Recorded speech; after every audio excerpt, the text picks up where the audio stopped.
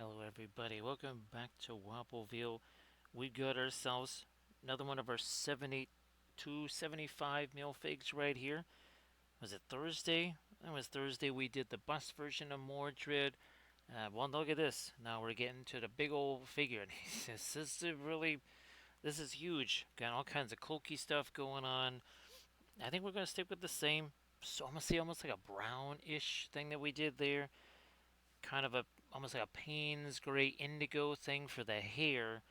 And then we're gonna have glowy stuff here. Now I do have pure orange out on the palette there, Landrast. Yeah, it's not quite the Doomsday palette yet, but I just realized it's like, yeah, we can use this here.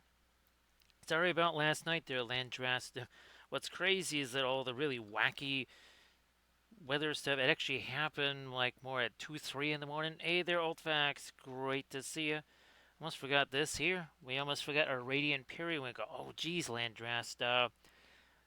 Just when you shoot me the next message, just remind me to get Radiant Orange. I actually had a chance to get that. Somebody was doing a trip to Dick Blick. I forgot. Oh, and the bright green too. Yeah, Landris, I got to get those two, and we'll have to do a color theory in oils, trying those out. So great to see you there, Altfax. We're gonna be doing some orangey stuff in there, and this is definitely gonna be very orangey. But then these, oh, here you go. Check these out, Landris. Now I reprinted some of these smaller, but that's kind of neat, huh? That ain't nothing. Hey there, Hootie Hoot. Great to see ya. So some of these, almost a little bit like an objective marker, terrain-ish type things there. And then we've got, again, these are the fractured ones. So this is what's on Mordred's Bay. I've got one of the, here we go. So there's one, and it's kind of its normal form, so not a fractured form right there. Now this is, I was going to put this on Mordred's base, there just wasn't room. But I think I can maybe sneak this onto the Green Knight's base. I printed him out. And that's the one with the axe. Hey there, Mr. Cheshire, how you doing? So yeah, Mr. Cheshire, we're calling these, I think I told you we're calling these cough drop resin, because, can I get to it? Oh, I can.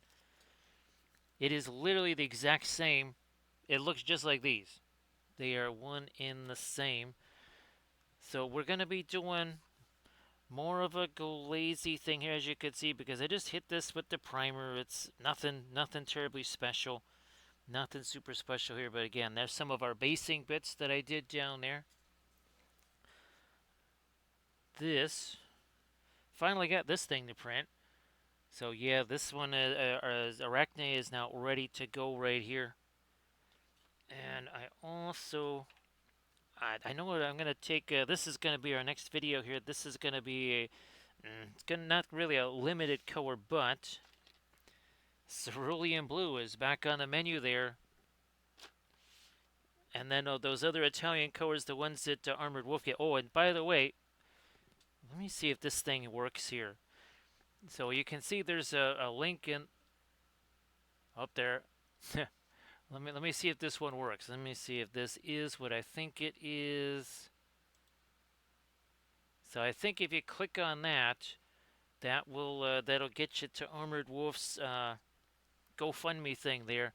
So Mr. Cheshire, if I'm wrong on that, could you yeah, could you fix that? Because I think the one on top, they're not the same for whatever. I don't know why they're not the same link. Not the same link there. But if I got the wrong one, just feel okay. So it is the right one. All right.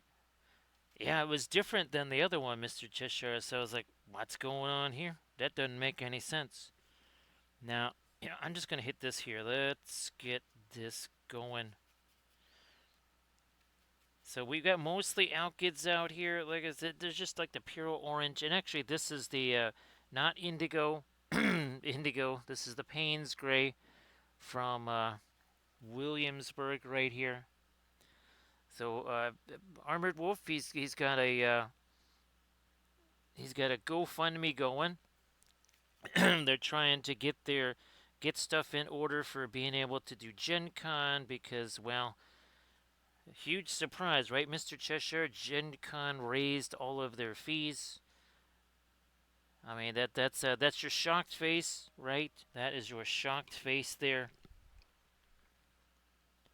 So yeah, we're just gonna start doing some of this darker glazy stuff right here, just because, well, reasons. Oh, I do have Pearline Crimson out on the palette land dress, so who knows? I guess you could almost call it the Doomsday palette, not quite. So hooty hoot, I hope that you're doing well. I was hoping to maybe start at say 9:45, but there was some last minute messaging going on. Now, Mr. Cheshire, obviously that didn't show up today. It was supposed to show up Monday, wasn't it? I'm pretty sure that's when it was supposed to show up. Or was it Wednesday? I'm getting mixed up there, Mr. Cheshire. Uh, no matter what, and of course, I don't think you ever got the pin either, did you? And it definitely was necessary on the last one. Yeah, because well, I kind of asked. I said, "Hey, don't do you want the pin thing?" And they said, "Ah, yeah, yeah," because there was a couple other things that showed up. Wow, look at the difference that's making. It's just a little bit of ombre mixed with yeah, I'm gonna go a little stronger with the ombre here. A little bit more to umber mixed in again with the Mars black, like you do. Actually, I got there was much more of the lighter stuff that got back in here than I expected. So, Mr. Chisha, this is with that red resin, and I got it. The Armored Wolf was right. This stuff is tougher because these things. There's multiple times I would have broke these things off just because like something like my gloves snagged on them a couple of times. And I think it's what is it? Elegoo. Oh gosh, what is it? Elegoo ABS, Mr. Cheshire.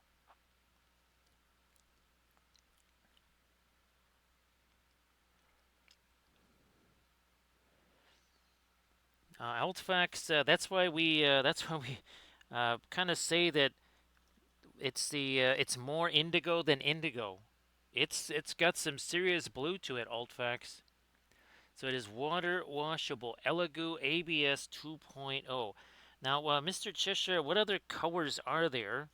Because Armored Wolf, I know that his is kind of like that prototypical dark navy gray stuff. Oh, you know what? I'm gonna go violet here. Yeah, I'm actually putting now. This is not Egyptian violet. just just throwing it out there. That is not Egyptian violet. Nice to see you there, Artemichael. Like usual, Artemichael, go ahead, share stuffs in the chat. So again, sorry that I wasn't able to stream last night. Actually, the real crazy weather was here's now. I've got some of the umber here. That was actually happening on what was it, Friday, Thursday. But because of all the stuff on Thursday, any additional precept would have essentially meant floods. Also, too, the Williamsburg Indigo is very shiny and even more blue. It's I couldn't tell you the last time I used Williamsburg Indigo. I mean, it's not like I don't like it. It just doesn't quite function in the way I would want it to. Yeah, Artemichael, I think it was Ohio Valley's turn. Michigan got that. I think they got it. I know Iowa has gotten it several days in a row. Now we got pounded. Let me get. I mean, look at the difference in this. I was actually really able to get some lighter primer on here, wasn't I?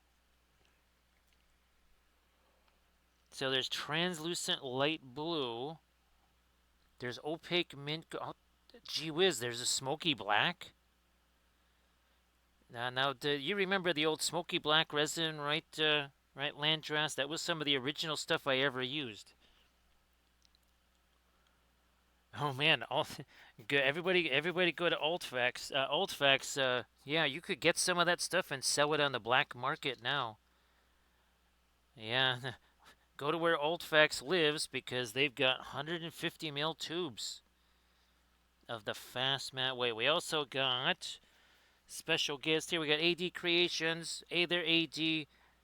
Well, like always, AD, why don't you share some stuffs in the chat? I wasn't sure if you're going to be able to stream tomorrow there, AD. Because I know that Sundays are sometimes days that you're doing the streamy thing. Yeah, nothing super fancy here. It's going to be darker because, well, Mordred and all. So it's going to be a bit dark. We're going to give them the glowy eye here, and they're going to have all of the orange circuitry in there too. So Mr. Cheshire, there's definitely no doubt about it. The translucent red there, to me, it cures more thoroughly on large objects. I mean, it makes sense, right, Landress, because the light gets through, even when it's a big, chunky whatever. Light's going to get through that.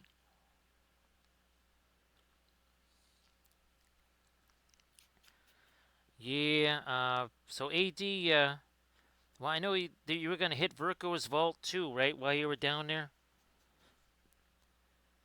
And of course, again, AD, please go ahead and share stuff in the chat. Now, so Mr. Cheshire, I mean, it can't hurt to try some of the other ones. Now, the thing is, it doesn't stay translucent.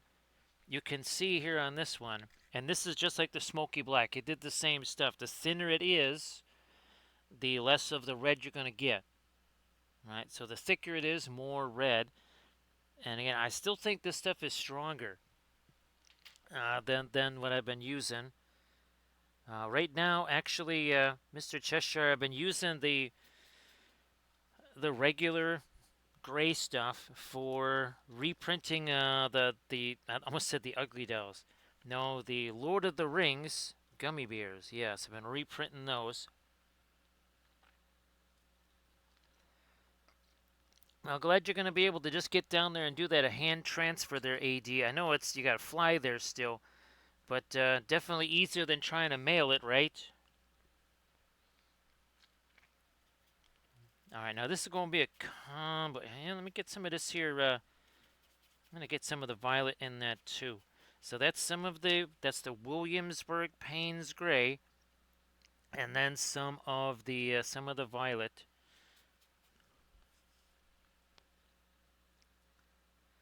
Now we'll have to let some of this set for a bit when we try to do all the orangey stuff there. I might actually break out the makeup sponges. Yeah, Mr. Cheshire, those makeup sponges, those are the really good ones. Yeah, those the no what you call it, no fraying on those. They're not gonna get not little pieces of them gonna come off and stuff. So those are really good.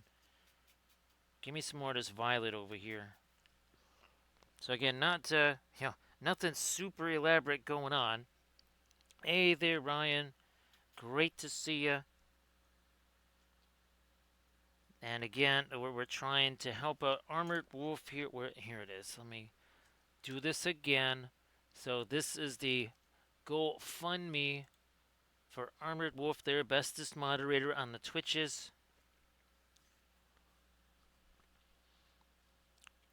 Mr. Cheshire, I seem to remember it was the same thing with the Soraya Smoky Black.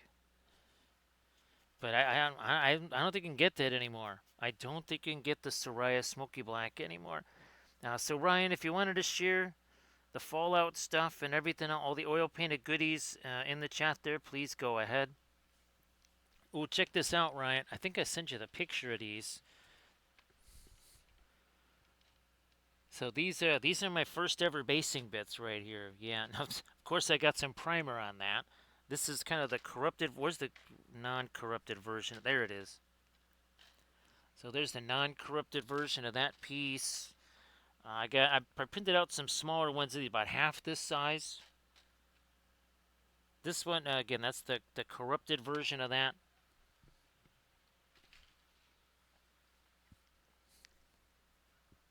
I think this is the one I'm using. Looks like it. It looks like it there. Maybe orange in it. Fine.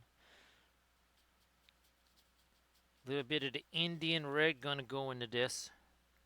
Altfax, if you wanted to share some stuffs in the chat. Now again, Altfax says that he was able to find some of the 150 mil tubes of precious, the precious fast matte white there. Get it while you can. So here we're going to get a little bit of the Indian red. Think of this as pre-weathering.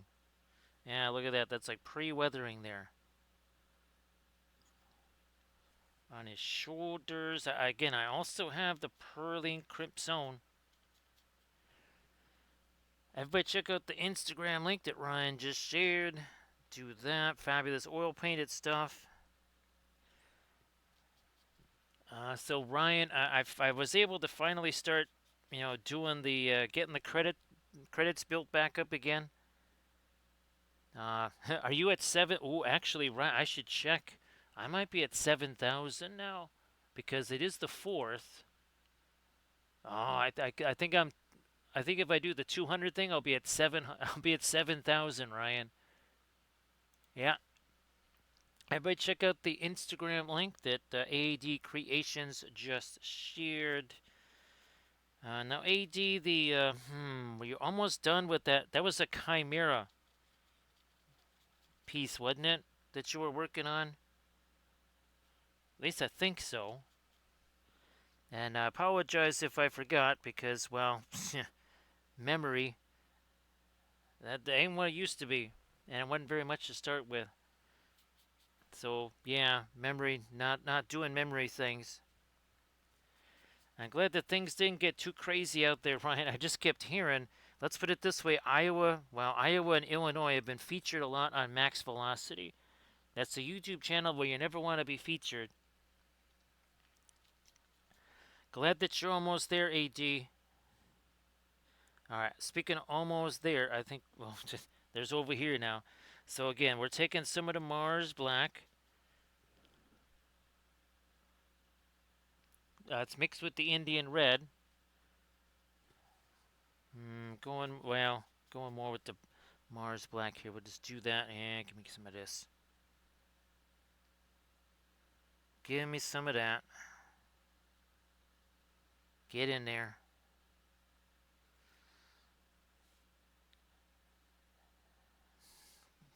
Now, of course, all of those makeup sponges are cleverly, I very strategically placed them somewhere else where I can't get to them.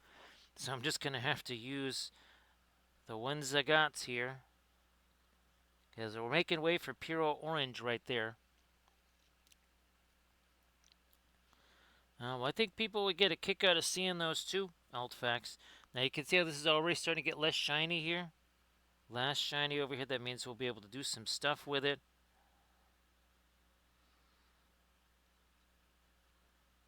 I mean, see that's there's a little bit left behind. Now, of course, we're doing this kind of soon-ish after doing our glazy stuff. And there's Armored Wolf. Everybody say hello to Armored Wolf. Let's do this here.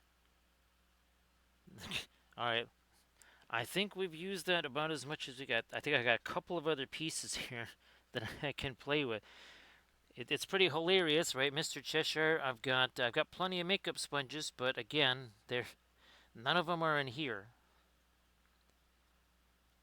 They're all still out there with some of the Adepticon stuff. But yeah, you want to share some of the stone carvings there, Altfax? Go right on ahead and do that. So again, we're going to go Puro Orange in there. Also in there. Boy, you can really tell these alkyds have no staining power. Now, the reason why we got some staining over here is A, we got the Mars Black. B, that's that Payne's Gray, the Williamsburg Payne's Gray we were talking about. Where you at? Wrong shelf. This here. And that's the actual color right there. So you can see just how blue that is. But this here, unlike say the Winsor Newton Payne's gray, well that is that's a staining color. Yeah, Mr. Cheshire. You know how they say it's in the last place that you look? Well, it was in one of the cases. So instead of being in one of the bags there, Mr. Cheshire, it was in the case with all of the flat stuff. Yeah, that's why it was invisible. Yes, it was cleverly disguised as something else. And I mean, it's about the size. Oh, by the way, this is what I was going to paint last night. It was going to be Flat Friday. It's about this size, right? Okay, it got mixed up with all of these.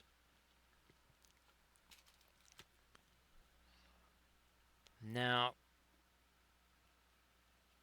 yeah, let's roll with this here. Let's go. I'm just going to put this pure orange in here just to start marking things out. Again, this is the translucent that paints like an opaque. AD, I'll send you the artwork of that so you can kind of get a little idea of what the colors are going to be. I've been itching to paint that. I actually did print that out really big in FDM. Also, too, again, I showed this earlier. You've seen the bigger one of this. This is the Arachne bust right here, but now we've got a more manageable stream size version of that. Also, we're going to be using those Italian colors that Armor Wolf gave. We're going to paint this. So that's the non-cyber version of the Onion Lady, Lady of Shallots, and we're going to be using these three here plus this. Yeah, we got Cobalt, Violet, and of course Cerulean Blue. We got to figure out how to use Cerulean Blue there, Ryan. I am going to add something to it. I was thinking I would maybe add these two to the mix there. And then, of course, we've got the figure version of that, too. Let's not forget. So there's the figure version of non-cyber Lady of Shalott right there. This is one that I'm going to also try and print with the red resin and see how that works. And, of course, AD, you might like this one, too. So that's Arianrod right there.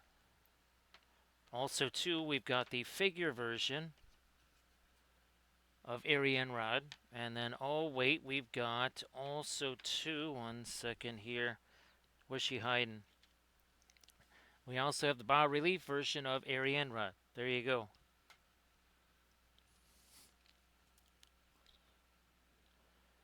So, yeah, I think that's the one, right, AD? Yeah, I figured that was the one.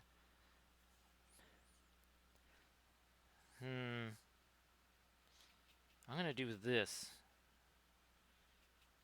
I'm going to do this. So, again, this is these are my very first basing bits right here.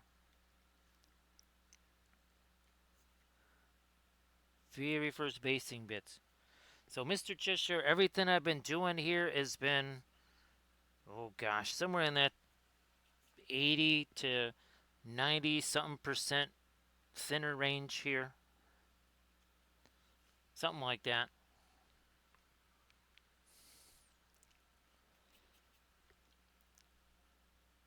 I also, let's see, right now I'm printing out the non-cyber version of the Morgan Le Fay bust.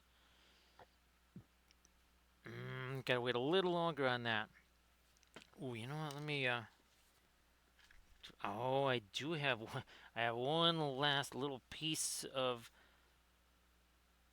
this here. Get that out of there.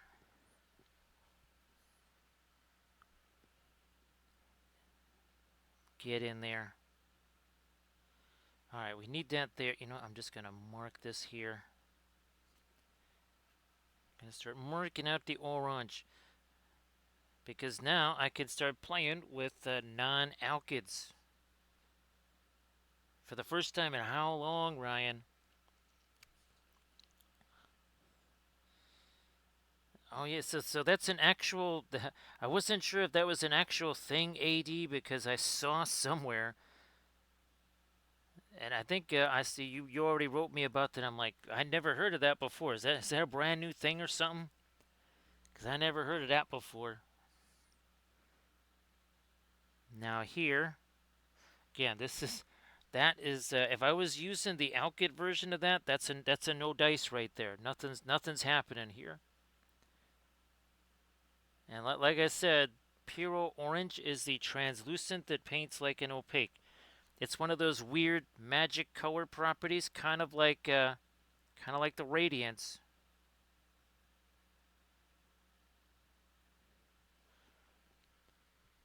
Now, what were the two new Radiants called there, Landris? Radiant Orange, and what was the other one? Radiant Bright Green, I think. Or was it Radiant Yellow Green? Sorry, I just, for whatever reason, can't quite conjure that up. I'm gonna have to wait. I'm still gonna have to just wait on that. All right, that's good enough for now. Good enough for now. Let me get my reference up here too. That is not the reference I was looking for. That's the one I'm looking for. We're gonna do some maybe some cracks in the ground there as well.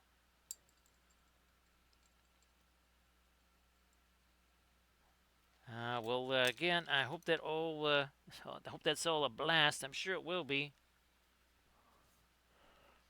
We'll certainly have enough busts here. Yeah, there's not gonna be any shortage of busts here to paint. And I think, unlike the other day, looky here, I got me a regular scissors. I got me a regular scissors so I can do that. Yay for me. Oh, and by the way, this is 27 minutes in here, so, that's a thing. I know.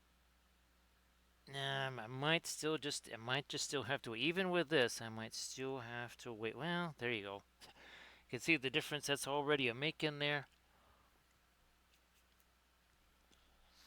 Oh, and of course, happy Easter for folks where it's already Easter, which is. Oh, that's right. I also got to remember that it's not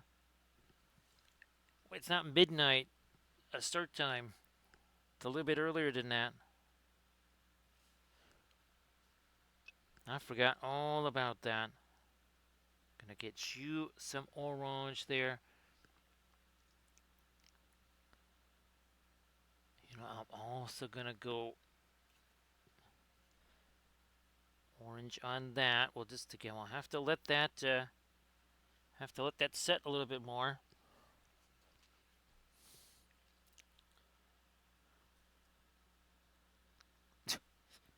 That not supposed to go there. Fine, we'll just use you. That was difficult getting rid of that. That took like 3 seconds. Now there's some more of this cabling over here.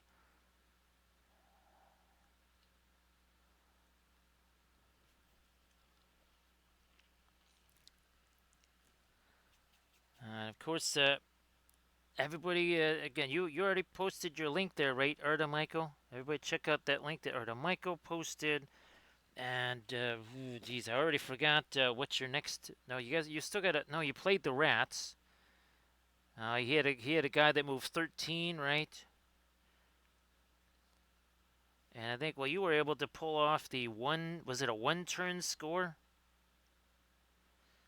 Which again, with the Skaven, it's kind of like, all right, not Skaven. That's a thing when it's not Skaven doing that. Gonna go like this and like that.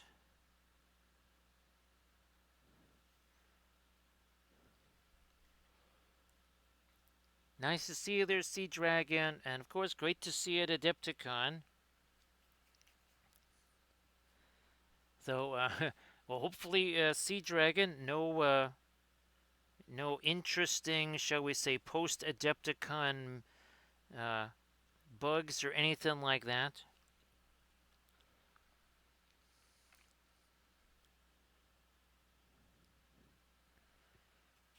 So what's the playoff structure like there, Artemico? Is that kind of everybody goes to the playoffs, or this like X teams go to the playoffs or something like that, and it's just all about seeding?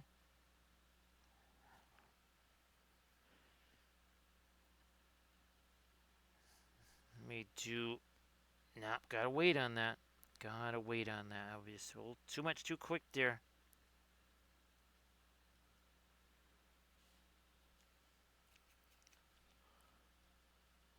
Okay, so the top 8,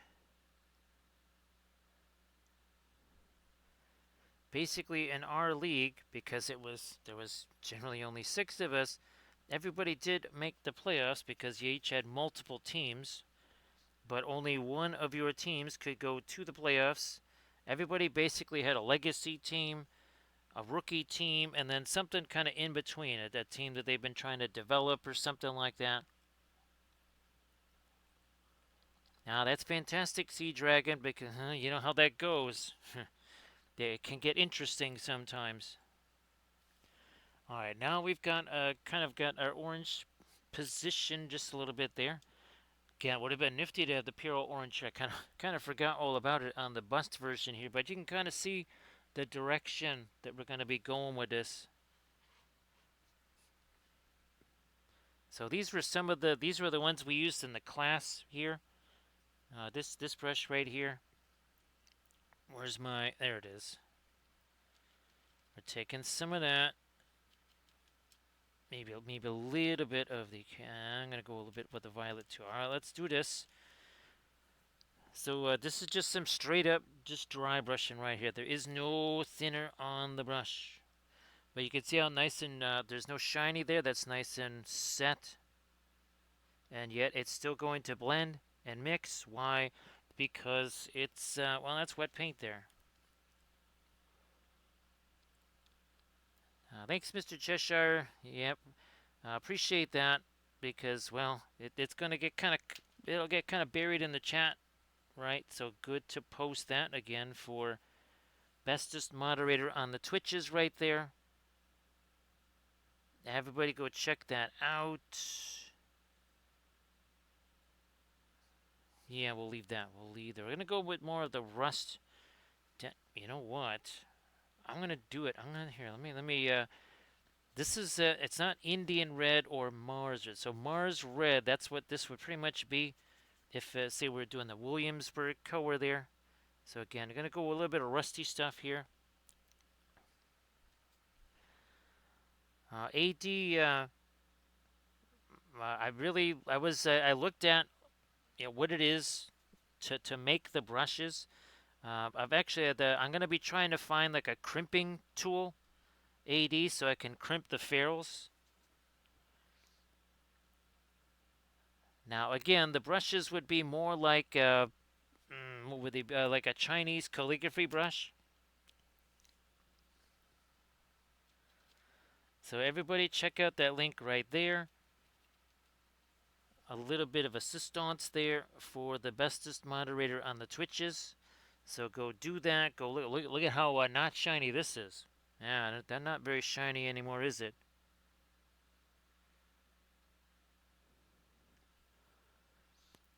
Nice to see you there, Gig. How you doing? It's been a little while. So great to see you there, Gigabyte. And I think I can still say Happy Saturday, can't I? Yeah, I can still say Happy Saturday for a while. Look at that. That's crazy talk. That I've been at this for a half an hour and it's still only about 10:30. That's crazy. So Gigabyte, I hope that you're having great success with the oil paints.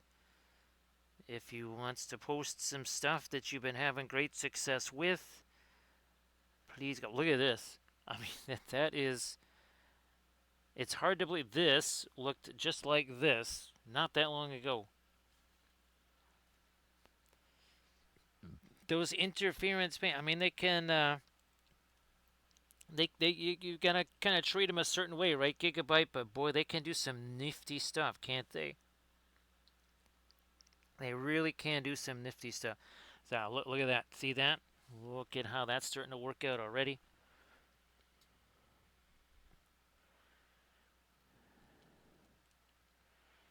And of course, all the folks that won stuff at Adepticon, congrats to all the folks that won stuff there.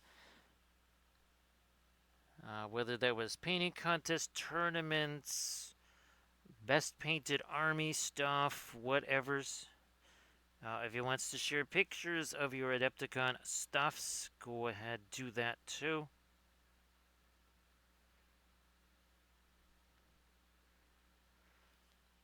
So yeah, you can really see how this is starting to play out, but it's still, we're kind of keeping it in that same color family as the Mordred bust that we did just the other day.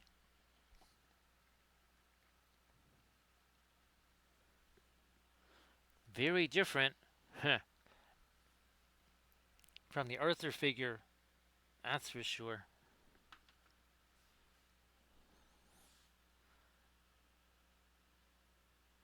Now I did, I was working on a couple of different things. I used image to STL to create the faces for the dice, and I think that's going to work out. Now I'll have to bring that into Blender. Yeah, Ryan, I've got a bunch of things I have to bring into Blender. I've got, I was actually trying to print out or create some different files there for basically a kind of a power plant type thing that goes on the armor there. Where's my, there you are. That's what I'm looking for.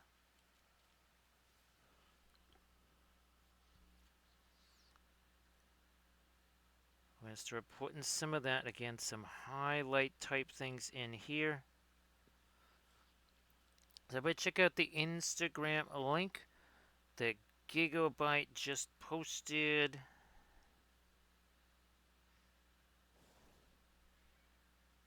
So here again, we're getting some of our lighter stuff on here.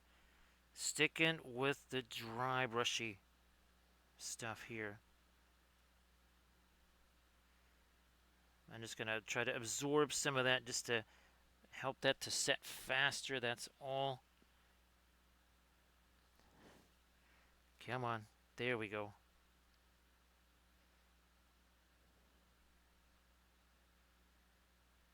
There we are. Well, I hope that it won't be too insane down there in Vegas. AD, not I don't know how much like Adepticon Glass Expo can be. I mean, is it like the Adepticon of Glass Expos, or are other ones a little bit more crazy than that?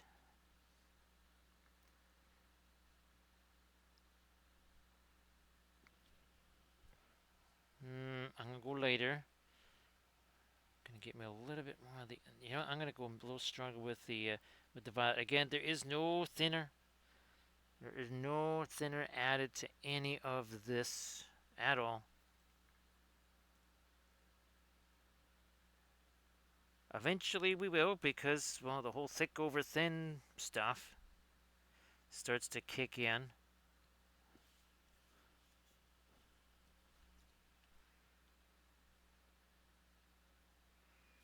Let's do this right in here. And I think Tom is still doing all the AV stuff, right, the 80?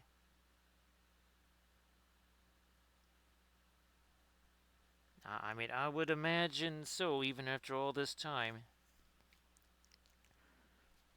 Now we're going to change this up a bit.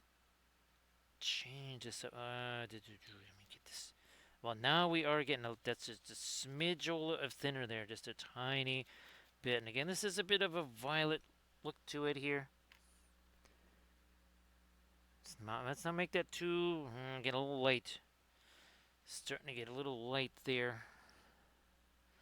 Let me grab some more mid-tone. So is M. Telly's over there with you, Landress, or is it the whole crew with you? And again, sorry that I wasn't able to do the stream last night. There's just been way too much weather crazy here.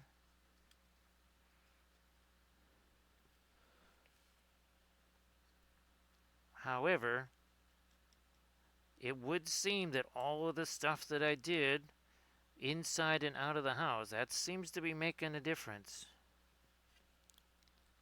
All the audio visual stuff there, AD, because that's kind of what Tom always did. Doing all the well, that's right. I gotta get me one of those. I gotta get me another one of the IPVO cameras. That's what I was gonna do after Adepticon. Completely forgot about that. Because those things seem to have gotten way snazzier than the last time I got a new one, which was a long time ago. That was years ago. I thought I do have that over here. Let me grab this. Let me take you. Some more black, some of the violet. Now this is a little bit thinner. This is not supposed to be a glaze of any kind here. That's just something there that we can kind of mix into. That's all we're supposed to be doing here with this.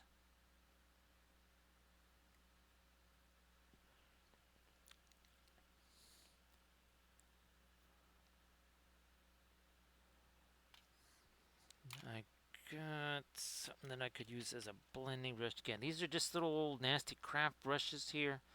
Nothing snazzy. Look at this.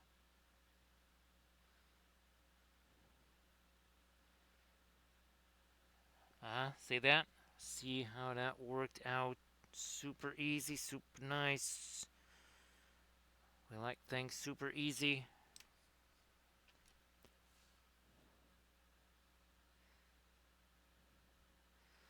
Wasn't sure if that was kind of related to the incident earlier in the year with the whole bonk on the head, right? AD.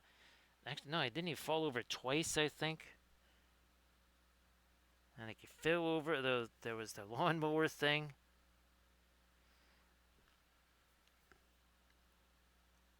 Get this darker here. Now let's start putting in some nice little band of darker stuffs in here. Like this.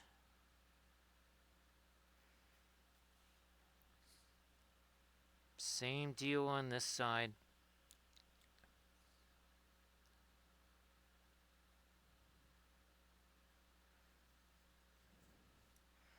And I mean, there was the scare. Oh gosh, was that like 3 years ago, 80? Or was that 2 years ago? The other health scare.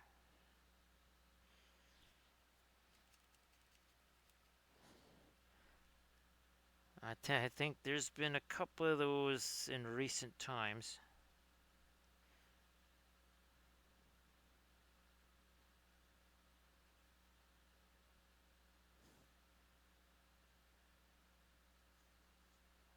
Need to get more. There we go. Gonna get me a little bit more. That's again some of the Payne's Gray Williamsburg style. So essentially indigo.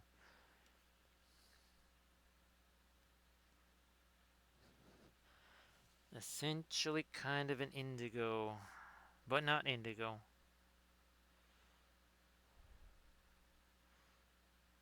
Hit that again. All right. Now in here, violet, Van Dyke brown.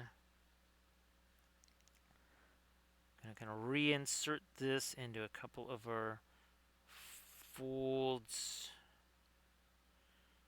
like that.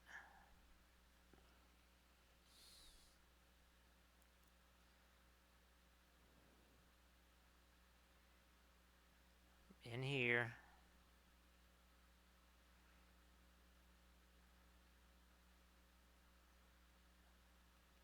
Yeah, let's do this. Also in there. So you kind of see we kind of did the super glazy stuff, then the lighter dry brushy stuff. And now kind of a semi-glazy. There's a little bit of thinner in there. We're still kind of doing a dry, brushy type of stroke. There's a little bit of thinner in here. Because we pretty much had The first application mostly thinner. Then we had a couple of applications that were zero thinner. Now we gotta have some thinner. Now we're also gonna see. We got this bit of a hard edge there. We're just gonna. This is it's a loaded blending brush here. Yep, right there's a loaded blending brush. Look at this. Yeah, don't get much easier than that.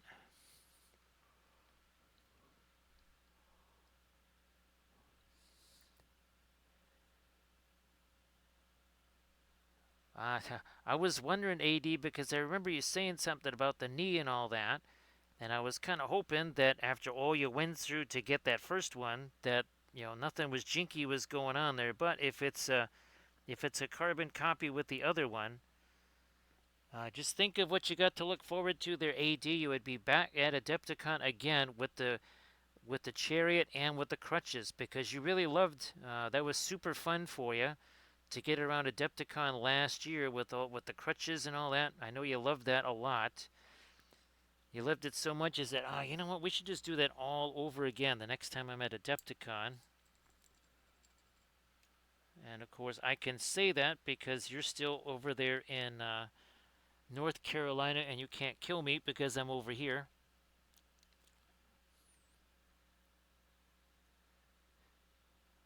That's okay, Giga. That's okay. One of the reasons we kind of have to use this sort of method is because the alkyds have no staining power. So yeah, Giga, it's one of those things like, well, there's no choice. Because there is literally Zippo in terms of staining power with the alkyds there. So it's kind of, it's this or nothing.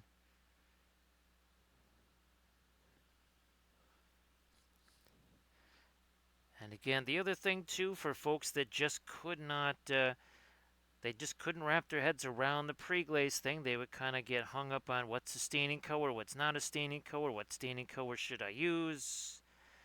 That's when we said, you know what, we're gonna get rid of all that. There are no staining colors. There are no staining colors. We just do stuffs like this instead.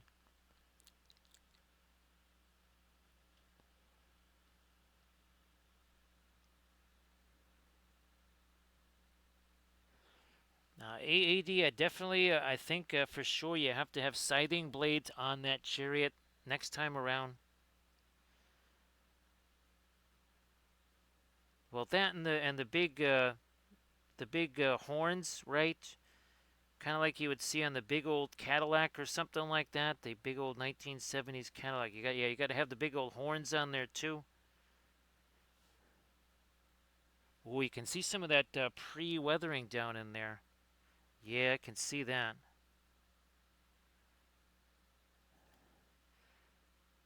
Trying to, again, that's got a little bit of the of all things the radiant or not radiant violet. Now this is a little more thinner in it, I gotta say. Nice to see you there, 10K. So great to see you at Adepticon there, 10K. And of course, 10K, if you want to share any Adepticon stuff there, yeah, you want to share any Adepticon stuff, please go ahead. So great to see you again there, 10K. So Anki, how you doing? And I do believe it's still a happy Saturday. Yeah, it's still a happy Saturday here. Look at that. We started genuine early here, Landrast. Yeah, legit early we started.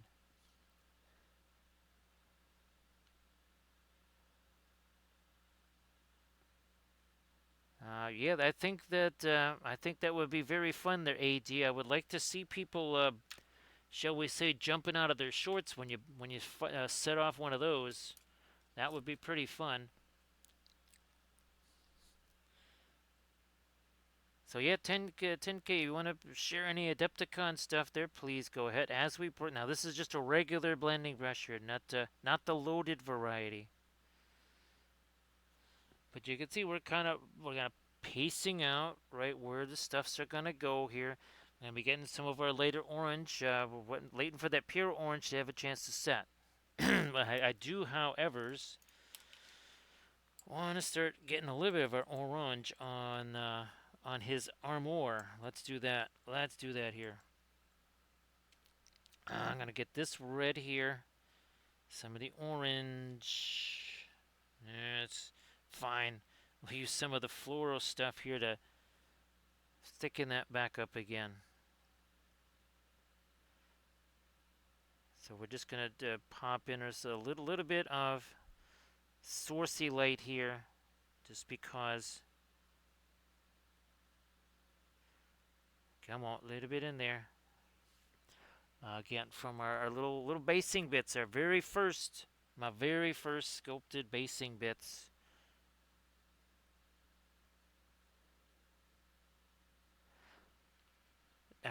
Oh hey, 10K. So what was it like seeing all this stuff from the streams sitting on a table there? Yeah, I was like, I wanted to ask you something. Yeah, so how wild was it to see all of the stuff that we've been painting here for, well, now the last several months, sitting there on the table? Mixing that up with the red. Kind of get me a little something there. And then a little something on here too. You know what? I want me some there. Yeah, fine. I'm just going to do that. Gonna do that over here. Come on, give me a little something of this orangey deal over here. There we go.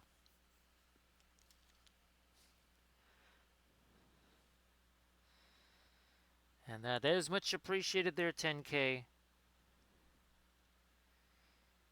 That is much appreciated. And yeah, 10K, we've already been adding to the collection. Look at this. It would have been nifty to have the Mordred there, but and I'm also working again on the Arthur figure.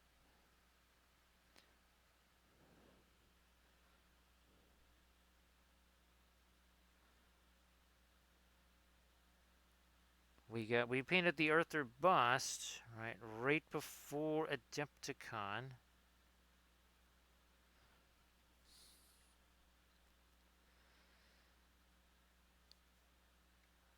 It was like I was telling you there, 10K. That's the first time I ever saw it all in one shot there. So that was pretty wild seeing that again. We're almost there on this. We're just waiting a little bit longer on that. I'm gonna go another round with our darkest weathering stuff here. So it's again kind of our Indian red there. It's gonna kind of give us that really dark rust stuff going on. And we're gonna get some skinny tones on them. Gotta get some skinny tones on. Now this you can see how that's got some thinner in it.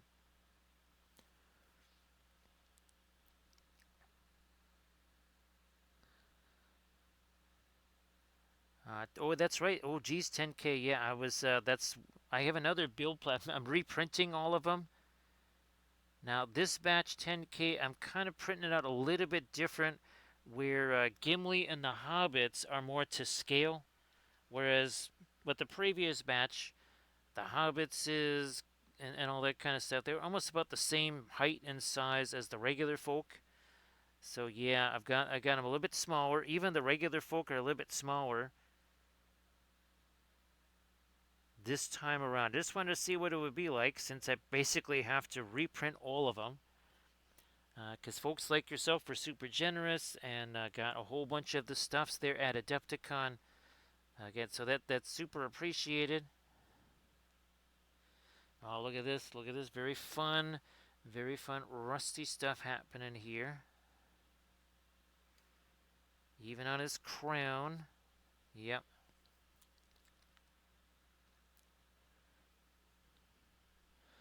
Still trying to work on. I know I was telling you I was trying to make a fell beast version of the Witch King. I'm still trying to work on that. I think maybe I have a better way of approaching that. So we'll see if that works out. I'm gonna give me some of this.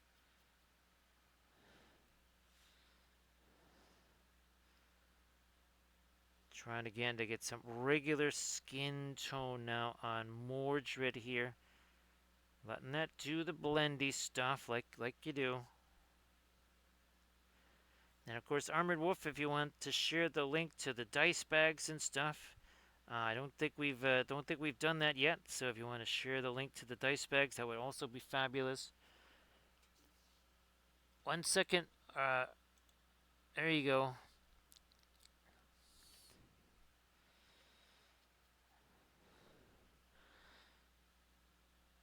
Yeah, Art and Michael, I'm just kind of, I'm not even sure I'll even be able to see any of those things. Because, well, don't have the cable stuff and haven't been to a movie theater since 2018. So something tells me that I probably won't be seeing any of those. So people have to let me know if they're any good. Yeah, I'm gonna go later. I think Last Dinner is in order. Yes, Last Dinner is in order.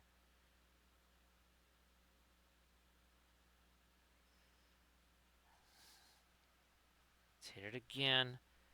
Chin. Lower lip. Upper lip. Nose.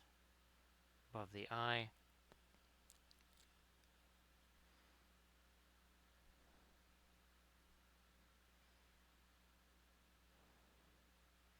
Let's do this here.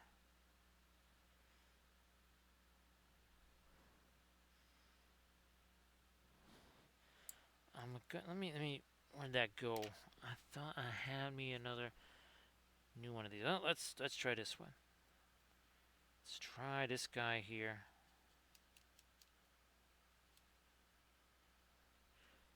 Yeah, these crazy one happy choice brushes right here.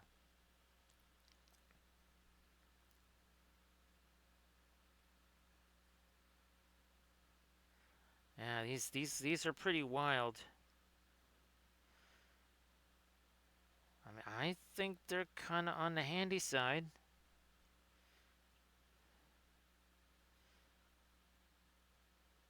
They can do some surprising stuff. Let's put it that way. Now I'm going to try to maybe start to lock in a couple of some lighter things here and there. We're also going to probably do lots of little chippies and all that kind of stuff too in the armor. Probably going to try to get some other colors in there as well.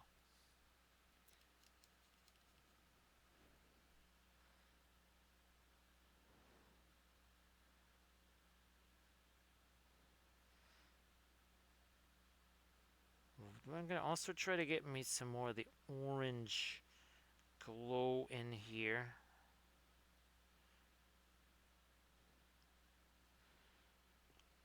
Again, that's going to start to, some of our edges are going to start to pick up here. We're going to do some chipping and all that good stuff on the armor. Because, gotta have that. It's like skulls on a base and fur texture or whatever on cloaks or cloth texture. It seems like if you're going to be one of the cool kids, you got to do that these days.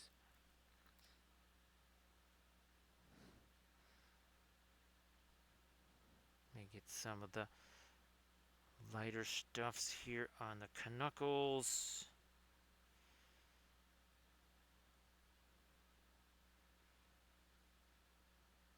There.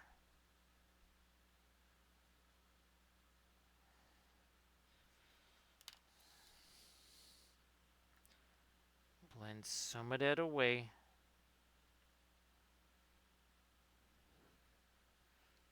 Some of that away. Like you do.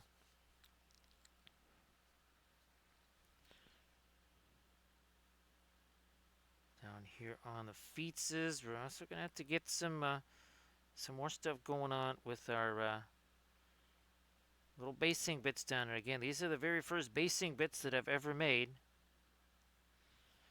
It's channel history. There you go. Me painting the very first basing bits that I've ever created.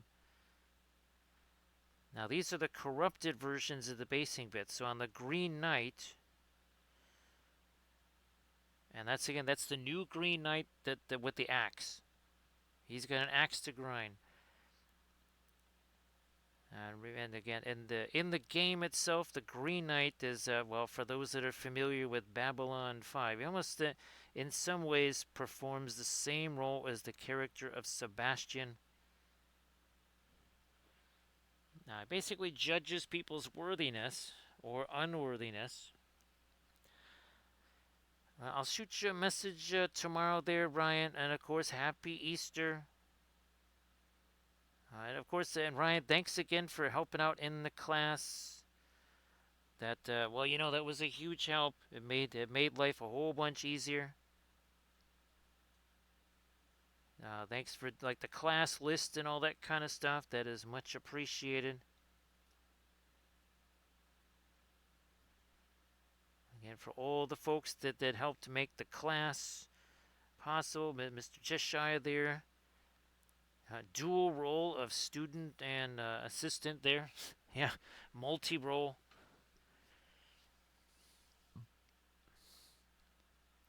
I'm going to try and give me a little bit of this over the top of that.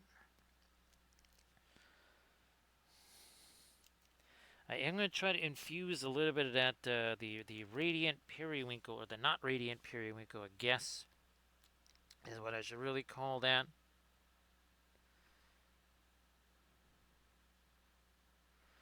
And what are we at? So gee whiz, we're actually 1 hour in. Look at that. We are 1 hour in.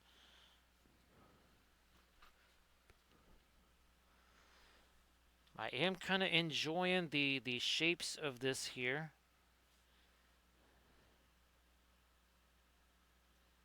I was looking forward to, especially the way the armor is on his shoulders and on the legs here. I thought that was going to be very fun. I'm going to use you as a micro blending brush here. Thanks, Armored Wolf, for posting a link to the Patreon page. So the next Patreon video is going to involve another one of our scratched sculpts here. It's going to be this one, and we're going to be trying some brand new colors on that. Again, this is the non-cyber version of Lady of Shalott. The Onion Lady, otherwise known as Lady of Shalott.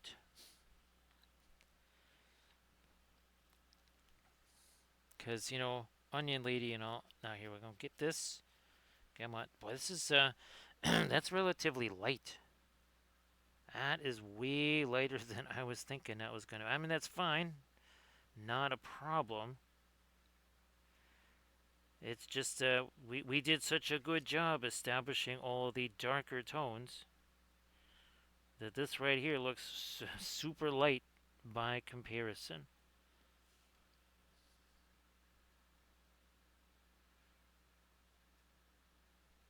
I'm going to try sneak some of that over in here as well. So lots of fun shapes in the armor here, I think, to paint.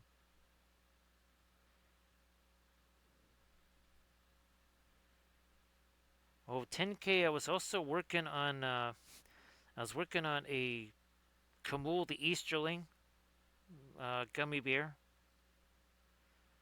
So that's, yeah, you should be seeing a very interesting display at Adepticon next year. There should also be starships there. There should also be sailing ships there.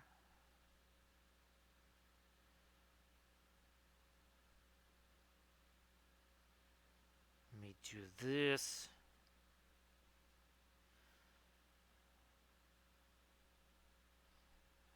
I'm going to maybe carry some of that up here too. I have to, right, 10K, because Camul is best Wraith. Yes, Camul is best Wraith. Now we're trying to get some of our crazy old periwinkle up in there. Kind of, again, this is a bit of a, as we like to call it, a loaded blending brush.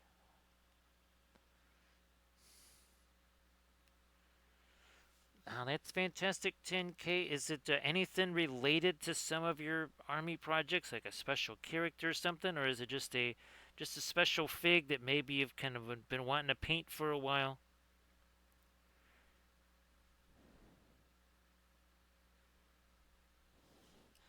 And of course, I did have my series. Was it my Road to Adepticon 2026 series, where we were working on the Carnosaur, we were working on a creature caster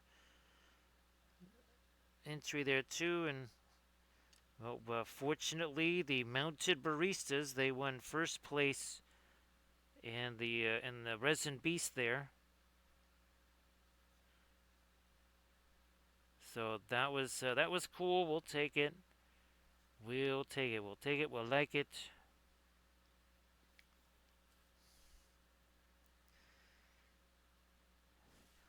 Now 10K, was it gonna kind of maybe be multiple thing, like you do a unit, you do a large creature slash vehicle, something like that. You know what? I'm gonna try this. This is gonna be crazy. Look at it, crazy time. A little bit thinner, little bit of thinner now. Violet and periwinkle together, and some of the armor over here.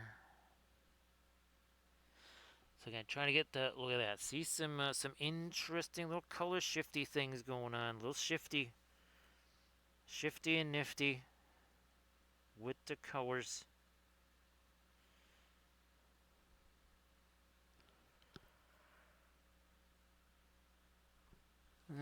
Me.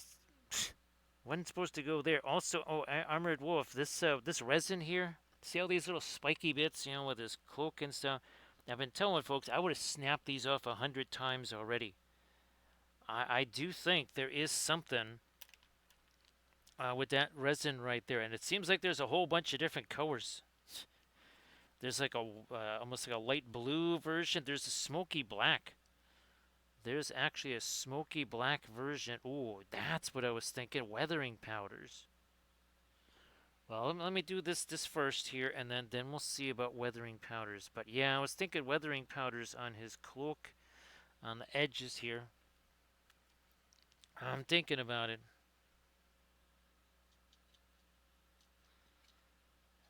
I'm thinking that. Yeah, see, this is super strong. This stuff here. Now, again, I don't know if it as far as the printing goes, because we're still on the Mono X printers. Now, I think once with the newer printer and the higher res, I think that should probably take a better advantage of that stronger resin.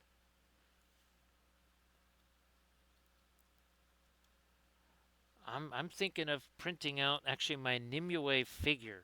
That will be the first figure printed out on that printer there, because I think that would probably show the resolution the most, plus the tougher resin. So again, doing this, looking around for my powders there. They're around here somewhere. Not sure where.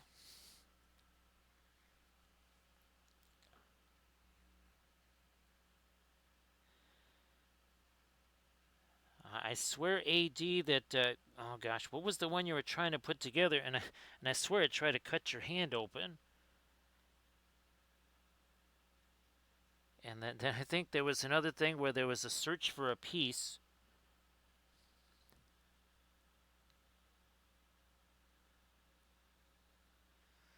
So an 8K, so an any cubic, an 8K.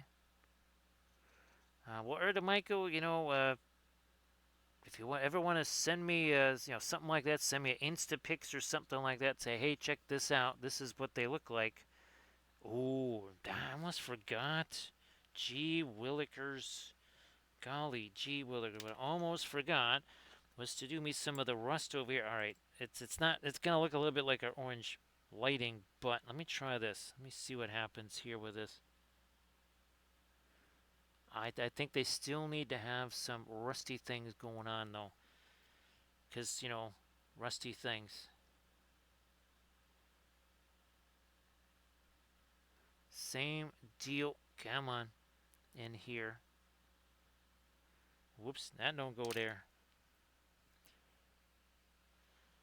So see you later, 10K. Again, thank you so much. Appreciate that. It really does. All kidding aside, it makes a big difference there, 10K. So thanks again for that, of course. I want... how'd you get out here? Well, anyway, grab this. Puro Orange. Yes, we are accessing some of the major league colors here. We're gonna start working some of the regular oils back into the mix. We don't necessarily have to, like the pre-Adepticon time where it was all alkyds all the time. There was no choice. Now it's a little different now. A little bit different. We can start to use some of our just regular oil paints. That'll be nice.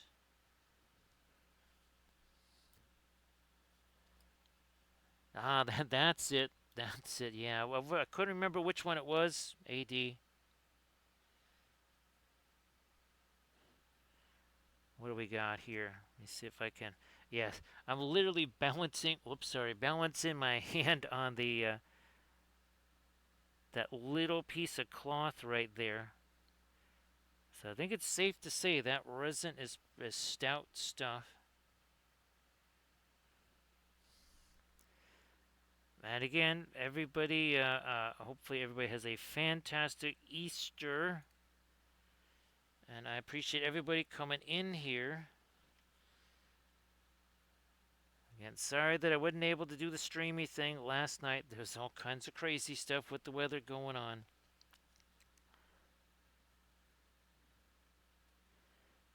There were no tornado sirens last night, but you would have thought that they would have had them on Thursday.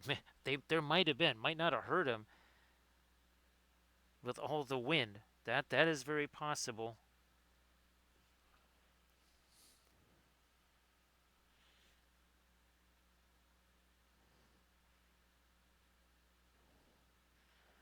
Now, how's about some more thinner in here? I'm gonna try to get. Well, I think it's. I think you can see what we're shooting for here. Yeah, I think you can see that. So we're going to start definitely messing around with more of our source light type stuff here because, I think stuff has had a chance to set.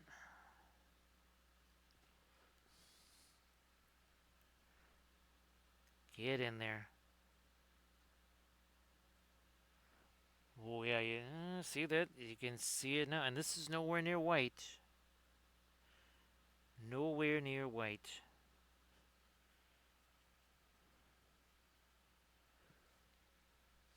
We're only a little over an hour into the process here. 1 hour and 15 minutes looks like to me. That's it.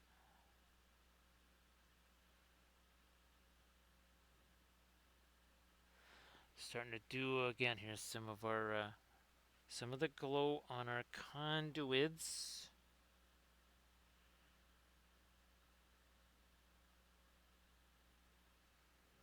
What are we doing? Yeah, here we go. Actually seeing this, it actually makes me tempted to do, like, say, corrupted versions of our Cyber Celtic goddesses, which are already different versions from our regular Celtic goddesses. Because, it's not enough to just have one genre in cybernetic. You gotta have two different genres, both in cyber and non-cyber form, because that's how we roll here. That's how we roll. Let me work on one here.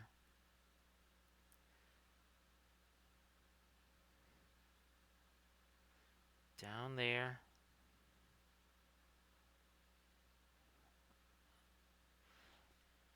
There we go. See, I'm starting to get a little bit of lady stuff going on there. Boy, it's been a while since I've had a chance to use the Puro Orange. Not sure why, but I don't know. I like this better than the cat, but because I think it's dual purpose. See, I think the cadmium orange, you get one type of deal there. You get the opaque stuff. You don't get the translucent side of things like you do with the Puro Orange.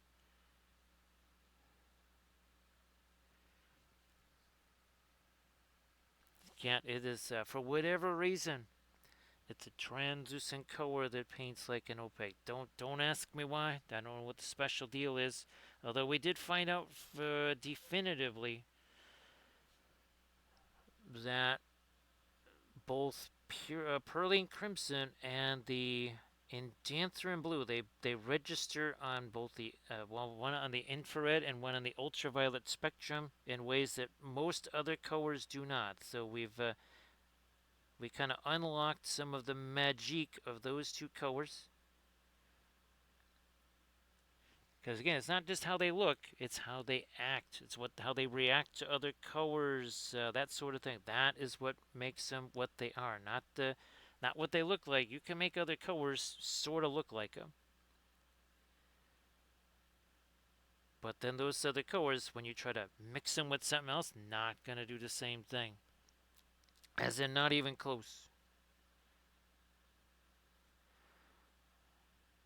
So this you probably cannot see, but I just got to do it anyway. I just got to get me some of this paint way down here. So just, well, you can sort of see that. You can see a little bit of that happening in there.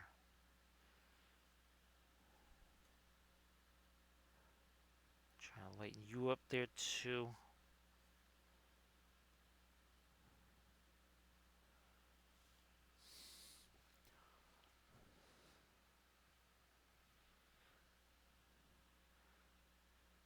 Get me some of my orangey red and maybe even a little bit of thinner. Almost. Like it was a pin line wash. There.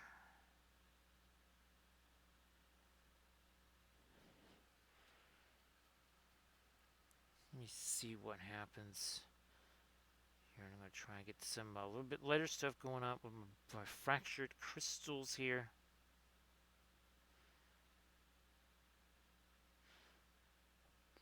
Because again, this is what Mordred does. He tries to fracture the code, and he creates multiple truths, multiple realities. He can't create anything, but he can manipulate. What's there. I guess I just realized that kind of sounded a little bit like Morgoth. So maybe that's it. Maybe he's a little bit like Morgoth. He can't create anything, but he can take what is there and he can distort it.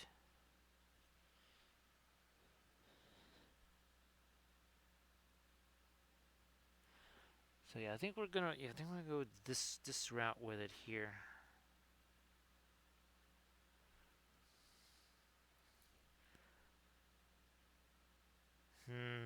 Maybe I should go a little teensy bit more thinner there. I don't know. We'll see. This is nowhere near our latest color here. Like not even close. But you can kind of see what it is we're looking to do here. It's starting to take shape a little bit now.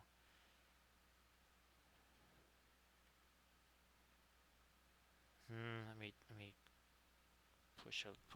See, that's not enough for the yellow. Okay, now I think that does it. It was really starting to drift away into some kind of weird pinkish type stuff there.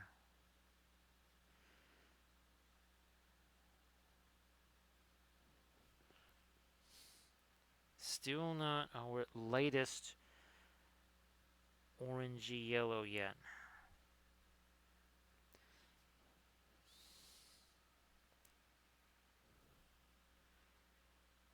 See what happens down here with some of this.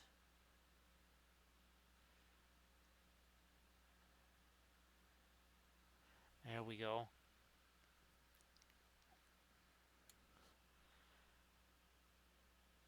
Couple little lights on the end of that.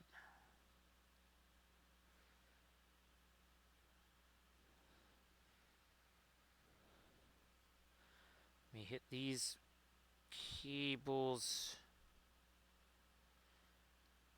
down here.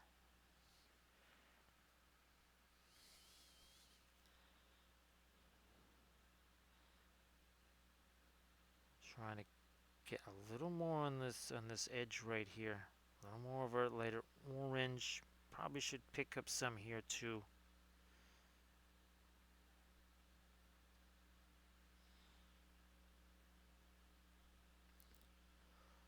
I'll try and sneak me a little bit more in there. All right.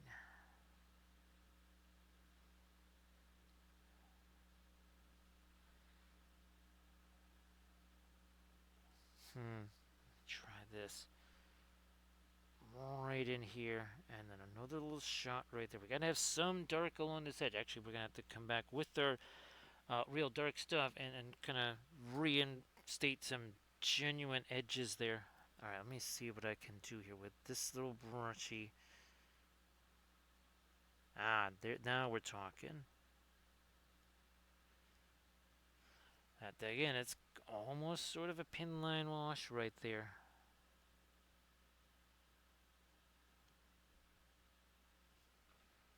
So here.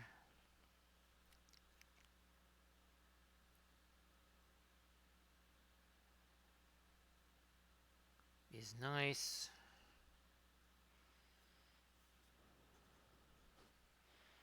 Back to our somewhat lighter orange here.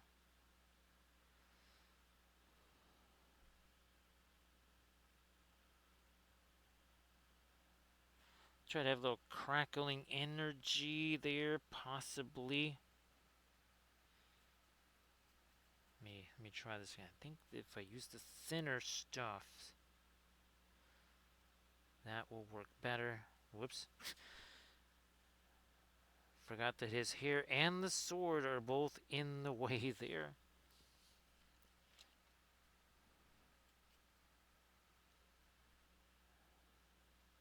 I'm gonna try and sneak in a little bit more of our of our really light kind of yellowy orange in here.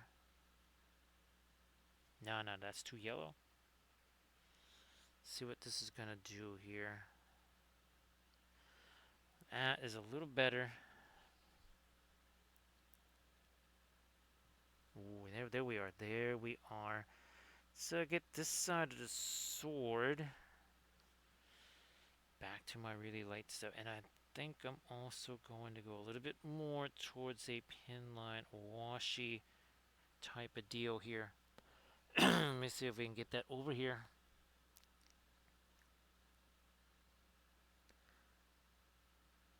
Something like that.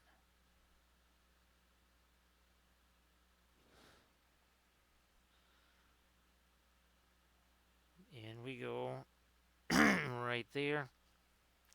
Alright, what about this? Nope, too much, too fast.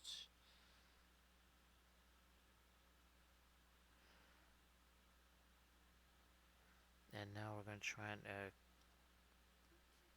have that to a little bit of light casting out here. Again, sorry about the voice. Lots of funky temperature changes up and down.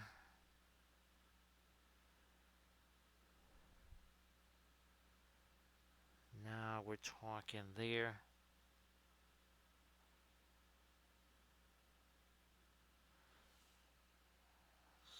Something like that.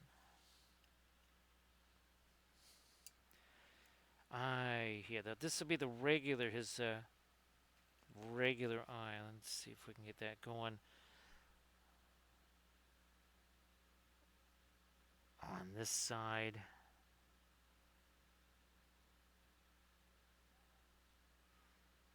Nope, gotta thin that down. Weird chunks of paint in there. You know, let's see if I can't zoom in. That might be a little easier for you to see what we're doing here. Also gonna sharpen up the edges around that.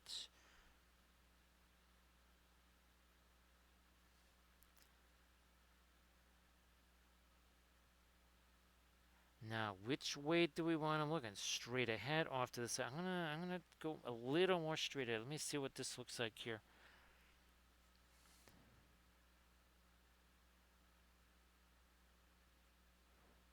Ooh, that's a good spot. You keep trying this again. One sec.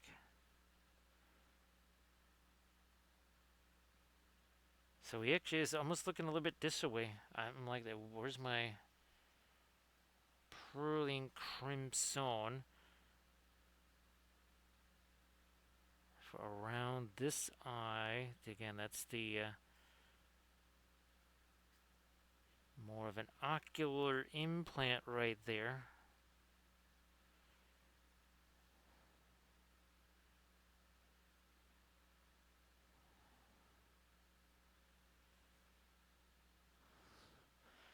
I'm gonna try to get me a little bit of some greenish. There's something in the skin tone that's not. Let me try. Okay, let me just get a little bit of the extra stuff out to the side, and there we go.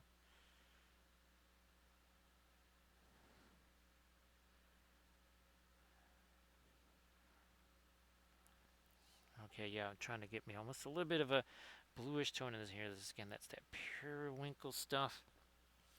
Hey there, Horns fan, how you doing?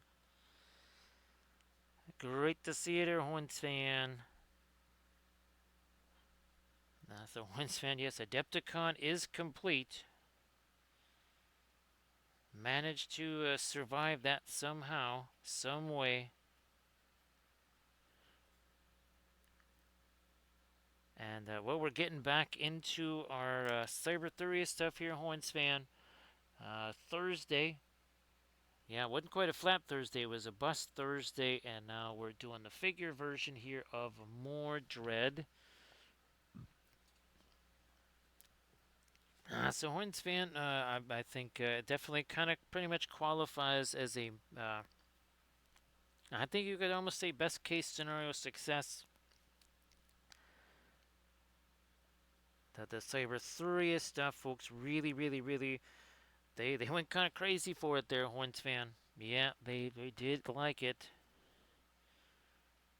So that was very nice. Also the Celtic goddesses too, and all the Lord, basically all but one. Yeah, this is the only Lord of the Rings gummy bear I came back with, Hornsfang. Went there with 28 painted ones, only Lurtz came back. Oh, wait a minute, timeout. Also Grima. Sorry about that, so two. And now I've been basically reprinting them all there, Hornsfan. And the mounted baristas, Hornsfan, yes, the mounted baristas were victorious. So apparently that that fear that they have sown with the throwing the scalding hot styrofoam cups of coffee at folks, I guess that was very effective there, Horns fan.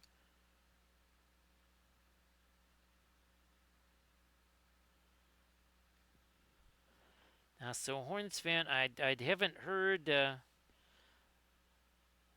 how the Elite Eight played out. Or no, we're down to Final Four. That's right.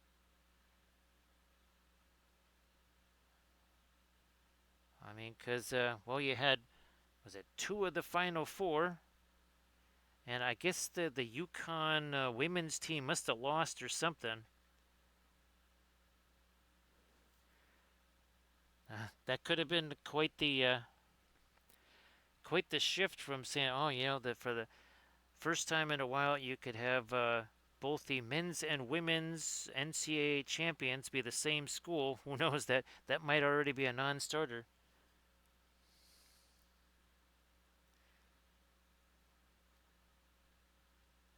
But yeah, Adepticon pretty much was good there.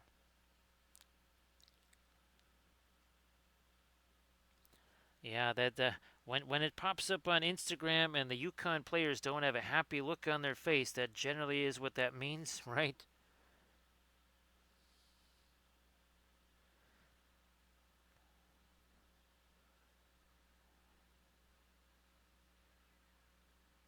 Let's see, were they playing Illinois, Horns fan? Was that Yukon versus Illinois?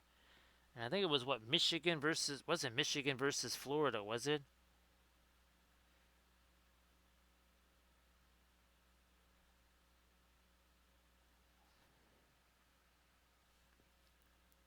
Oh, that's right. Yukon had that buzzer beater. That's right.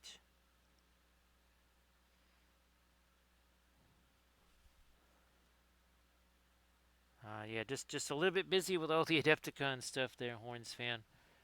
Now, Horns fan, I don't know. Did you ever get to see? This was the very last thing I got to paint before Adepticon. So that was Arthur, and I gonna try to print out the figure of him as well.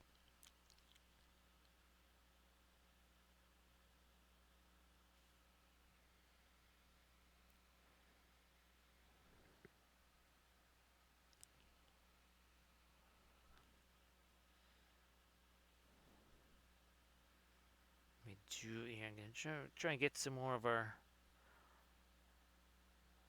lighter metal cores in here if we can. These are on the warmer side though. They're on the warmer side.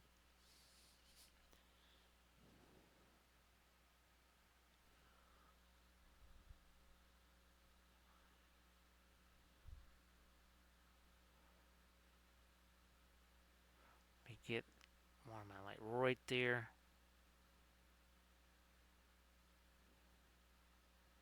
Too much.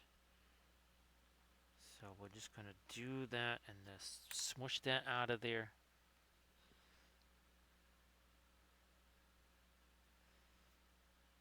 Let me get a little bit more of the. And that's almost our radiant periwinkle, as we call it. That's not what it's called. It's also not cobalt blue, which is what it is called.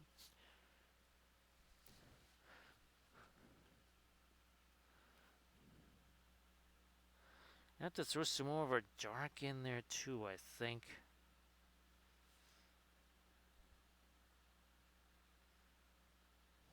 Yep, we'll have to do some of that as well. Try to. Nah, not the orange. Not the orange. Let's get some of our red in here. That's a better.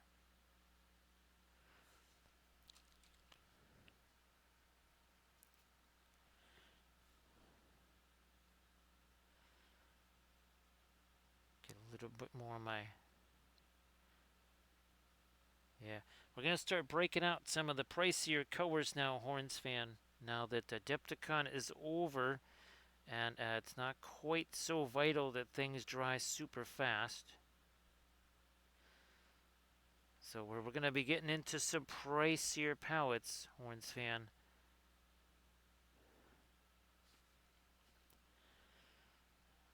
Well, let's see. They have the potential to be 4-0, Horns fan. They are playing the lowly Essendon Bombers.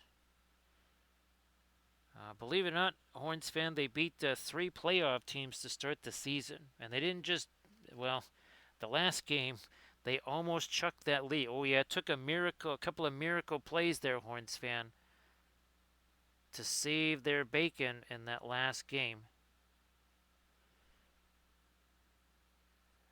They had a big lead, which they lost on the road to Adelaide. There was well, again, for an Australian scene, there was so many people in their Horns fan that even the refs, they couldn't, people couldn't hear the whistles and such. I believe it was Sam Darcy drew a 100-meter penalty. So that'd be the equivalent Horns fan of drawing like a pass interference penalty and then 3 personal foul unsportsmanlikes or something like that after it, all on the same play. Yeah, that was about the equivalent. The guy was basically standing right in front of the goalpost, straight ahead, missed a kick, and I told Rico, I said, that's usually in hockey, when you miss something like that, and that kind of proxy, when you miss a 5-on-3, you generally lose, and guess what? Adelaide lost. They also changed the playoff structure. Horns fan, they instituted a wild card. But we'll see how that plays out. Maybe a little too late. I'm going to back off of that just a smidge here. Just a smidge, Ola.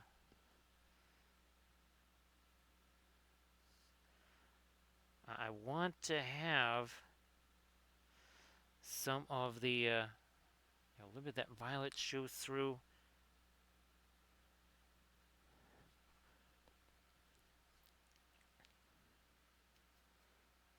Let me see what we got here for this. Part of his upper lip there.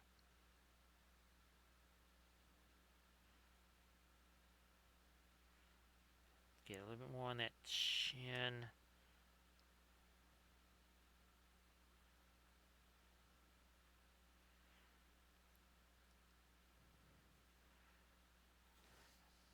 Fine, I'm just going to sit my hand on there. Pull that down a little more. Now, I believe, I think Sydney actually leads on percentage because they beat West Coast by 130 points or something like that. I mean, that's it is not a great day to be in Perth, that's for sure.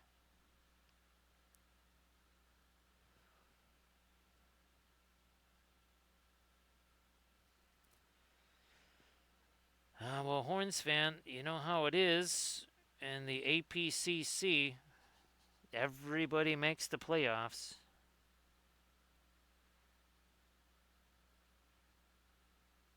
Everybody makes the playoffs. The portal is always open. Now, I don't know if Texas made any interesting portal moves, or if they lost some significant personnel to NIL and the portal.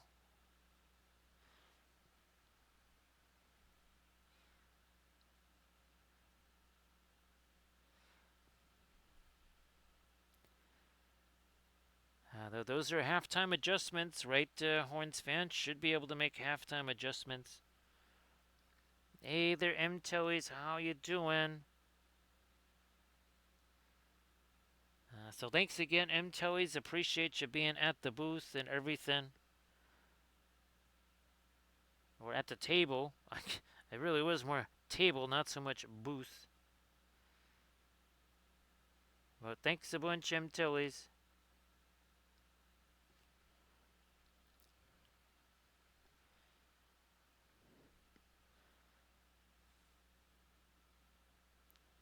Now, for some reason now I'm visualizing this Mordred being printed out in FDM like 10 inches tall or something like that. Oh my goodness. That'd be pretty wild seeing him at the table. It'd be pretty wild seeing him at this size.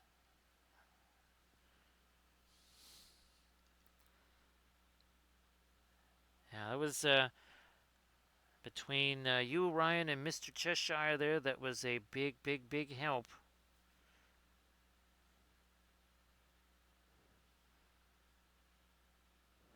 Let me do this here. Little bit of light down there.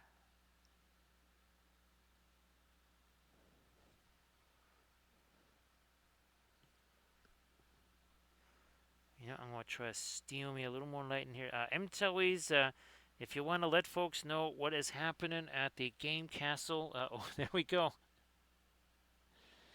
I was just about to say, MTellies, let folks know if there's anything, a special Easter event or something like that going on at the game castle.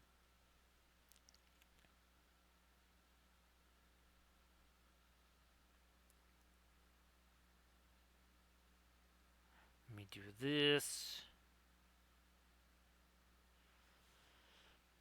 Now, Horns fan, would you say, and this is something we were speculating a while back, with the advent of, well, paychecks in college football, do you think there's just going to be less people heading off to the NFL after like their freshman season?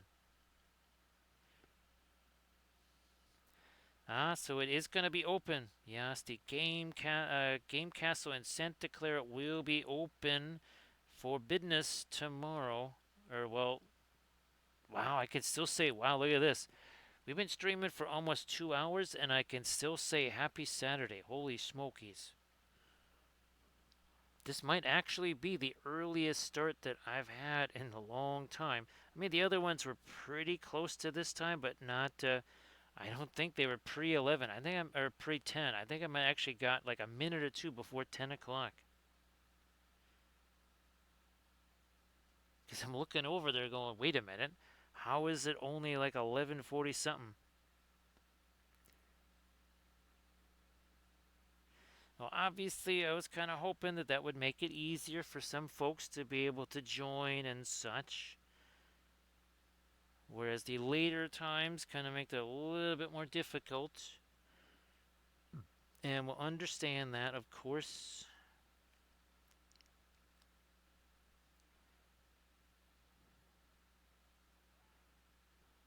So yeah, just trying to institute. We're gonna let that be a little bit. Yeah, let's let that be a little bit not quite as light there.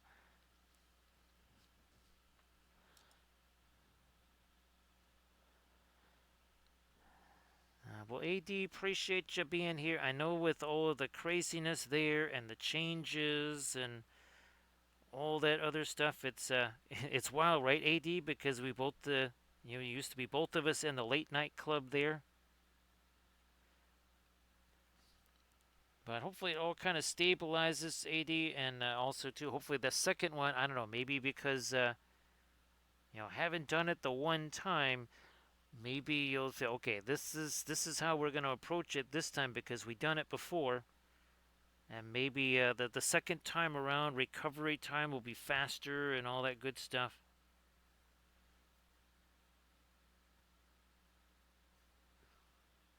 Just hopefully there's a bit of an improvement in the quality of the bionic parts. Then AD Creations will be the $16 million painter, or the $6 million painter, whatever. I think, yeah, there was the $6 million. That's right, yeah.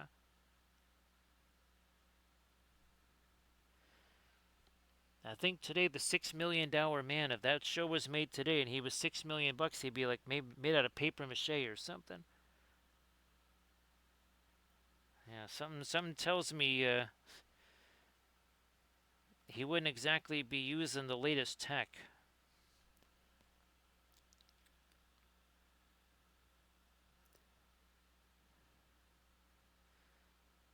But again, appreciate you being here, AD. Appreciate you being here.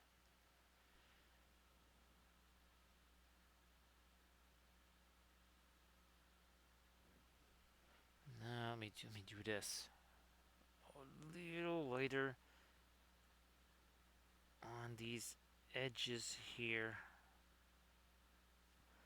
One on his boot right there. So have yourself a good Easter there, AD.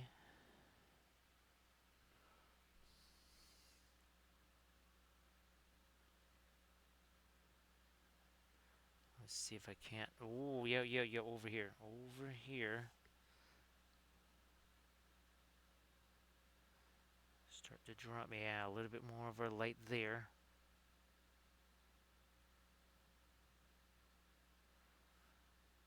Let me back off of that. Not that be too light, I think.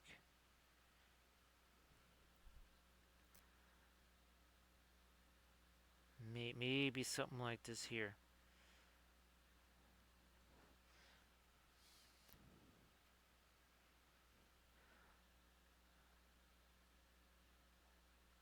So again, everybody, if you're in Santa Clara there, be sure to say hello to M. Tellies at the Game Castle in Santa Clara. Always lots of events going on, right? Right, M. Tellies?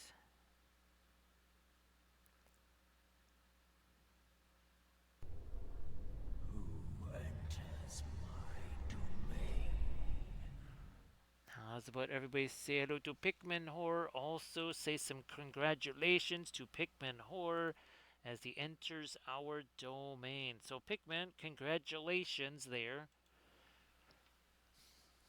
And of course, Pikmin, I think you got like at least a Facebook post, right? Instagram post of all the stuff that the different things he had that got the awards there at the Adepticons, and classes were a great success, right, Pikmin? So everybody, please give Pikmin Horror a follow, and of course, again, why don't you share some of your fabulous Adepticon stuff?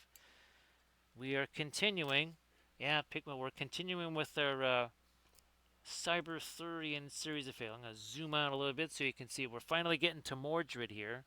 We did the Mordred bust on Thursday, and now we're getting to Mordred himself here, having a lot of fun with this. He's a little bit different than our Cyber Arthur. A little bit different, and again, we've had a blast doing figures and busts from our Cyberthuria universe. There is the Lady of Shalott right there. And let's here's Galahad. There's Cyber Galahad. And again, we got miniatures that we're doing of all of these. And of course, we've got figures of Morgan Le Fay. We've got Guinevere. Also, here's Lady of Shalott again. Like so. So having lots of fun painting all our. Oh, we also, of course, have our bas reliefs right here. And again, everybody, please check out that link that Pikmin Horror just posted. Again, fabulous, fabulous awards and prizes.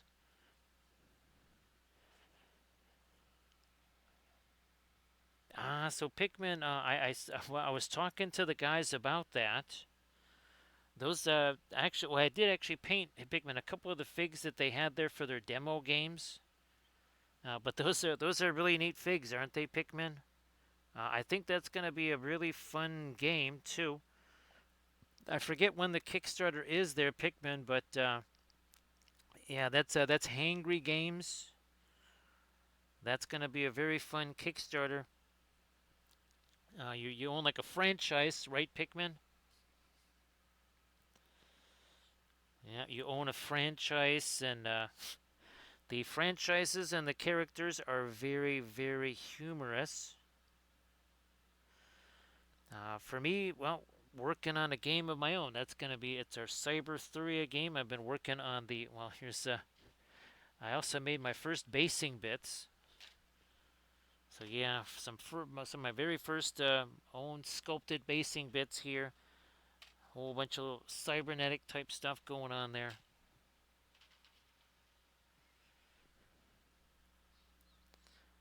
And again, everybody, please give Pikmin Horror a follow.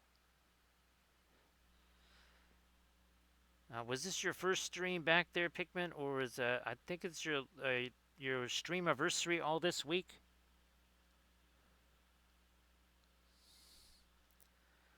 Yeah, it's definitely super fun.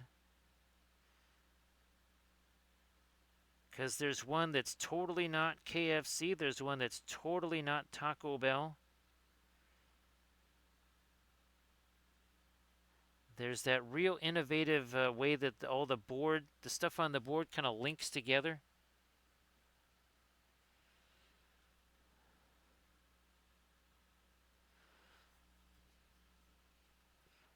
More of our later. So again, these are some of my own basing bits here. All of these figures, they're ones that I sculpted myself. So these are all entirely sculpted by me.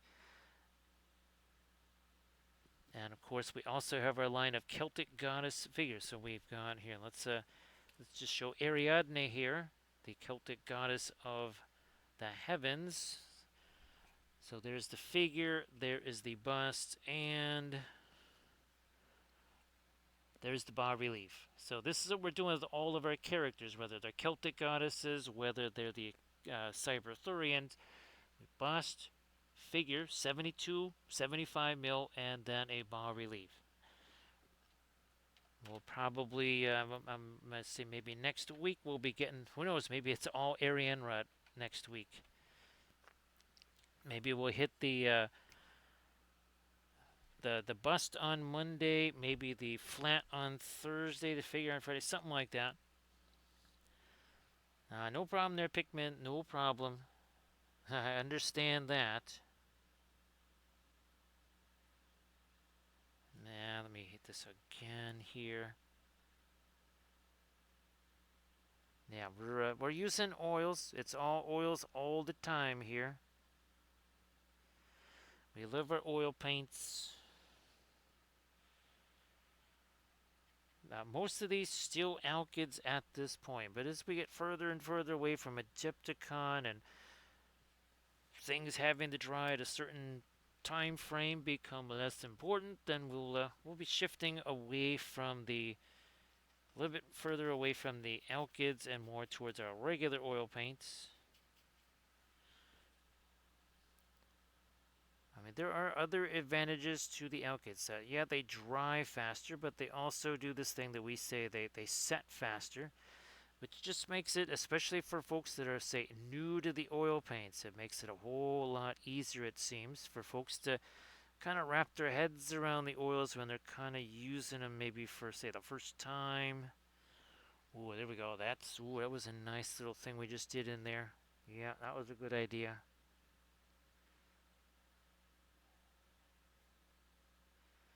And of course, well, we still got 8 more minutes of a happy Saturday here.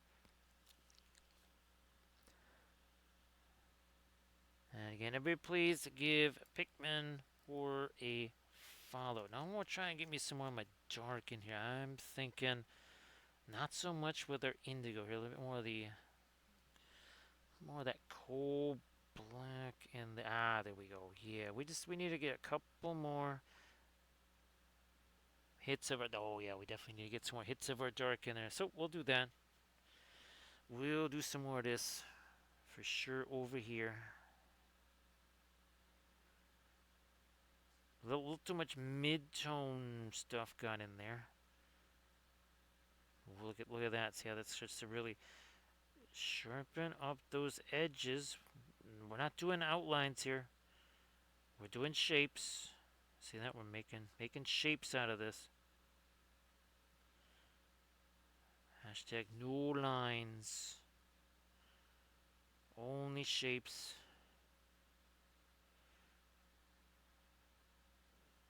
So that really, but that makes a big difference right there.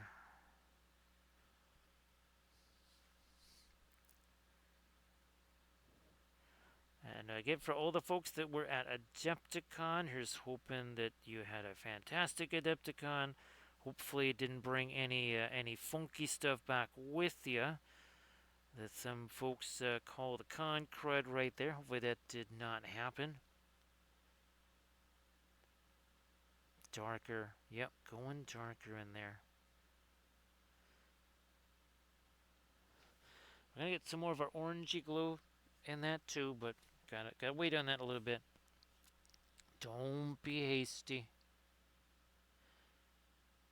Don't be a hasty hobbit. Also, don't want to lose out on some of the rust that we've got there. A little bit of weathering going on. Not anything super obvious, just a little bit of corrosion. Got to start doing some stuff on his cloak again too. I've been kind of waiting for that to set. I think we're pretty much at that stage now, where we can start to maybe toss in some later stuffs. Take this with the come on, some of our brown here. Let me see what we got.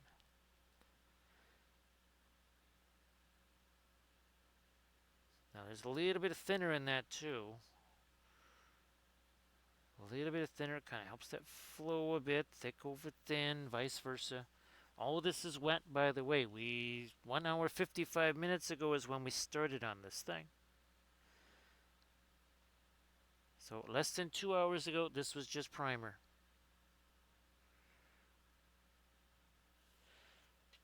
And all of our glowy stuff, metals. Oh, I can zoom back in again. There. All the glowy stuff, all the metal stuff, stuff on his face, everything. It's less than 2 hours on that. Don't blink. You'll miss something for sure if you do blink. So you can't do that. However long the stream is, blinking is not allowed. Because again, you'll miss something important for sure. Might want to have some Visine handy or something like that. Keep those eyes from drying out. This is still pretty much a middle tone here. Yeah, pretty much a middle tone. Just using some soft, crafty brushes right here. That's all it is. A little craft brush, that's it. Nothing snazzy.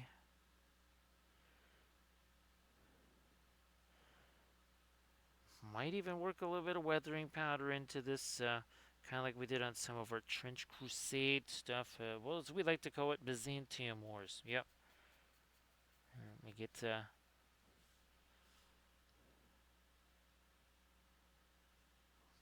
Yep, I gotta hit this side too. If I'm doing that, gotta hit that. In some cases, trying to maybe reactivate some of the paint that's already there. And all of this is all wet into wet here.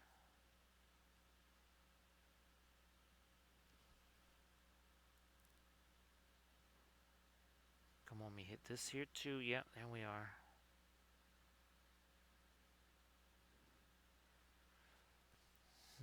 A little...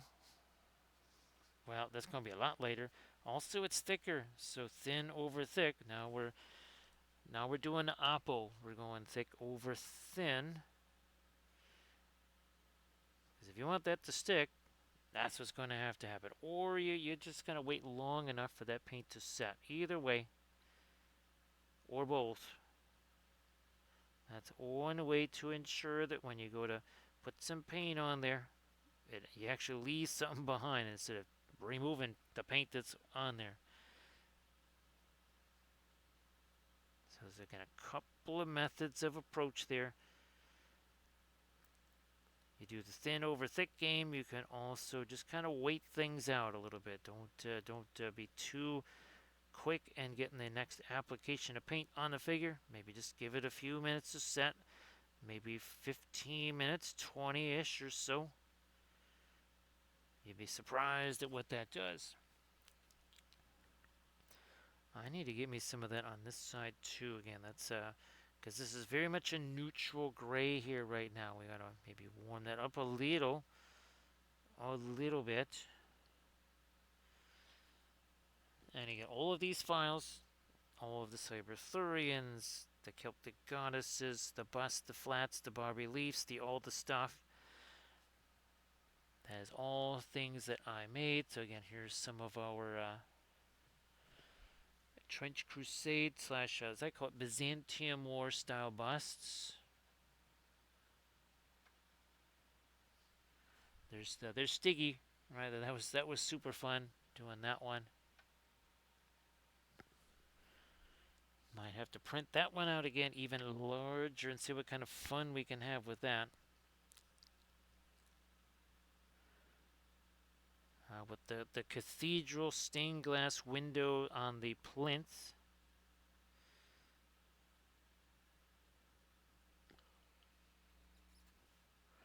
No, I haven't really done a whole bunch on the ground. I'm gonna give me some little something happening down here again. That same kind of warmer grayish tone here. Might try to get a couple of maybe a little bit of orange on the cracks in the ground.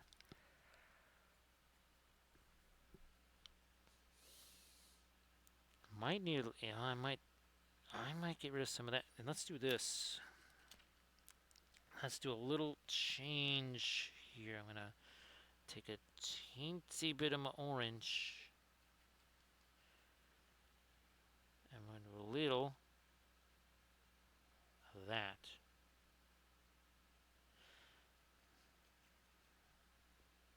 So maybe a little bit over here. We've got the cables. Yeah, that should happen too.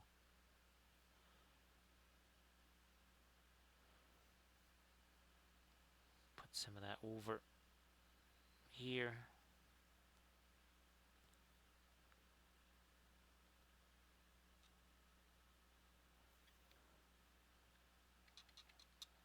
There we go. And then a little teensy smidge of glow over here.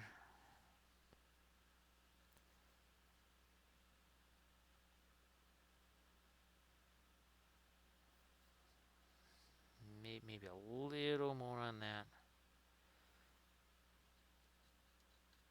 Catch some on the underside here.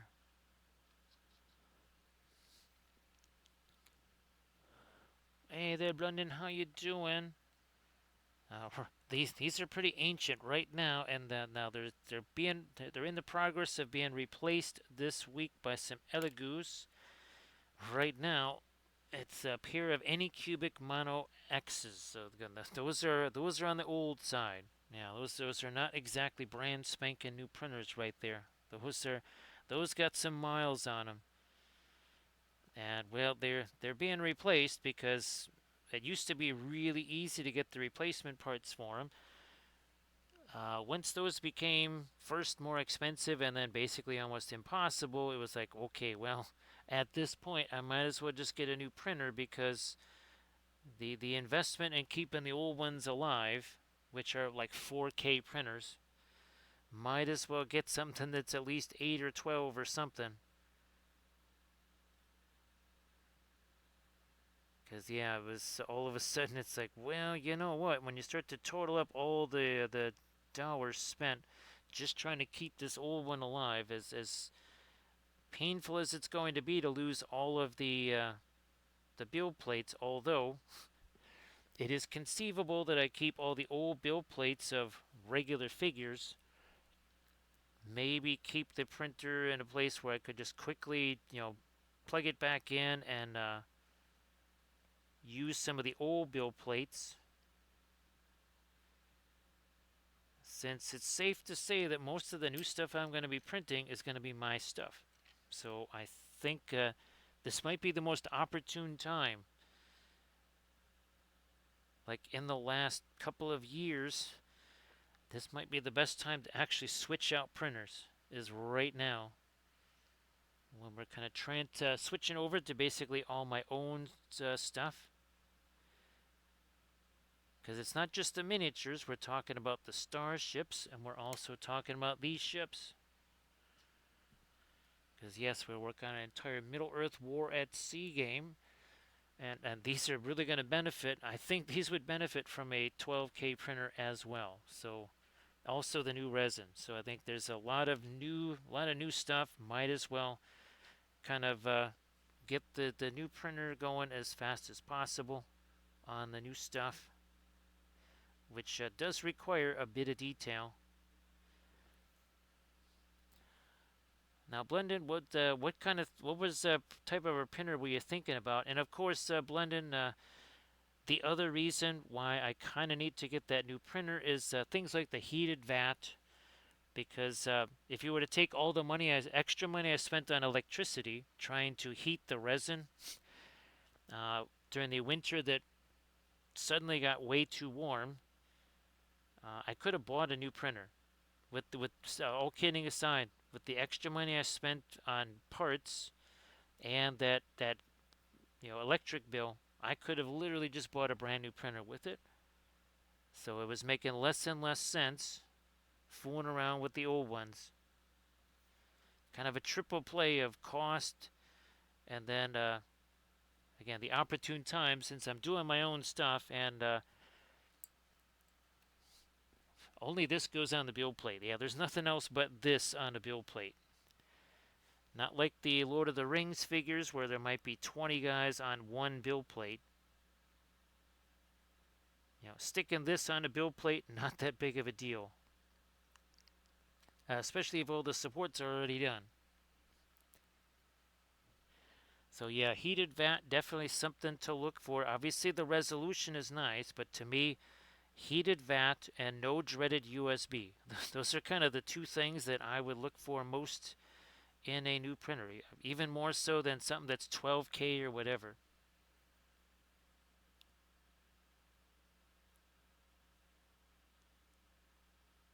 Now, sometimes the printers that use the USBs, those can be a little bit finicky as well. But got kind of spoiled with the Bamboo X1. That's the other thing too. Yeah, I think I got. Yeah, here we go. So this was actually printed out on the Bamboo Carbon X1. This is not resin. That's actually FDM right there. It's another one of our sculpts. Again, 2 hours, 6 minutes, and 57 seconds ago. Mordred here had no paint on him at all. He was just primer. That's it.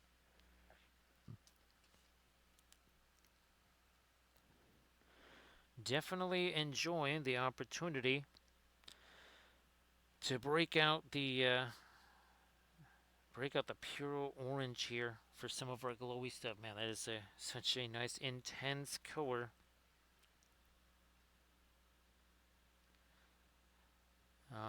Really haven't even tried to infuse it much with, say, the fluorescent. Haven't really had to.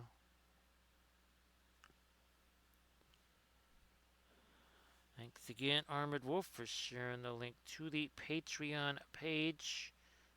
And remember, the very first folks that are going to have access to the sculpts here, these new sculpts, will be the folks on the Patreon page. That's because I'm using my own sculpts for the tutorial videos because, well, first I can customize the sculpt to the tutorial instead of the other way around. Also, hopefully saves you some bucks there because now you don't have to support a bazillion other STL Patreons the way I do. So hopefully it makes the Patreon actually way cheaper for you. So say we all. So say we all. Great to see you there, Renlor. Oh boy, I could really use me some of this. A wee bit parched. Thanks, Renlor.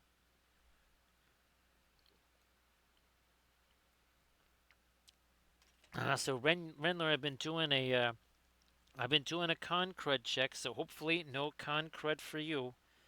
I think you were able to get away. I think all of us pretty much got away intact as far as that goes, right, Renlor? I think everybody somehow, with all the craziness, right, and no sleep and everything, somehow managed to avoid all that.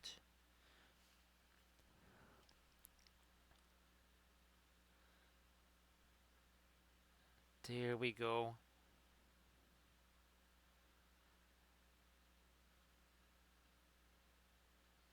Now, actually, I was wondering, Renlor, do you kind of keep like you were with the almost said conquest with the creature caster orc there?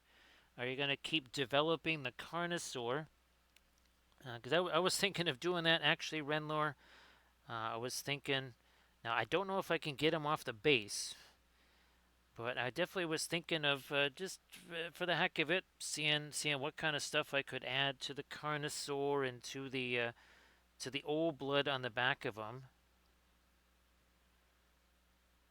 I meant to ask if that was something you were thinking about doing, because I know you were able to do that with the orc there.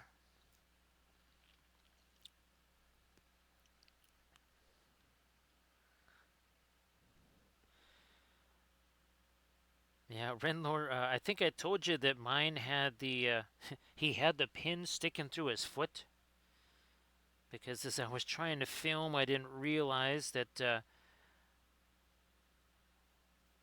the that instant cure resin was going to be quite so strong. So yeah, there's a big old a big old pin sticking right through his foot there. A little tough to conceal, right, Renlor? Maybe I should have thrown some flock on there or something, just as like there's just some plants there. You totally can't see the big old paper clip sticking through his foot.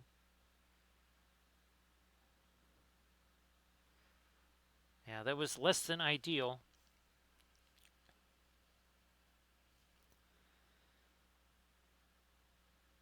Now actually Renlor, the orc is the thing that I'm most concerned about because well the Carnosaur. I mean you were thinking about pretty much doing more stuff on him anyways,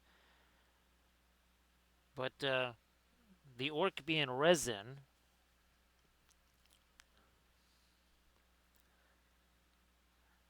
I was hoping that didn't mean also was in shall we say hard to find parts there. Yeah, here's hoping that is not the case, and you were able to find all the pieces and parts.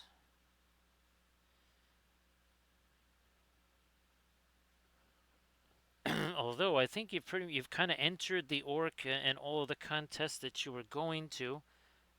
Not that it's ideal to have him tipped over like that, but at least he wasn't imminently about to go into a contest or something. That would be even more no bueno. Well, that's yeah. Just don't be like me, where I have the parts, right? I set them aside, and then I lose them because I'm gonna maybe glue it together later, which never happens, right?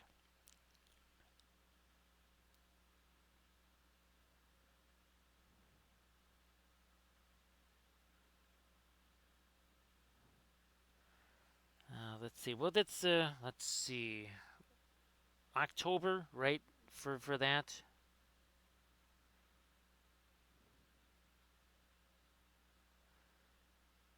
But he's had himself a bit of a run, that's for sure. Let me. I don't think you can quite see what I'm doing here. It's nothing fancy. I'm just trying to get a little bit of this sort of blue. I mean, it's bluish gray. It's vaguely blue. I mean, it's just not warm gray. It's not neutral. It's not warm gray. It's got a teensy bit of coolness to it.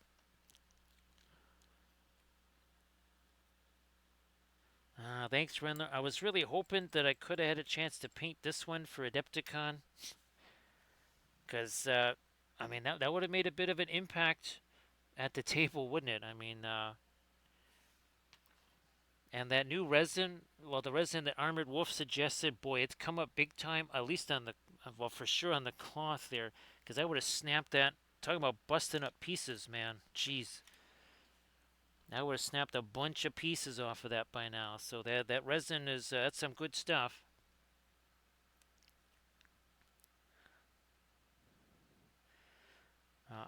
Again, I still will be using the other resin for a bunch of stuff.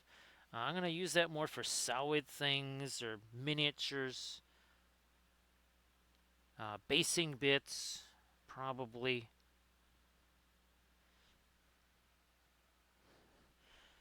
Maybe more high-level terrain bits that maybe won't be printed in FDM.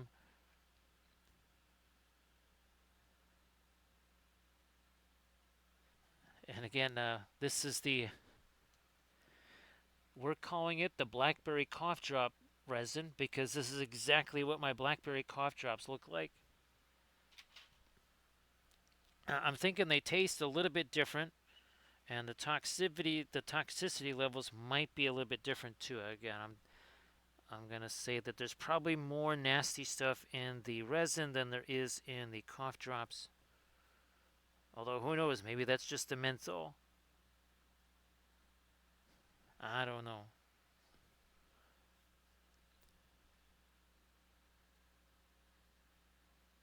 Let me do this here.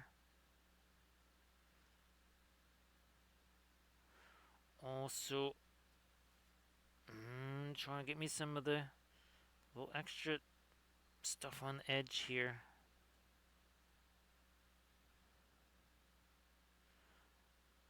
Come on.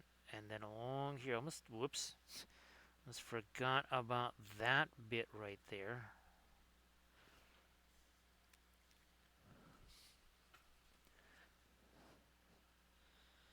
Let me see if we can make you a little, yeah, we can make you a little lighter there.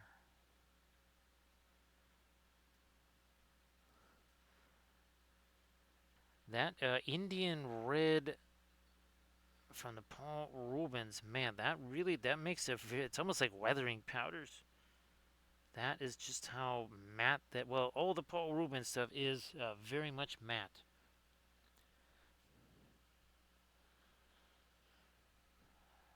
Oh, that's fantastic. And Renlor, of course, if you want to shoot me pictures of those, want to shoot me pics of those on the Instas or the Facebooks, whatevs, that is fine. That is fine.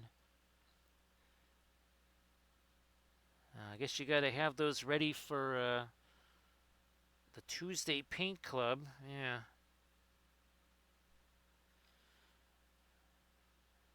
Come on. Nah, just we'll take another tack at this. Let's roll this way with it.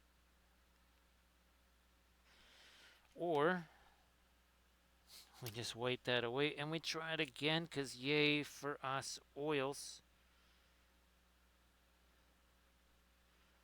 That's what we do with our oils is we say, nah, that was a no bueno. That's a no big deal. We're just going to try it again.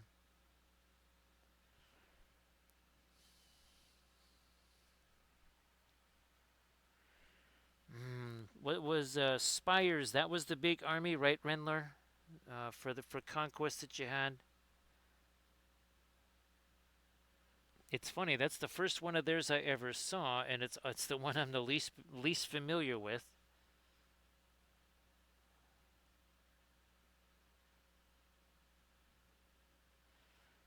At some point, I'll try to get back to the conquest stuff.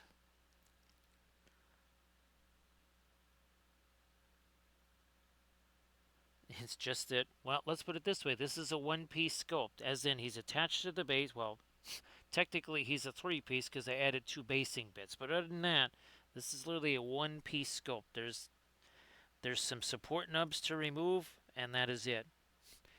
I stick them on one of my bases here that's got, you can see so that big old hole for a magnet.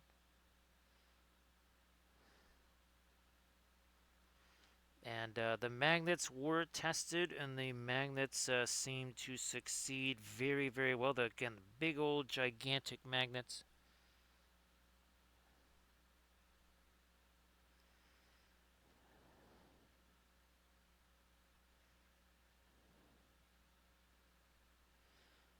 I guess, let's see, I'm trying to think the last time you actually had a chance to play a game with your spires there. Oh, there we go. Starting to get some scratchy things happening here.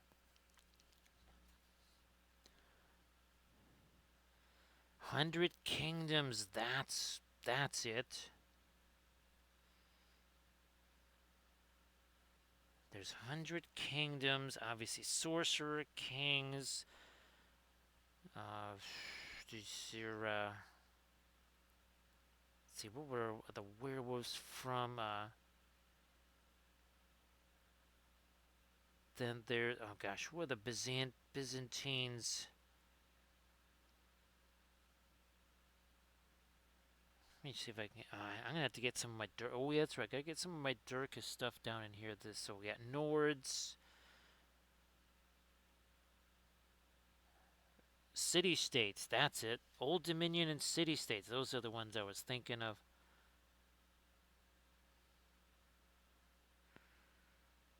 Yep, the truck line and the Greeks. I keep forgetting about them.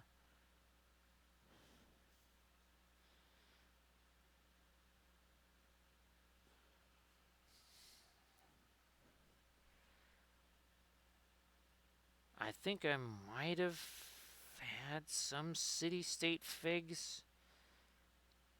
Now I know I got a bunch of sorcerer kings. I've got some Nords. I think I might have. Let's see. I did the Valkyries. I did the Werewargs. Not sure if I have any untapped. Wardoon. Yes, I've got some of them too. I got the Dino Riders. I think I still have to repurchase the Raptor Riders.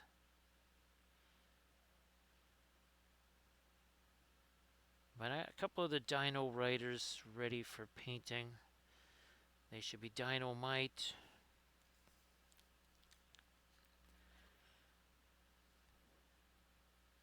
I'm gonna go back to this for the nostril there. Try and get some of this on the hair. And again, all of this 2 hour. Ooh, we're almost. Let's see. Yeah, we're almost to Cinco Dos. We got 10 more seconds. Counting down. Few more seconds left. There we go. 2 hours, 22 minutes, and 22 seconds. That's how long we've been working on this Cinco Dos. There you go. That's the equivalent of all the Spanish that I know. I did not have Spanish. I had French, not Spanish in school. So Cinco Dos. Beyond that, that's the equivalent of my Spanish right there. Vast knowledge. Get in there.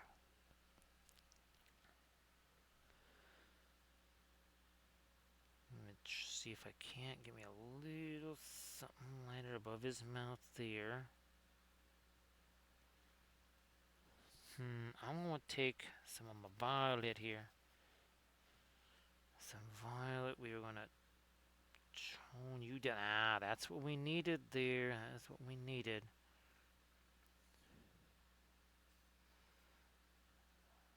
Might also try to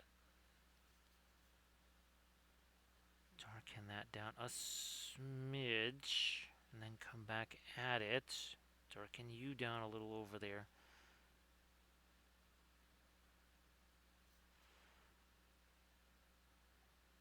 Also a little shadow under the nose. Yeah, there we go. There we go.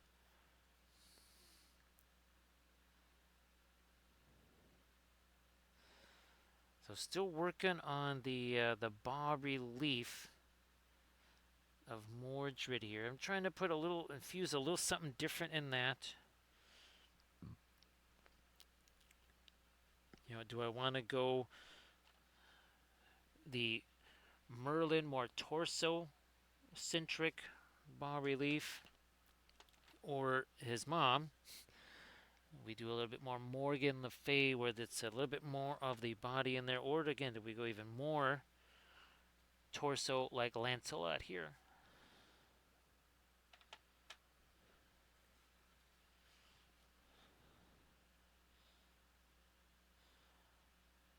Trying to get me a little of the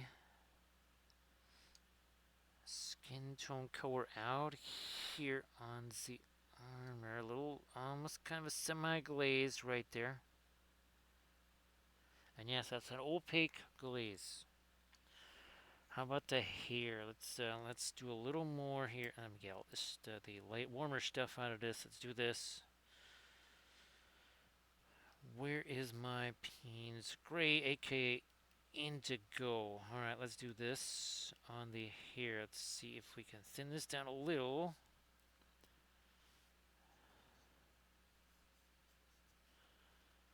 Man, these things are sharp. They got some. They got a little bit of kick to them. Man. Again, that ABS resin, that is not to be trifled with pointy stuff.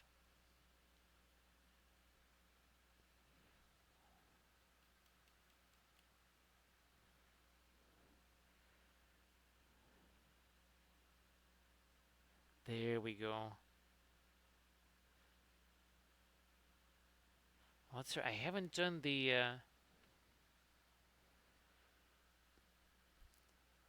So we've got. Ooh, we haven't done this yet. Let's.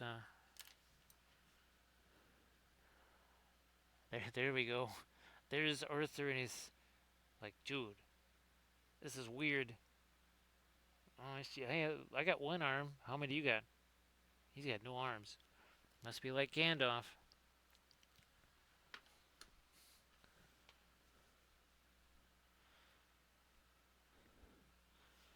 Just trying to get me some more light in the in the hair up here. Again, this has a very much a bluish tinge to it.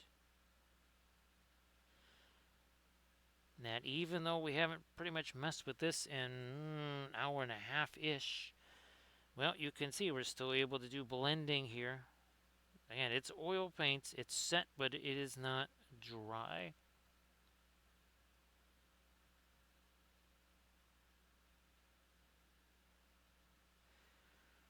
And I'll be trying to print out the figure of Arthur. Actually, I got two different versions of Arthur.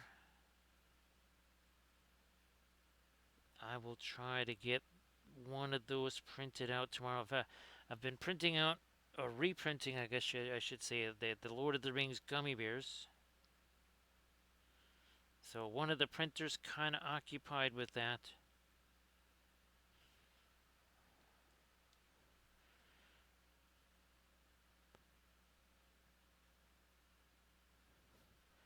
Now we're talking. Yeah, we're getting somewhere now with the hair.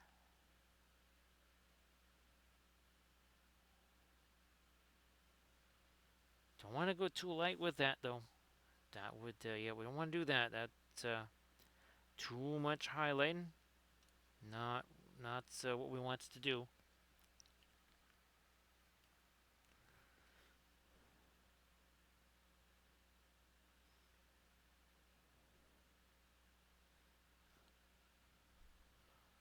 Thank you so much, Armored Wolf, for posting a link to the Linseed Fellowship YouTube channel. So that's where all of these sessions go. Once they're done, they end up on the Linseed Fellowship YouTube channel, so that you can watch them again if you need to see what was done or whatever. I just after we got back from Adepticon, I went and took a lot of these sessions that I did in the lead up to Adepticon, got those ready to post on the YouTube channel. So there's a bunch of new episodes, going up on the YouTube channel, and the next week or so.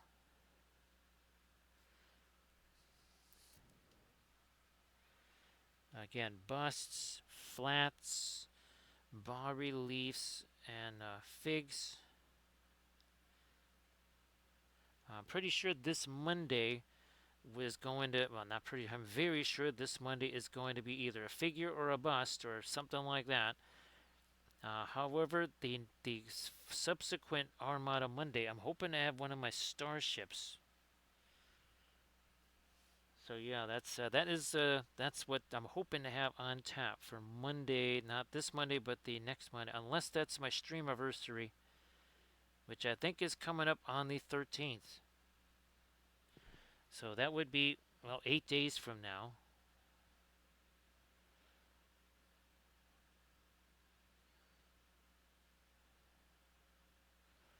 there's 8 days from that. That's pretty scary to think it's that close. I was hoping to have a new Wapelius Spellbrush figure for said celebration.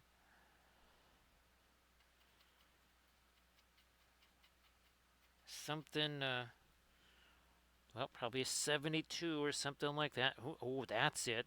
A Cyber Wapelius Spellbrush. That's what we got to do. I think I had thought about it and then forgot.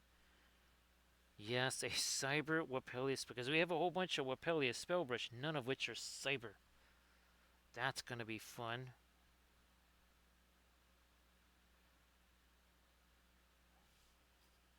I got to remember that.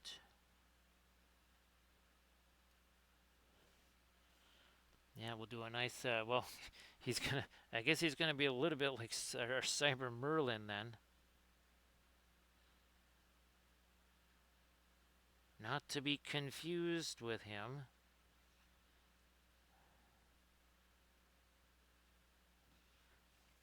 Let me try to get me some more scratchies here.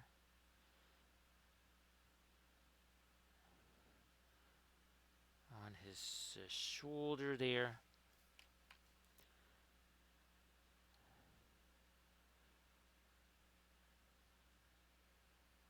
At least I think it's April 13th. I'm pretty sure that's when it is.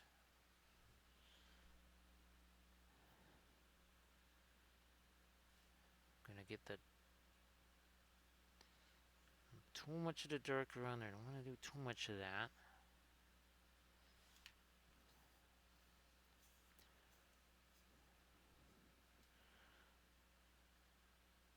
Start getting some scratches over here as well. So say we all. So say we all. Hey there, Valfira. How you doing? So, Valfira, I know there was some mischief going on down there in Tennessee. I don't think it was quite as spicy as what's been going on here.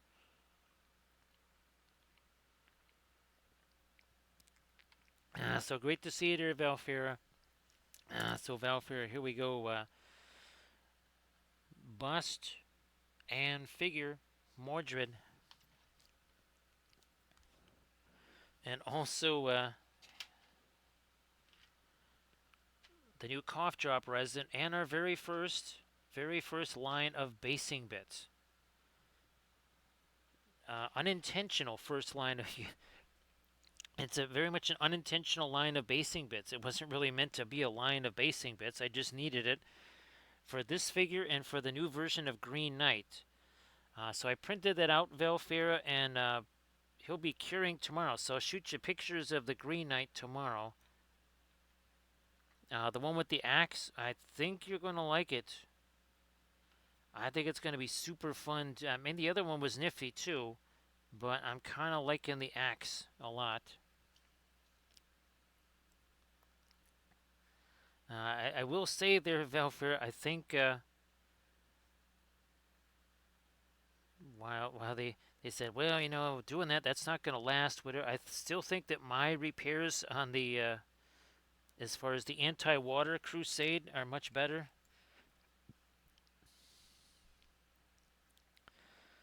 Is that still from yesterday there, Valfira? So sorry about that, Valfira. Here's hoping that that starts getting itself cleared up there for you. Now I'm going to try this here. Okay, I'm going to take some of my... Okay, let's just get all of that stuff out of the brush. And we'll try this again here. Oh, there's still some of that in the brush. Yeah, Valfira, my sleep schedule is, oh my gosh, it is all over the place. Because, well, guess what? Tomorrow, well, later today, I do believe less than 12 hours from now is there will be folks coming here to get me, so there's that.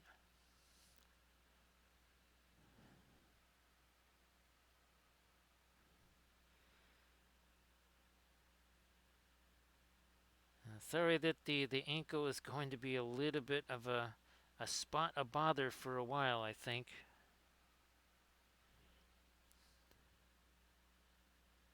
Oh yeah, there we go. I'm gonna try some of that over. We gotta get some more of our lighter orangey stuff over here. Now we're gonna have to go over that with the orange.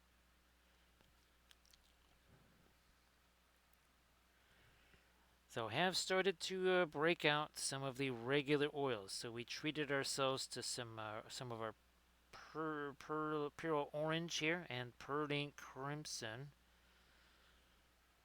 Again, haven't used those in a long time. Now we were hoping to do a little bit of the crackling energy stuff here.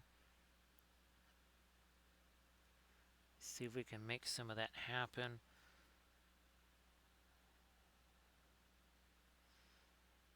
Also some lighter stuff in some of the cables down here. I guess I need me some more thinner. Ah, there we go. That's just what we needed. Valfera, geez, I thought I sent you pictures of the. They ended up being cookies, Valfera. Yeah, because I read the recipe and all of a sudden it wanted egg whites. And it's like, well, egg whites are not on the menu, but eggs are. So I ended up doing cookies and I put the frosting on them, Valfera. They almost look a little bit like confetti macaroons. So yeah, I'll send you a picture. Send you a picture what those look like.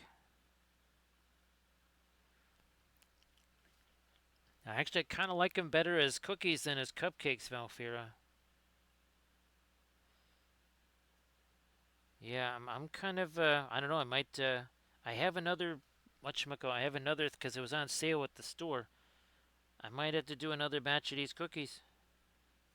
Ah, there we go. Now we got some glowy stuff happening there.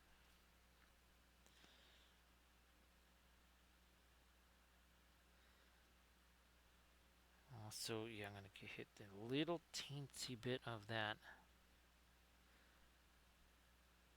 Well, a little more. Right on the edge of that. Like so.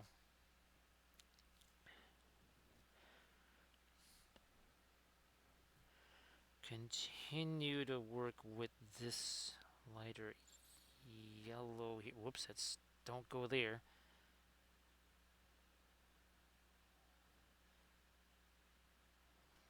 I guess we're gonna go thinner. We're gonna go with some thinner there.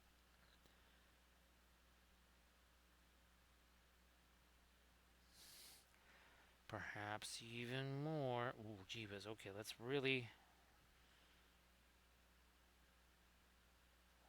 work that in. There we go. And now we have to. Nope, we're gonna leave that. No fooling around with that.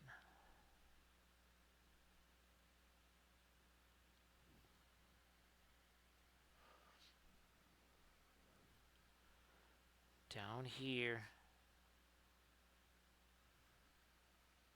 Again.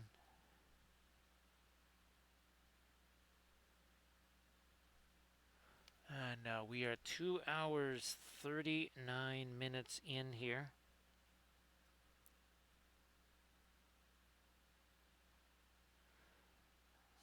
Again, using the oil paints. I think I might have sent you a picture of the primed version of this and a bunch of the other figs, right, Valfira?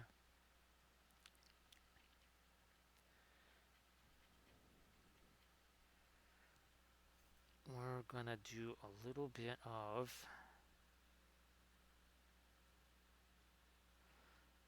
this now.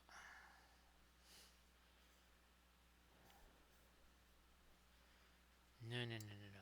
Let's back off of that. Let's go grab some of this. Do that. Now we're also gonna go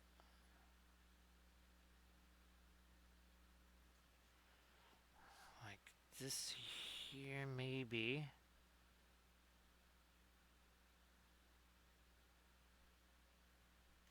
And then we'll come back with our Perling Crimp Zone.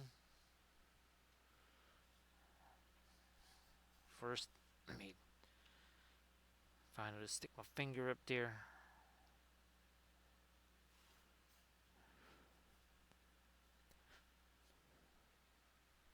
Whoa, too much thinner. Let's make that a little bit thicker. Nope, that was too thick. I can feel that.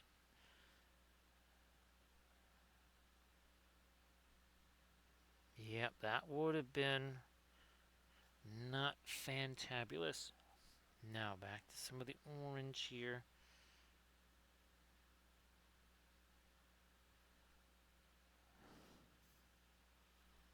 Let's get some of the orange on the hair. Maybe a little something on the reflection side around this stuff.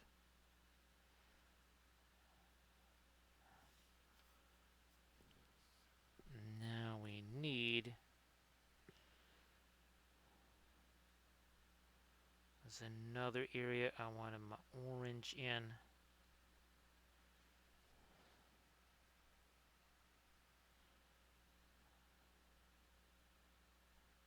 Too light, too fast.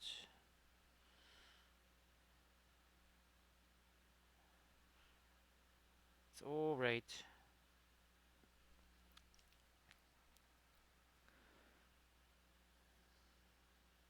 More the orange there, and a little line that way.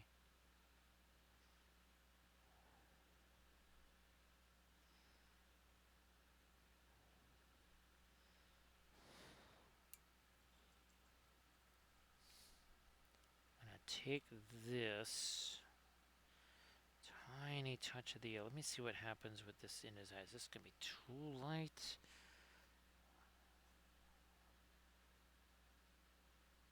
I'm trying to make this track almost like a Cylon style eye here. I'm trying to bring it a little bit more towards the left.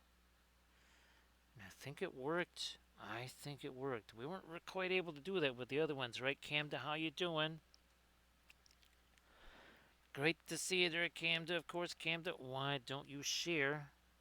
Why don't you share a little bit of Camda link there in the chat? People should also give Camda Paints a follow, because Camda paints with the oils as well. So everybody give Camda Paints a follow. Yeah, sorry I couldn't do the stream thing last night there, Camda. And yeah, of course, Velfira, all of the craziest stuff, that some of that didn't even happen till like 5, 6 o'clock this morning.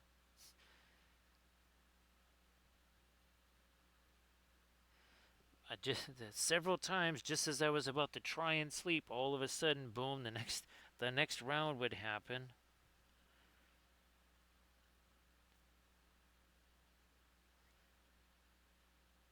Let me see if I can get that going down here. Have we checked out the Instagram link that Camda just shared?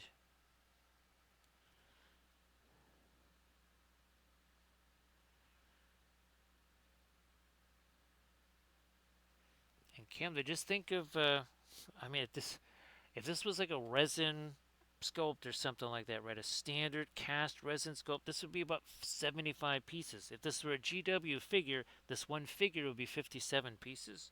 I mean, just the finger, yeah, nothing else, just the finger would be at least 57 pieces. But this whole thing of the minimal pieces, Camda, I'm kind of liking that. So it wasn't enough, Cam, to be spoiled just by resin printing. I mean, that was being spoiled enough. And now it's all like, you know what? Those multi-piece resin prints, Nah, I'm not doing that anymore. It's like, now, how much more spoiled am I gonna get there, Camda? Because I mean, all kidding aside, I think it just makes it stronger too if it's all just one piece from the start, not once it's all been glued together. To me, if it starts out that way, it is that much stronger.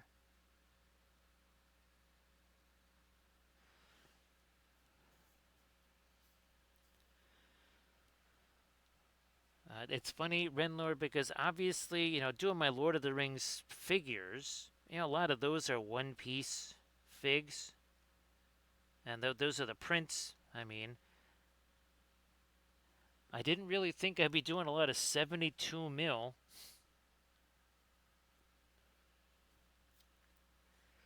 Yeah, I never really thought I'd be doing 72 mil single piece figs or 75. I'd see. I'm still convinced that these are 75s.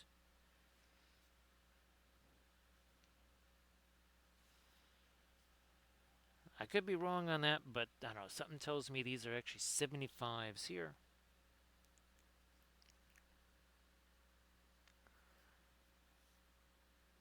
Let me hit that again. Let's give me some separation here.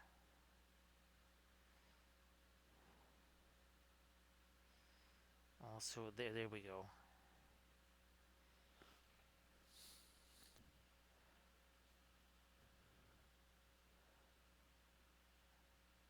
Hey there, hey, hack and slash. Pikmin was in earlier, hack and slash.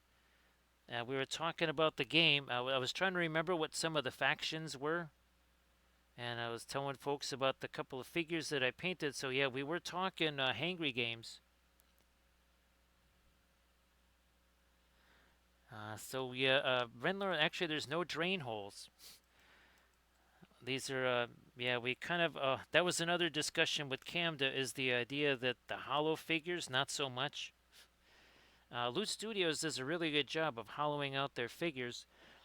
So hack and slash, why don't you share links to the Kickstarter and all the good stuff and Hangry Games? So yeah, you're gonna have some really nifty miniatures, and it's a game that I think folks are gonna have a lot of fun playing. So yeah, why don't you talk a little bit about it there, hack and slash? Again, this is Hangry Games, a Kickstarter that's coming up. And I think you're going to really like it. It's got some nifty stuff. So 4 factions on launch.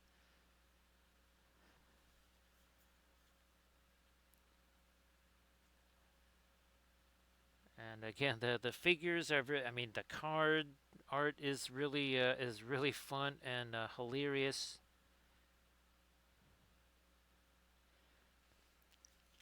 Hey, Real Brush Guy, how you doing? So happy Easter there, Real Brush Guy. Actually, Real Brush Guy, why don't you share some stuff in chat there too?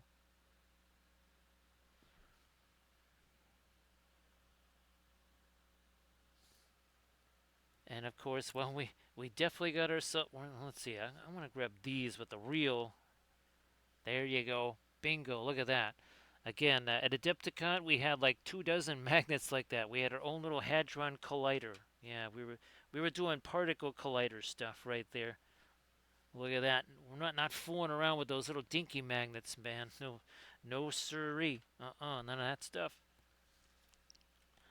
So everybody check out the website launch page there for hangrygames.com.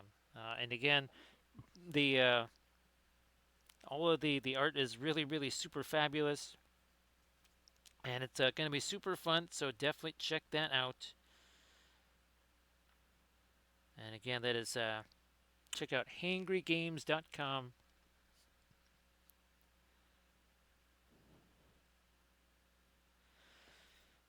Can I even get this out of here without? Yeah. Well, there you go. Yeah, magnets attract. Look at that. There you go. That'll kind of give you an idea just how big those babies are. And I gotta get a bunch more of these now. I used up all, as you can see, I used up almost all of them. So I better get me some more before all of a sudden I go, oh, I need those oh, wait a minute, now I don't have any. And again, everybody please give Real Brush Guy a follow. So we're talking about, looks like a late summer or fall launch date for Hangry Games Kickstarter.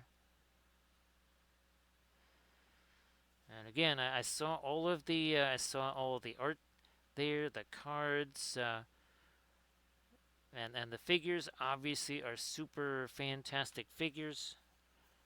Again, I think you guys have a whole bunch of fun painting those.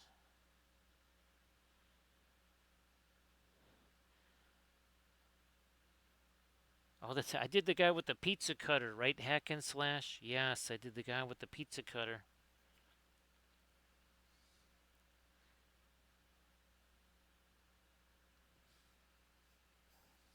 Oh, that's we have to print out a couple of those at 70. We have to print them out this size. Hack and slash. Yeah, we got to print them out this size. That would be for a mega franchise, wouldn't it? Hack and slash.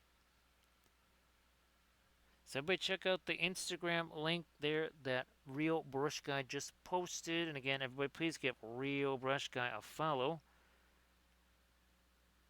because Real Brush Guy does some really good painting there. And again, Renlor, I wasn't sure if you had a chance to share your Instagram. Let people see the orc in his intact form. I don't know if you had a chance to do that yet. I'm gonna give me a couple more, a little more chippies here along the edge. Ziggy and Zelma from the Shanghai pizza franchise.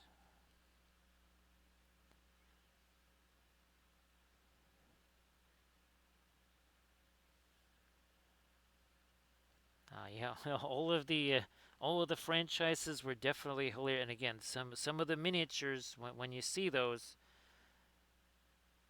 again, they'll be fun to paint. And just looking at them, just when you look at them, you see more and more of the crazy fun little details that were put into those.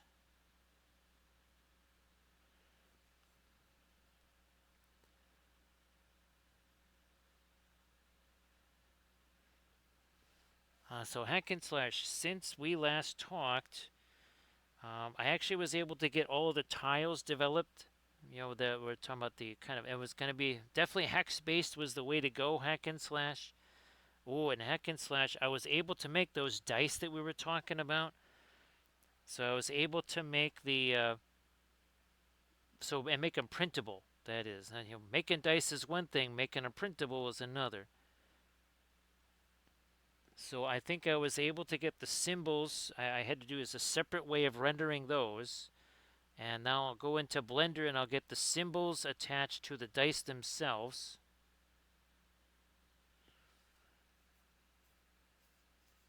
And then I was able to, I was designing some more of the cards. These are more the action cards. I have done a couple little changes where, again, some that were going to initially be characters ended up becoming either events. The Green Knight, I actually redesigned the Green Knight figure. And again, he's not really a player character so much. He's kind of an NPC.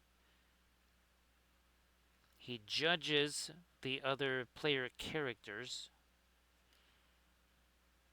And again, he tests their worthiness or lack of worthiness to seek and protect the Grail Code.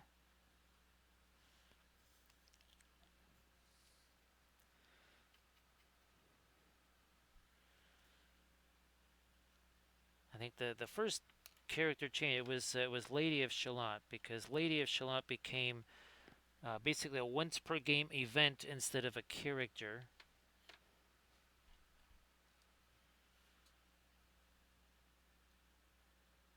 And of course, should Mordred manage to overload the mainframe with, again, multiplying truths. And of course, the Lady of Shalott sees it all in her mirror, otherwise known as the mainframe. And, well, should she see too much in the mirror, the mainframe shuts down. Ah, look at this. Now, look at this. There we go. See a little bit of fun stuff happening with our metals on this side. Now, we did it on the other side. Now we're doing it on this side. Hack and slash, the busts are really, it's kind of a fun thing to have because, I mean, the figure of Cyber Galahad is fun, but I really do like this bust. So that's super fun to have the bust as well. Well, and then of course, having the bas reliefs plus the busts plus the figures. And of course, here's again a little look-see figure and bas relief. These are actually really, really fun. They give you some painting opportunities that you don't get here because you get all the reflected green light. You just wouldn't necessarily have that on a figure or even on a bust. Closer to a shadow box, really, when you think about it. Did I? Yeah, we gotta get up on in here and do some stuff. So we gotta get some light up. Oh, gee, let's do that now. Let us do that now before we forget. So everybody check out the Instagram link that Rinor just shared. And again, Renlor, I think I don't know. I think you'll be able to get that all back into one piece there. Well, both of them. And if you want to work on Carney some more, he's got to be back in one piece too. Hello, little hobbits. Spark my ganja. We want to welcome our newest little hobbit. Bunions and cabbage. I think there was a hobbit called that.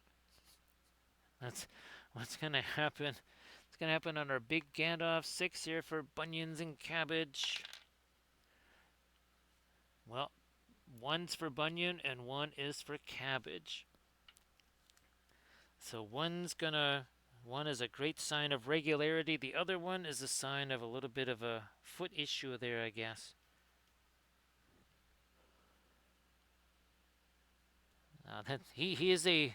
That orc has seen much, hasn't he, Renlor?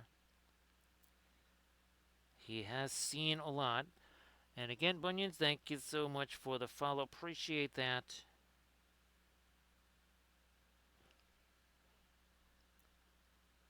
Gonna get me a little more of the reflected light over here. You know what? We need some there too. That can't all just be that dark. And again, we're using oil paints here. All oil paints all the time. Now, Rio Brush Guy, have you had a chance to kind of keep up with the streaming? I know that, hour changes, job changes, and then, of course, it just seemed like you finally had all the internet stuff, like, what, a year and a half, year and 3/4 fighting with the internet guys. And then all of a sudden the schedule made it difficult to do the streaming. Yeah, so that might have been more than, that might have been a 2.5 year fight with the internet guys. It sure seemed like it was going on forever. Let me see if I can't get me a little more. Like, okay, gotta keep going with that then.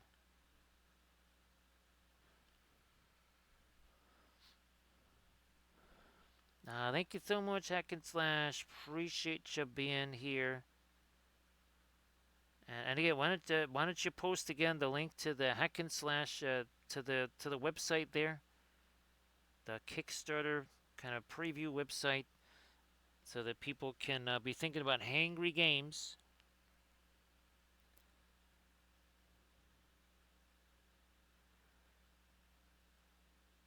You know what's crazy though, Camda, is that when I was first developing this,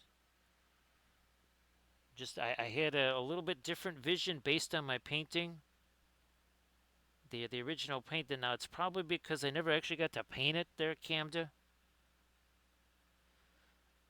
because that's when the whole 9/11 thing kind of took out the 2D art business.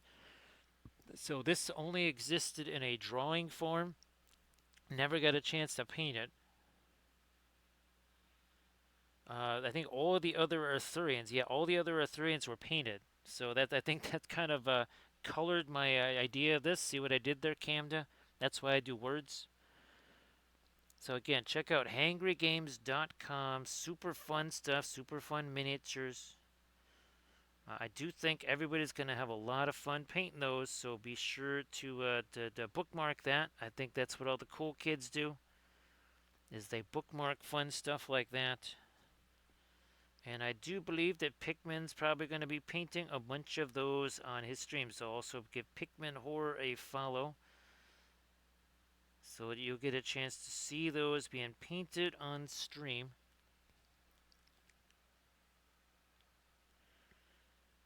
Let me drop that in here. And we're going to get some reflected light too on these. And I'm going to figure out what we're doing here with our handle here. So there's just a whole bunch of samey stuff. There's not a whole bunch of value difference. There's not really any kind of color difference. I think we're going to, let me try this first. Let's try this first here. And then maybe some reflected light there. And I might just darken this down. Oh, wait, with this. Let's get some of the umber here. Come on, get on that brush. Blammo. There we go. Yeah, it was just getting a little, there we are. If we want to go later, we can do that later, but I think we had to re-establish some dark there. Also thinking about, I'm liking this yellow here. Not necessarily yellow as in glow, but yellow as in not cooler highlight color. We might do some more of that too. As we enter now hour number 3. Hour number 3 here on Mordred.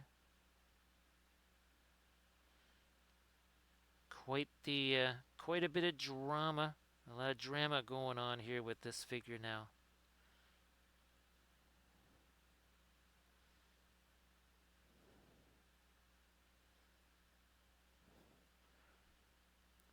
The pesky thing with when I was doing the 2D art, and it was actually, I think it was easier to carry through on the physical miniature side, is kind of going with a younger, trying to make Mordred look like the youngest of all of the characters.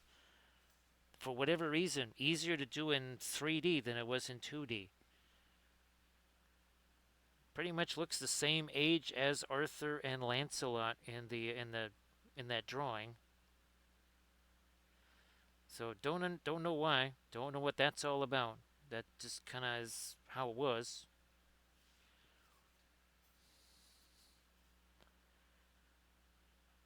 And all of the miniatures that I've been doing, whether it's the Arthurian stuff, the Celtic goddesses, the Lord of the Rings stuff, it's all based on paintings and drawings and sketches. Unless you're talking about the ships, in which case those are based on modeling clay mock-ups. Yes. Not kidding. We're talking about modeling clay, like the stuff you play with as a kid.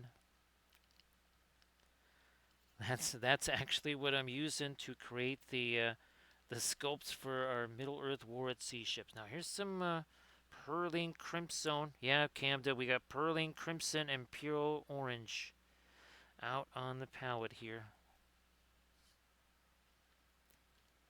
So Velfair, hopefully you're still upright there. And if I missed a film noir request, my apologies. Hopefully I didn't. The brain is just a little bit scattered here. Yeah, I'm going to darken you down on that side then. That's how that's going to be.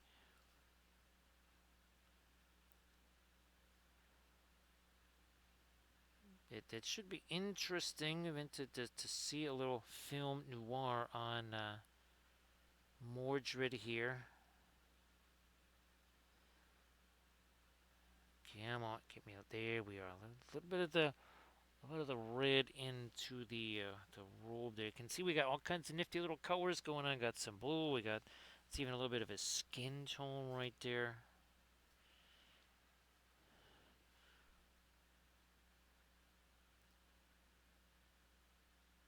Again, that's some of the fabulous pearling crimson mixed with it just a little bit of some of the basically some of the Windsor red there.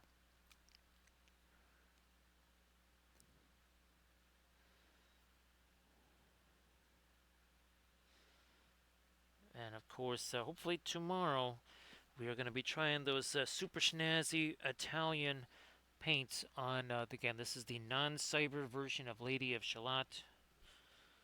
So it's going to be like a 6-color exercise again.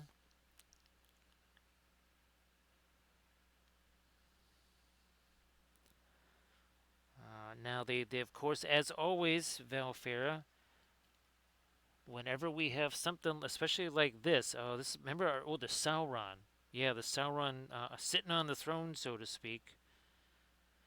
What happens to the object source lighting in a film noir situation? Generally, the object source lighting completely disappears. I would anticipate the same thing's going to happen here, especially with close attention to the feet there. Yeah, boom. No more source lighting. Those are not glowy crystals anymore. Now you can, right about here, you can see we got some cooler colors there. Definitely cooler colors in there. You can see that's warmer, that's cooler. This is at like, I don't know, 10% maybe ish. Right, surface tension, how you doing? Surface tension's like, wait a minute, this is more like Welshlandia right here. That's home for surface tension. Surface tension has now entered the land of saturation. And there you go. And in the land of saturation, we have object source lighting. So surface tension, why don't you share some linkies there in the chat? Surface tension also does the oil painting, so go check those out. Fabulous oil painted miniatures.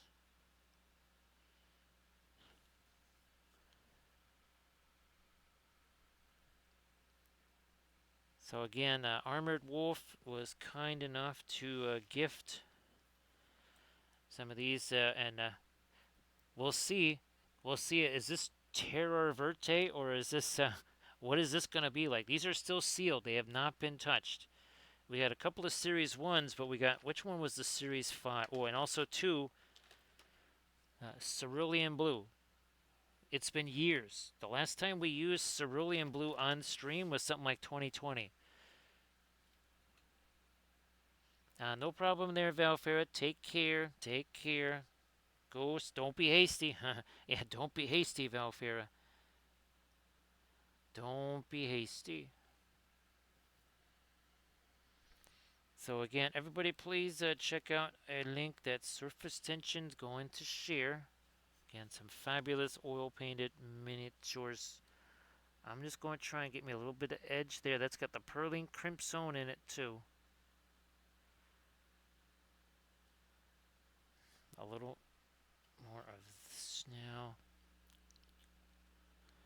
Nice to see you there, Inganes. Inganes also paints with the oils. Inganes also paints on stream. So everybody please give Inganes a follow after Inganes also shares a little bit of linkage there with some fabulous oil painted miniatures.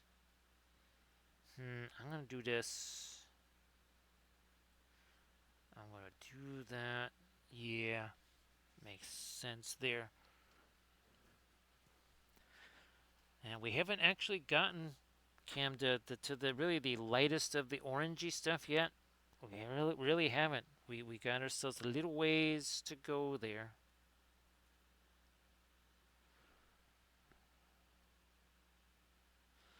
We got ourselves a little wiggle room there.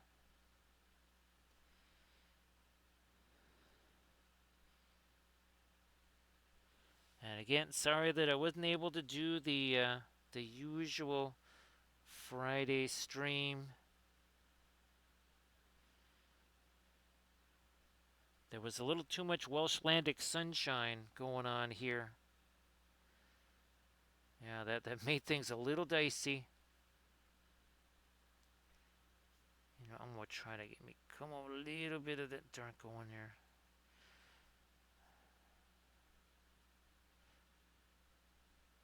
Now I wonder. Okay, here let me try something here. I'm gonna try it. I'm gonna take some again. Our fabulous pure orange.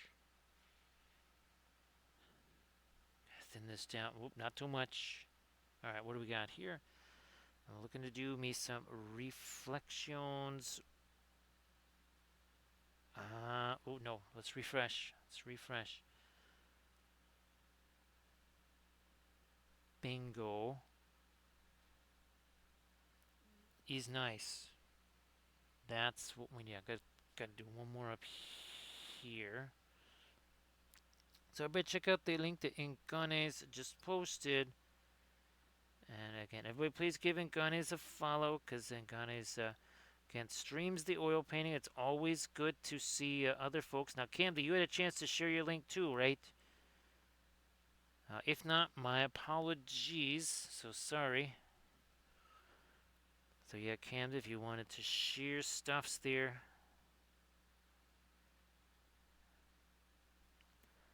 Now, underside.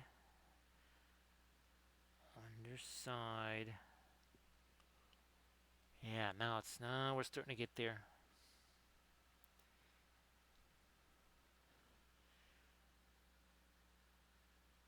There we are.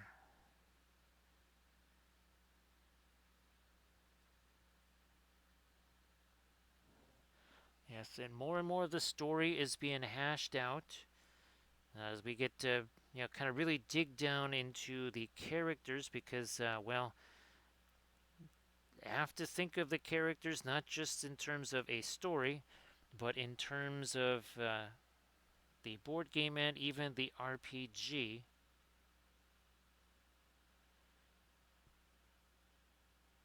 And I think we've got some really nifty storylines. And of course, that has to be expandable to it. We want to include, for sure, Percival, Vortigern. We want to definitely be able to, and I think there's like another half, maybe 5-ish characters that would kind of be in the next batch. Let me get you here.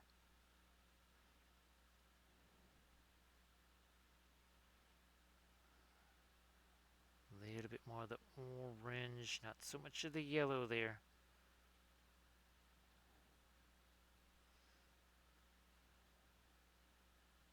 Same deal down there.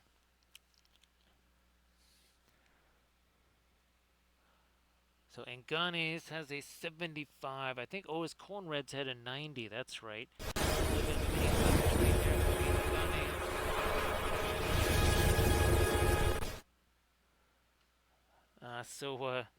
Yeah, the Sky Shield here. Well, unfortunately, the Sky Shield kind of collapsed on us. Yeah, that was. You need better supports on the Sky Shield there. Surface tension. Yeah, this Sky Shield keeps on collapsing on top of us. So it does protect very well from the Death Orb, mostly by just smothering us.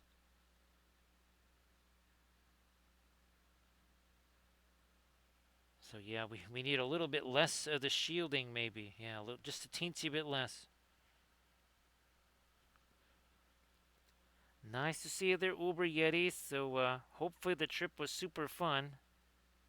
It sure sounds like it was there, Uber Yeti. Looking forward to seeing some of the pictures there.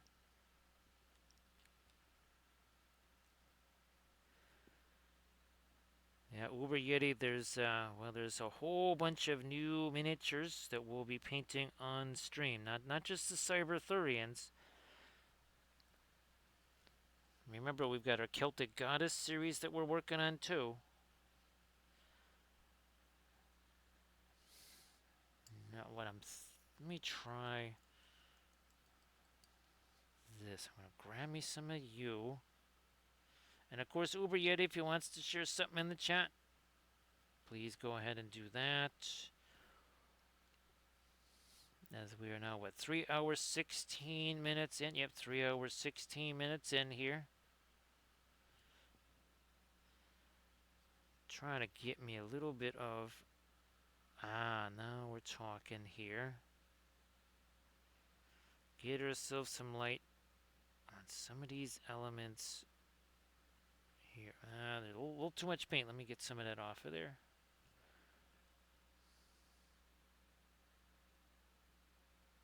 Like so.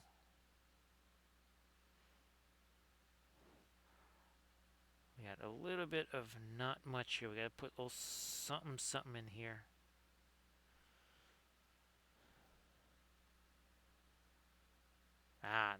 That is something we needed.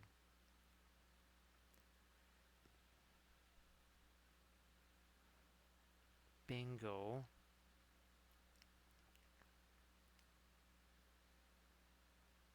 Let me get this now. I think I want a little more light on the top of this surface here. Yeah. A little something more here. Again, just regular light, not necessarily the orange light.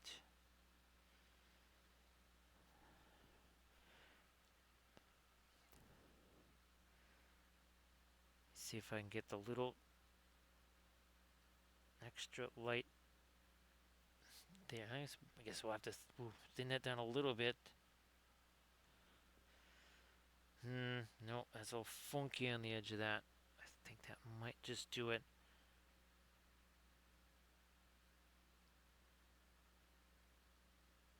There we go. Got it. Took a couple of shots. Finally got that in there.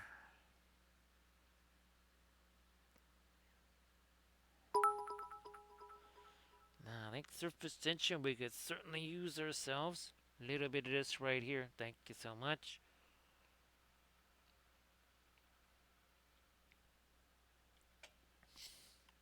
That is much better.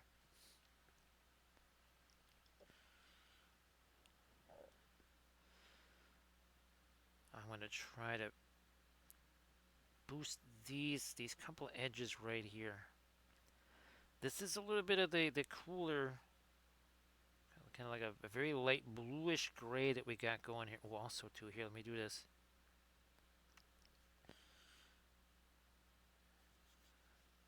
I think we did get a little bit, yeah, we got some of the scratches and scuffs and all that good stuff on the bust version too, I think. Yeah, oh yeah, we were able to do some of that.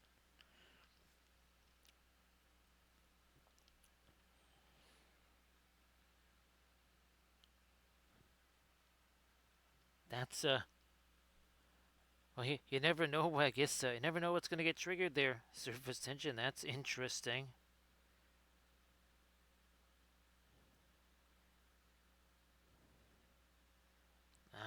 Let me try something here. There we are.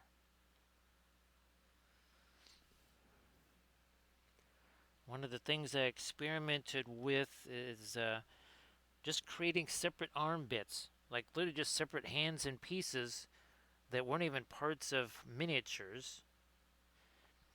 with the idea that I could go into Blender and change an existing figure by just putting a different hand on there instead of trying to basically resculpt the hand.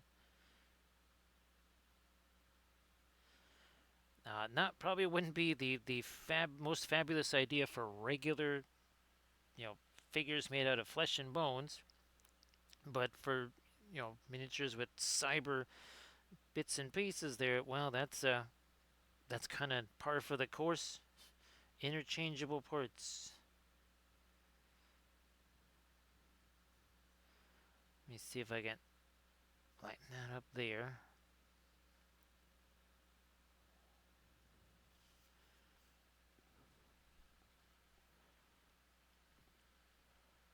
So let's see what level 37% of a level 1 hype train there.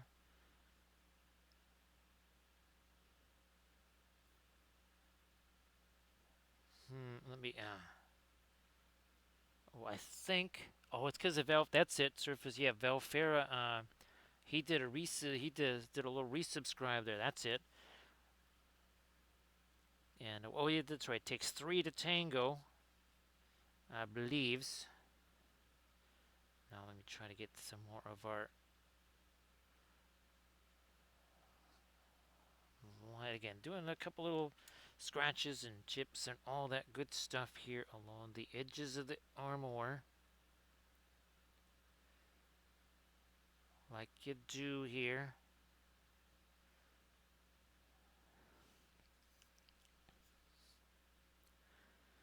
And again, thanks everybody for all the bits and the subs and the follows and the cheers.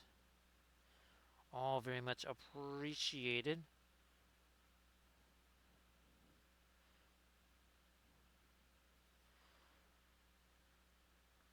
But I think we've kind of pretty much got things almost back up to full production. We're getting close. I don't think we're quite at full 100% production, but we're getting there. This coming week, that's when we're going to try to get the new printer going. We've been working with the new resin.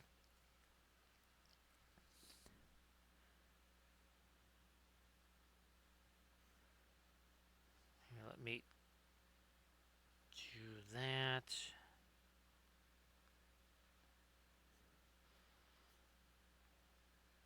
That might have been a bit. Maybe if we try that. Oh yeah, he's got a bit more of a frown there now. That's it.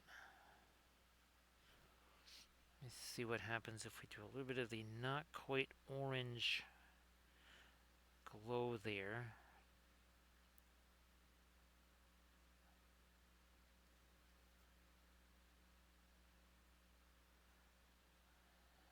Trying to give him a bit more of a sneer kind of a look here.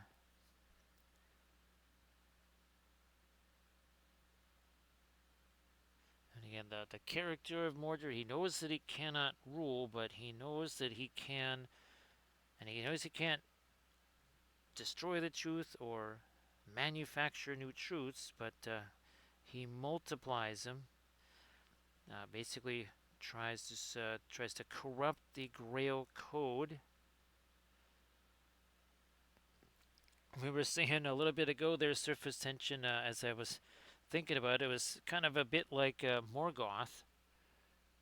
He can't create stuff, but he can take what's there and corrupt it and manipulate it.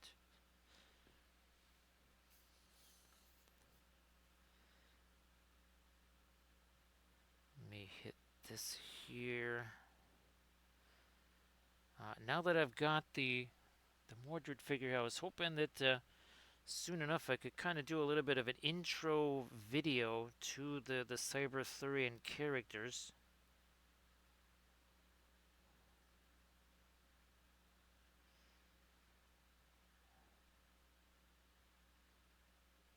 Let me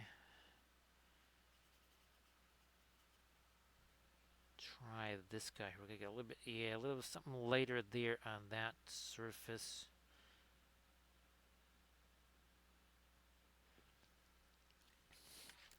And of course, this new resin, man, this stuff here, that would have just, some of that just would have, I would have broken off at least a third of those pieces already between all the stuff I was doing. But instead, that resin really holds solid. That is strong stuff.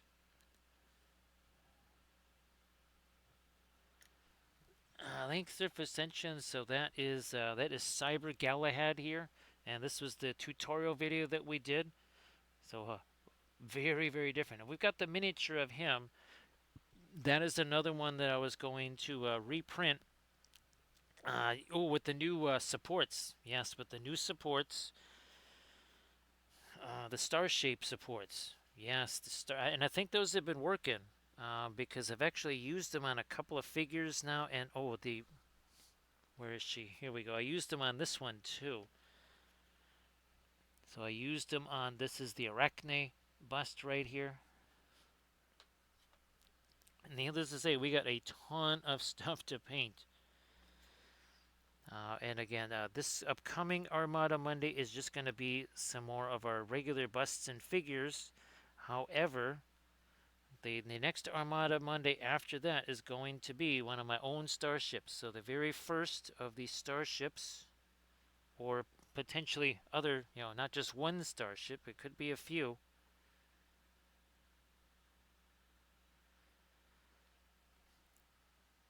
I'll try to get working on those. It'll probably be a video of some kind, and it might be the first Blender tutorial video as well. So I'm trying to kind of combine several things in one.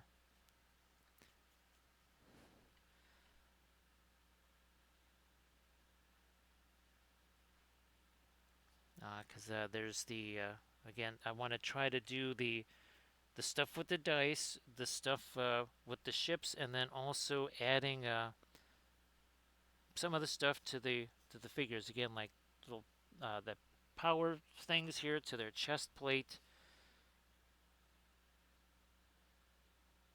Yes, who'd have thought that I'd be filming Blender tutorials, right? Surface tension. That is not what I thought I would be doing ever.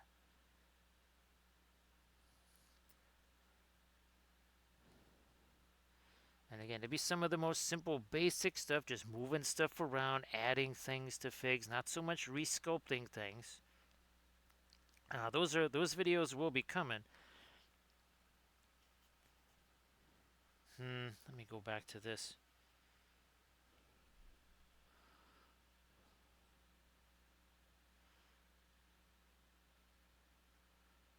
Let's do that. Boy, I don't know. Did you ever see the ones that Reaper did their surface tension? I know I painted one of them, and it was literally that the miniature was a figure, and they actually did one gigantic version of it. I think it was cast in metal or something. Either that, no, maybe it was a resin cast, but it was gigantic.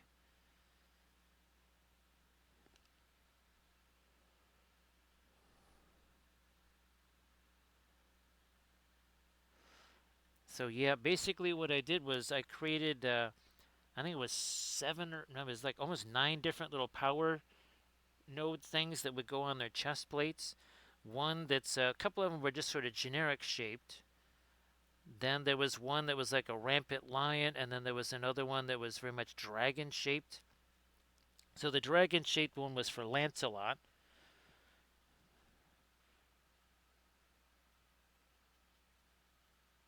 And then the rampant lion, of course, would be for Arthur.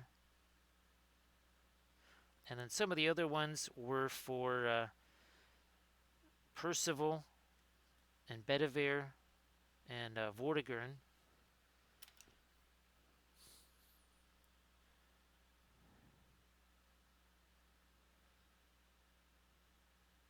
There we are. Tone you down a little. I wonder, is this light? No, I don't think that's light enough in its current form. We're going to lighten it up some more. Gonna get me a little bit of my thinner down into this white here too. So we're just breaking this down. There we go. getting some of the lightest stuff here on the edges of the armor here.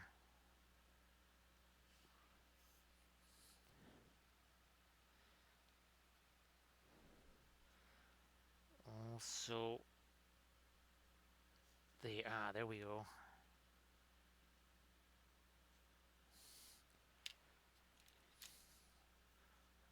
Take away a little bit of that extra sauce. Don't need all that sauce there. So yeah, gonna try to. It's gonna be as I like to call them, learn along videos. So you will be learning along with me. Perhaps maybe there's a different way of approaching it. Ooh, I like this idea here. There we go. That's very much a lemon yellowish type color there. So as opposed to the warmer yellows, very much a lemon yellow. A little something different there.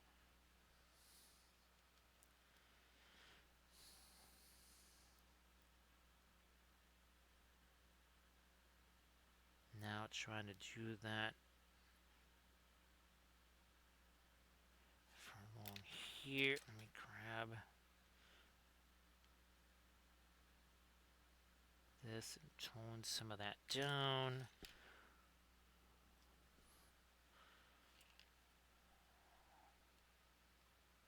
No, more of this. Maybe even a little bit of the Mars. Well, they not Mars Yellow Deep. Let me see what we got here. You're not looking to have to be orange.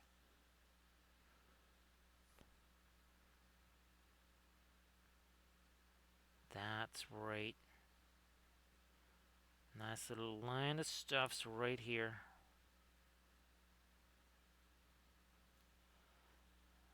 Some of that up here. Also, come on. Up there.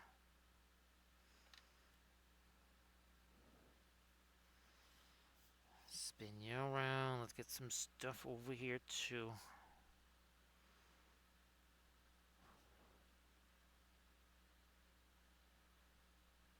Can't have nothing over there.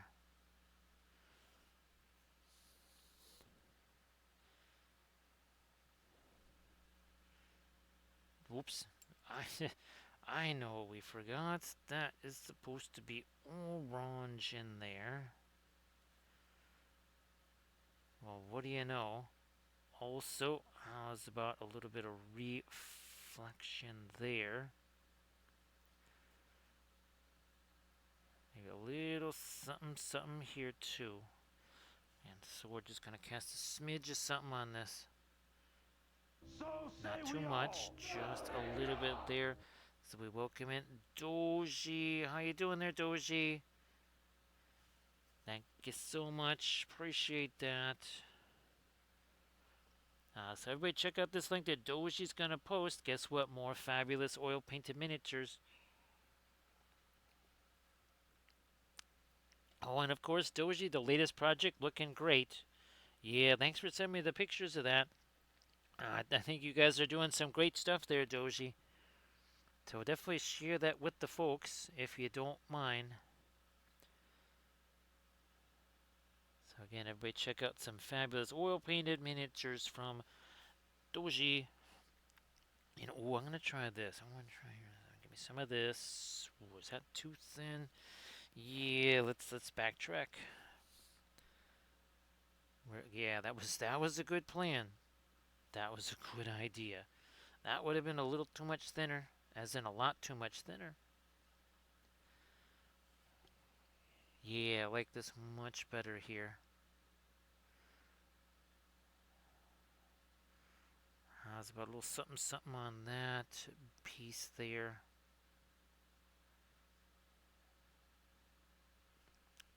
So, but check out the Instagram link that Doji just shared.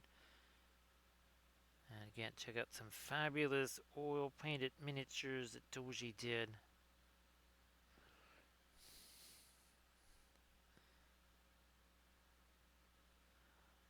Now we're getting there. Look at this.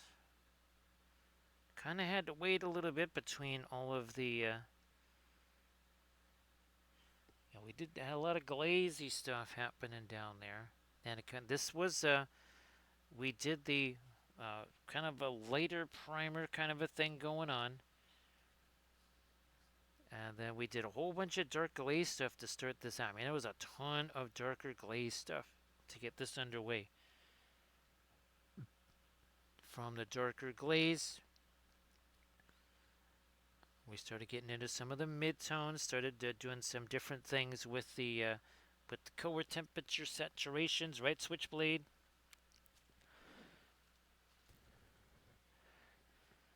Well, thanks for being. Oh, and thanks for the sub there too, Renlor. Thank you so much. And well, sorry about the whole, having to reassemble the orc again, but glad that all the pieces and parts were basically in the same space.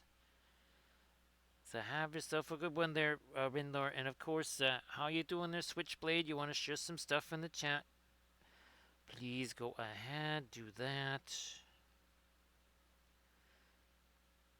We are having an absolute smashing good time here with Mordred, the figure version of Mordred.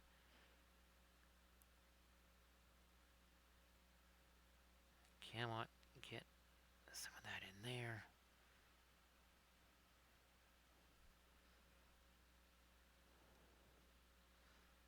A little touch lighter with the orange here.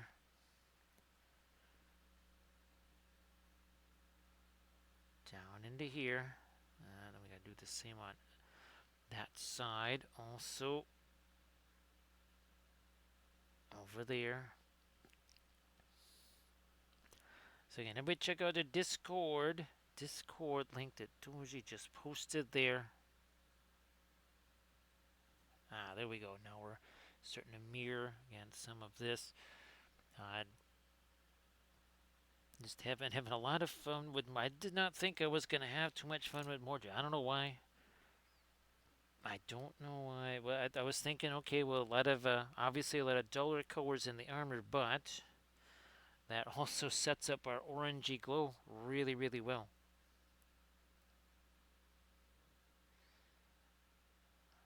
There's another. That should go right over there.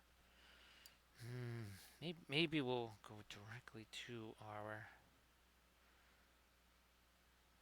lighter orangey yellow here. Let me get a little bit more of it again. We got the pure orange. Oh yeah, Doji. We got some pure orange out on the palette here, and also pearline crimson. And well, on Sunday when I film the next tutorial for the Patreon page, it's going to be somewhat of a doomsday palette,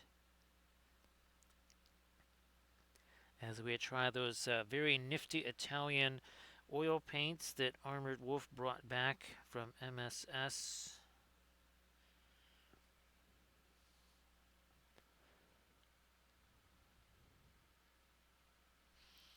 Switchblade, I'll probably be doing a multi-part tutorial on him, for the Patreon page there.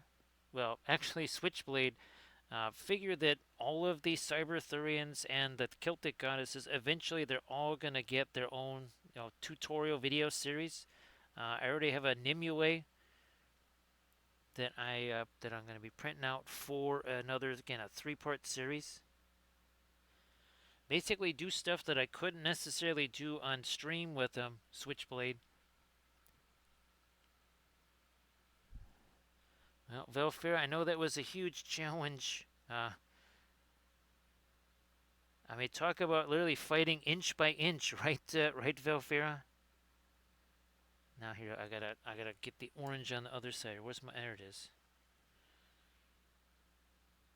And again, Uber Yeti, I don't know if you had a chance to share some of your stuff. Switchblade, again, you want to share some thingies there, go ahead, do that.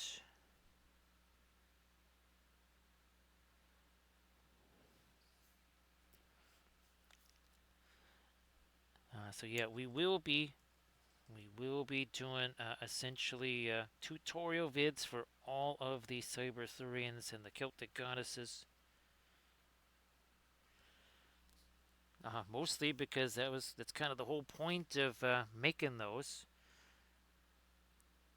is so that people on the Patreon page can have them. And again, instead of having to purchase extra files and stuff to paint along, it would just be, well, part of the pledge.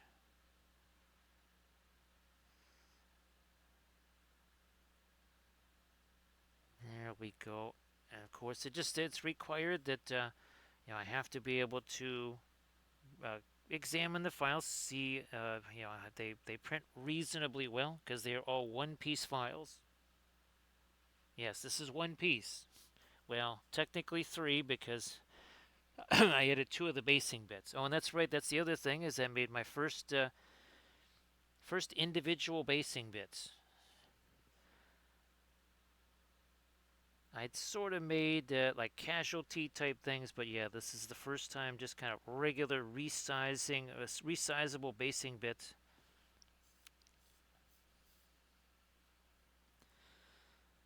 Well, I hope that that's super fun there, Uber Yeti.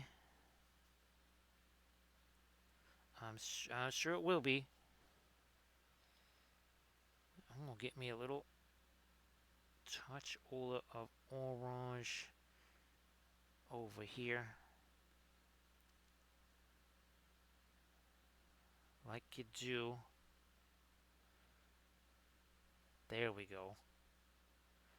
We did some of this up here. Realized there wasn't any of it over here.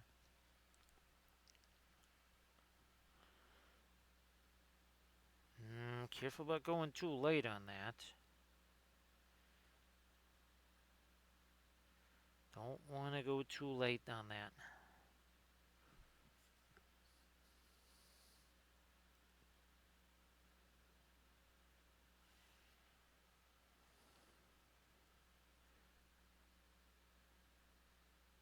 There we go.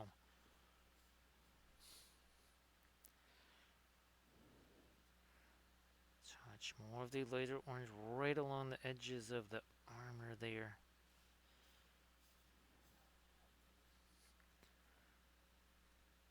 Another little zing of our orange down in here. There we go. Maybe make it lighter. Where's our lighter stuff? It's over here.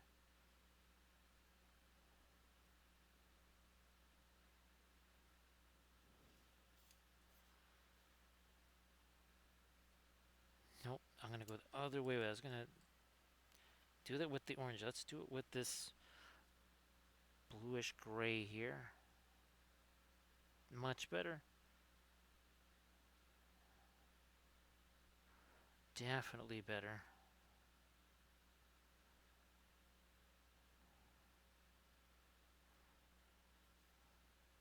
Mike, here, let me try the. Let's go super dark here once again.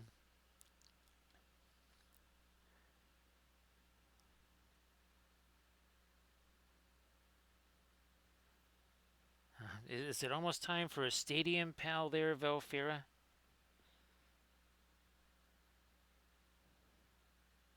You'll just have to treat it like you're at a Commodores game. And you know those college games are really long, right, Velfera? They're like 5 hours long. Because every play has to be reviewed.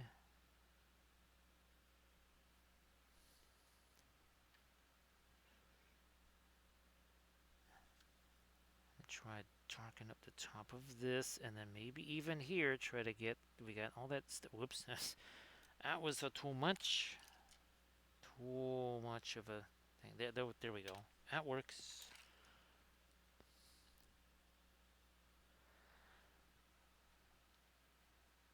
Valfair, let's put it this way.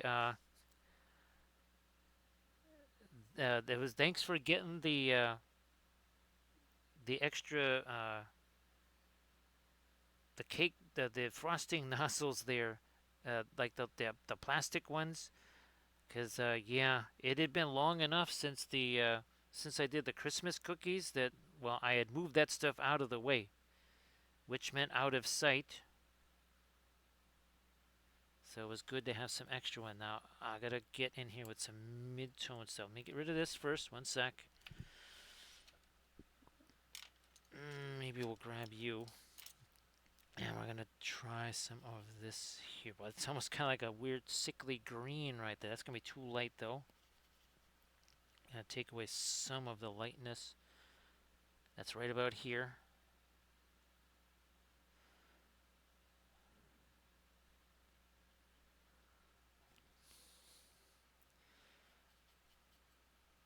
I so Valfira, there was just enough dough to make one giant one. So that was my dessert today, Valfira. Was one gigantic one with a bunch of frosting on it.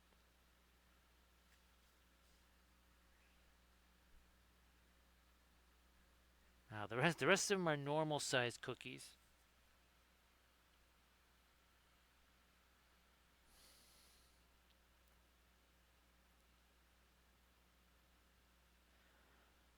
And as I thought, Valfira, that using the image to stl.com for the facings on the dice was just perfect. There was just enough relief. And again, that's what I'm going to be doing in the tutorial video, is taking those and see if I can superimpose those on the dice. And the idea with the dice is that the framework kind of that's what gets contacted by the supports.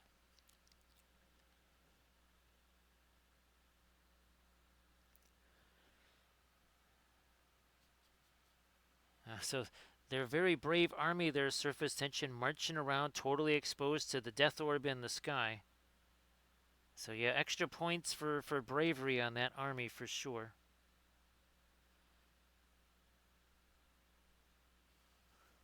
Now here we are missing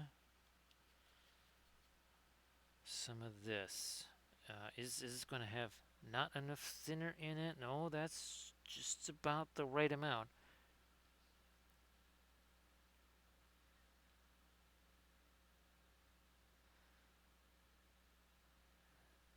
There we are.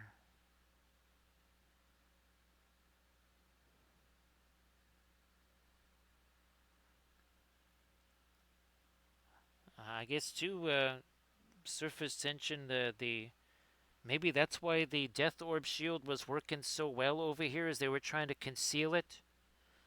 When they did the whole Artemis 2, that's it. That's it. Their surface tension. In order to conceal the ancient Welshlandic death orb shield from the Artemis 2 astronauts, they had to make it look like it was working over here. Because I think that was supposed to be one of the side missions of the Artemis 2 project there, was to discover the source of the death orb shield. So the Welshlandians had to do some quick thinking there and change the location of it. And then they moved it over to here, and then collapsed it down onto the planet itself. So that's why there was nothing for the Artemis 2 astronauts to find.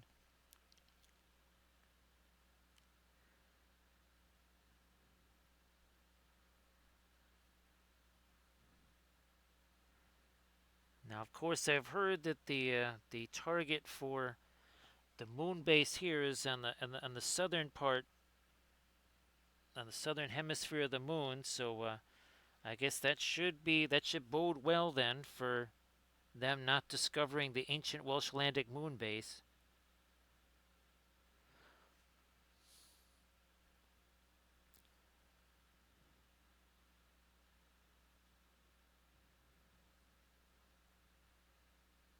Now, of course, one of the big things that they're talking about for building environments on other worlds like the moon is 3D printing. All I can imagine is the headline, astronauts sent back to Earth because they couldn't get the printer's firmware to work. Yes, who would have thought the construction of a moon base foiled by a printer's firmware? Let's do some more of this right here. As we welcome in Crossell. Thank you so much, Crossell. Appreciate that. Of course, Gandalf is never quite sure what some of these. Okay, now I'm really getting confused here because there's like 10 billion kings here. Hey, you don't have a ring, do you? He's like, what do you mean? I got a sword. It's like, no, a ring. He's like, I guess I got a ring. They're kind of nice jewelry. He's like, no, no, a ring of power. Tell me more about this ring of power. That might have been a mistake. Let's see what we're going to get on our Gandalf 6 here. We haven't had a 6 in a while. What? Well, that's convenient, Lando. That's a half a 6. A half a 6 for Crocell. Thank you so much for that follow. Happy Easter there, Doji.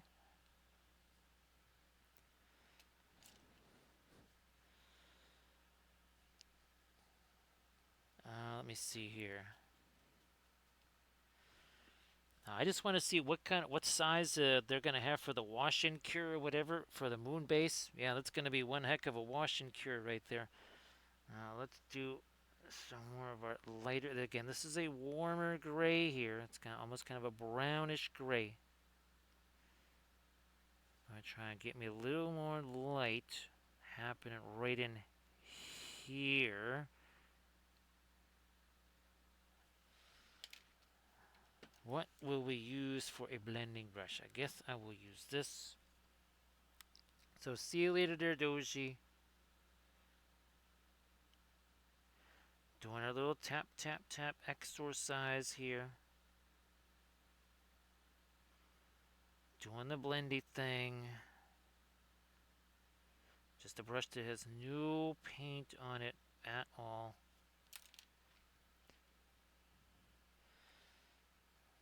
Alright, well, again, surface tension. I do think some of the robot squirrels, they do bark at themselves just to try and deceive you there. So make sure that you find all of the robot squirrels. Don't leave any of them running around.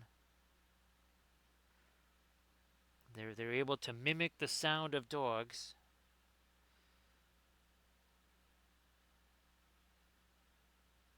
Who would have thought there would be all this tricksy bio drone technology from many thousands of years ago?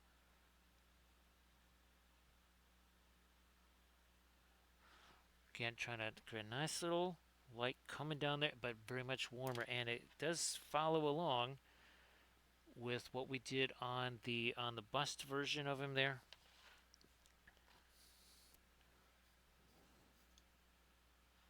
So yeah, here's another case that would have snapped off. If that was the regular resin that I used, that probably would have snapped off right there. But this resin's got some serious resilience to it. And again, since it is mostly kind of translucent, I think it also cures just more thoroughly. And the old Smoky Black did that too. Ooh, you know what? We never really did get our lighter hair color in there.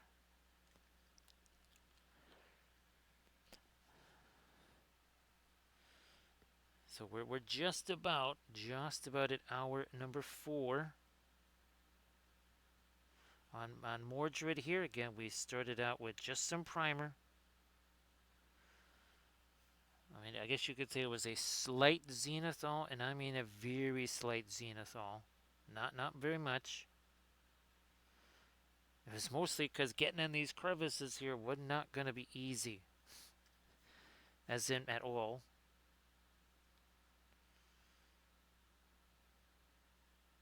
Trying to get me a little bit more of our gray over here. I'm going to also have a little bit of a play with this up in here. Let me see. Yes, we do. Yes, we do. We got this. We got our Perline Crimson there. We're going to do a little bit of a redo on this.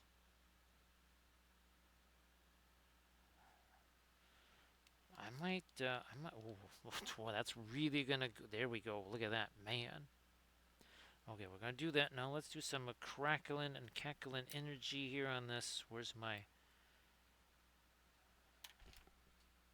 That's what I'm looking for. Gotta get all the cooler colors out of there. We're gonna get ourselves some of our lighter orange stuff here. And try to do again some crackling energy type of deal here.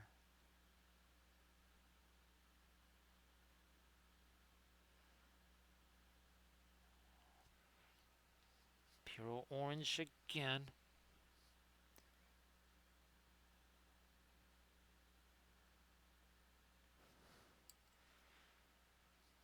Then much lighter.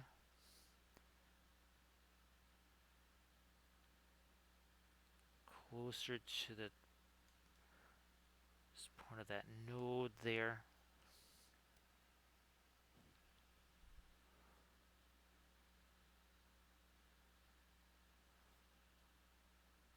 Some light in there.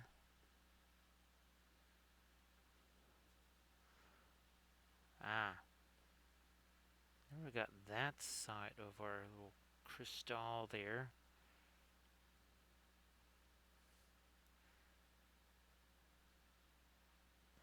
And that's set a whole lot more, so we can definitely do more with the sword blade there.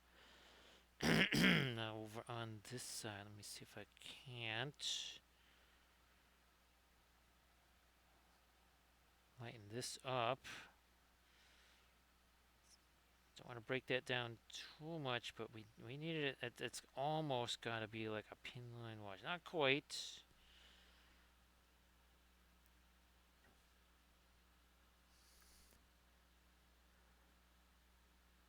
Gotta go this way and then down.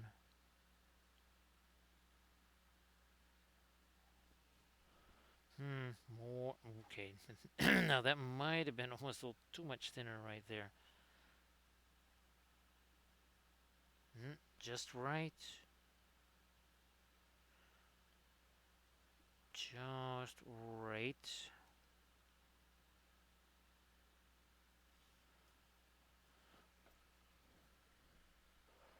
Now what I might do real quick here is I'm just gonna go refresh the medicine super quick. Because we got more of our later stuff to do with our, here we gotta come back with some of our deepest reds here, sharpen up some edges, especially on again, the fractured stones there inside those power nodes. So don't go anywhere, we shall be right back.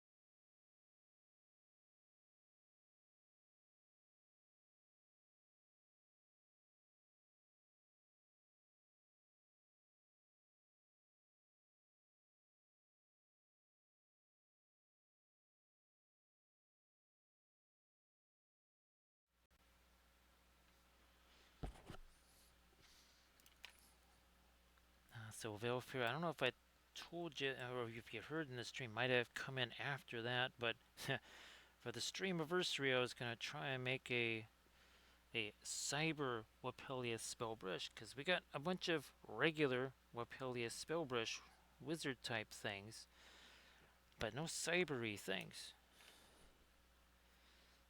So that's gonna be another challenge, and that might also be.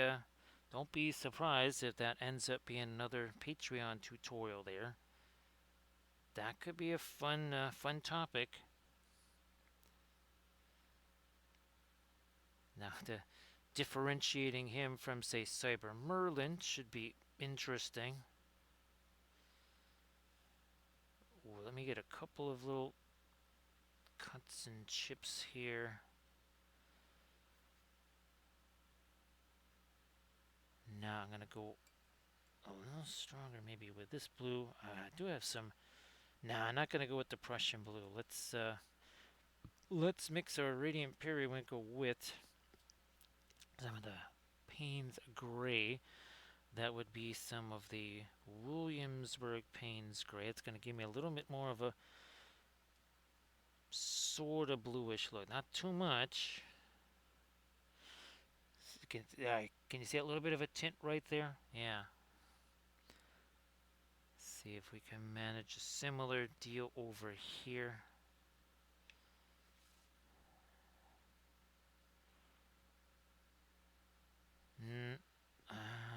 You know, let me grab a different brush here. Let me try this guy. Who enters my domain? And let's also say hello to Daddy Kelt, who dares to enter our domain.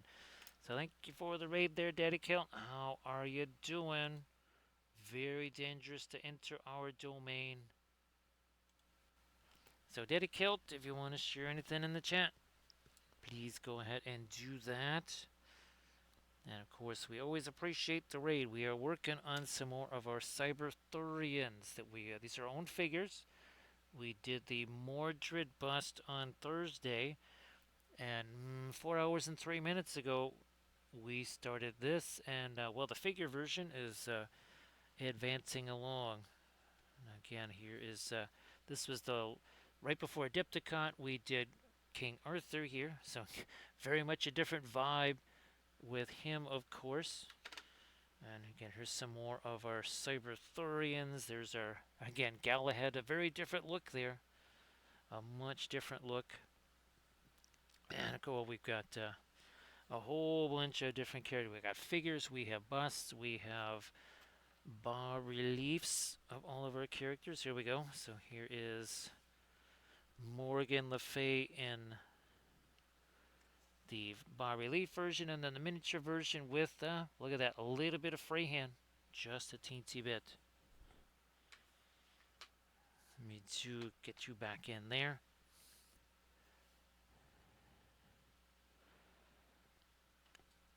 So Daddy Kelt, it's been super fun. Again, working on the Arthurians, our Celtic busts too, and Celtic figures. Here's another one of our Cyberthurians. There's the Lady of Shalott. Still got to do the water effects on her.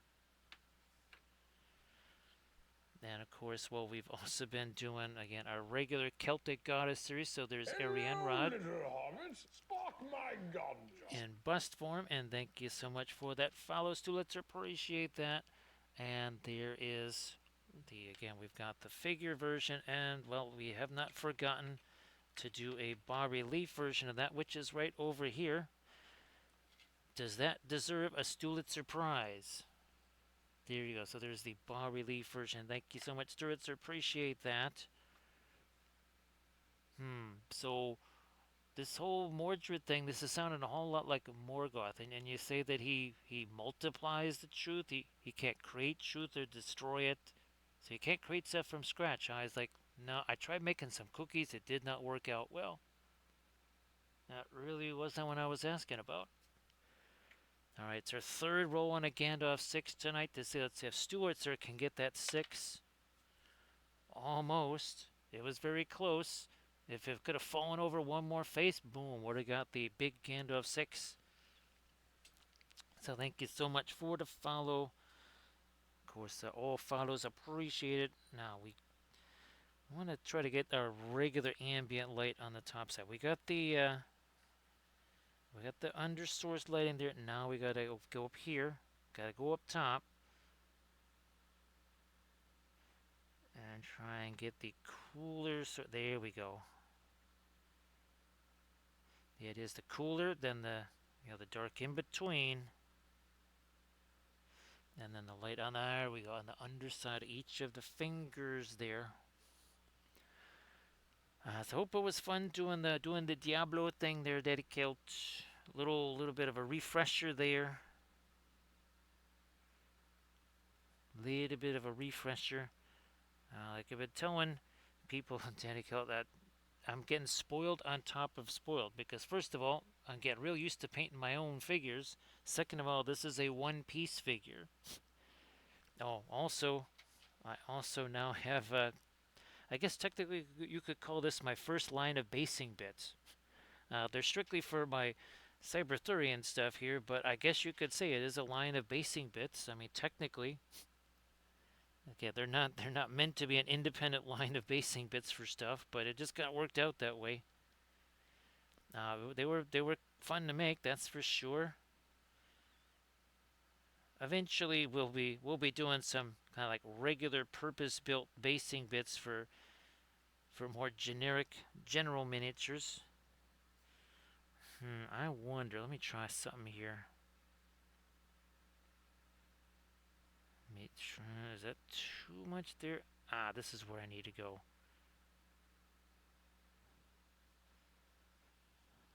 Hey there, Papillon. Happy Sunday, and of course, happy Easter to folks that are doing that as well. So, Papillon, great to see you.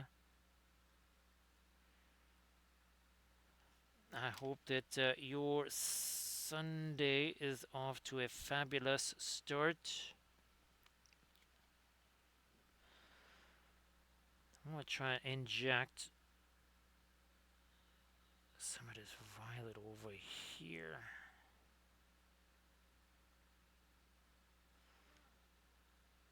And then now I'm going to try this again. In there. Let me try to darken this down.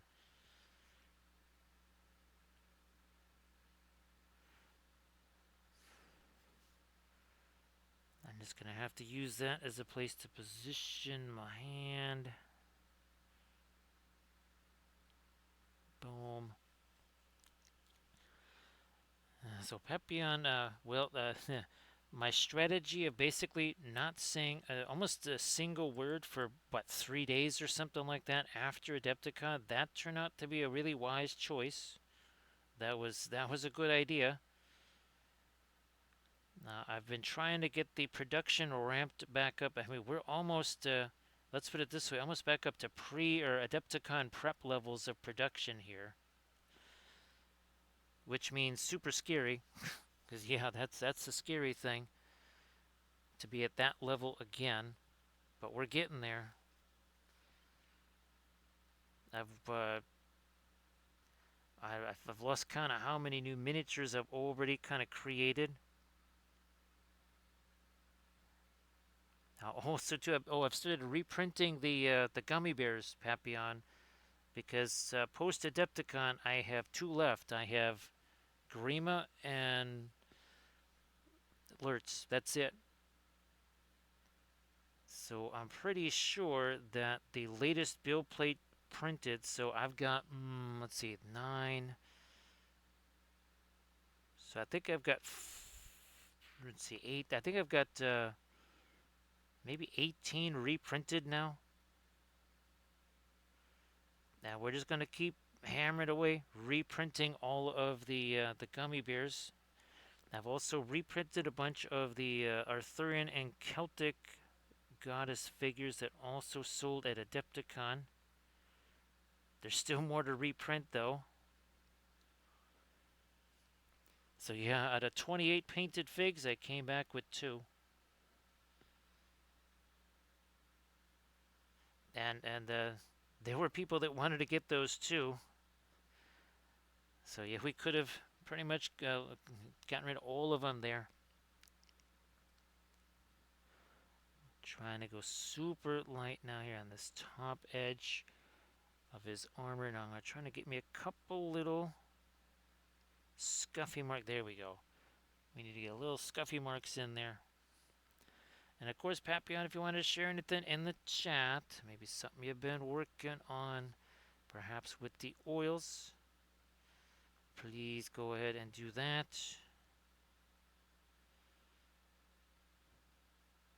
Here. And like I've been telling folks earlier, I'm hoping to later this week perhaps film the first of the Blender tutorial vids.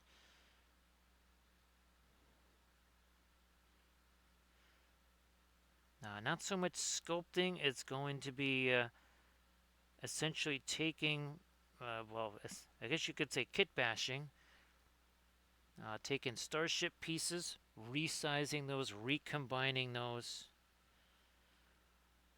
and then doing the same for some of the Cyberthuria figures.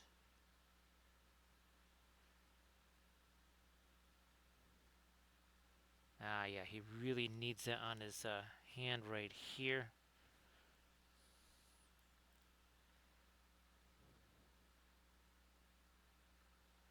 Boom.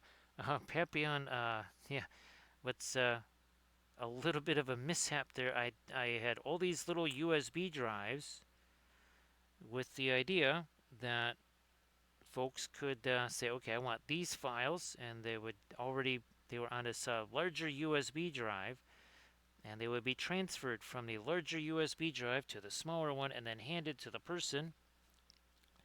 I had all that figured out, and I had all of that set up. Unfortunately, the large drive with all the files on it, that stayed home and did not go with me. So that part of the process didn't work.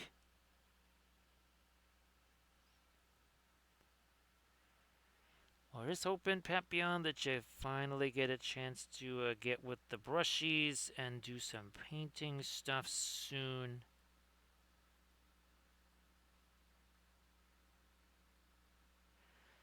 Yeah, actually, Papillon, outside of that little bit of painting that I did in the class at Adepticon, the one that I did, yeah, that was the only time I painted at all while I was at Adepticon. There was very little painting that happened at Adepticon, at least for me, anyways. The other folks did lots of painting, me not so much. As in, like, practically none.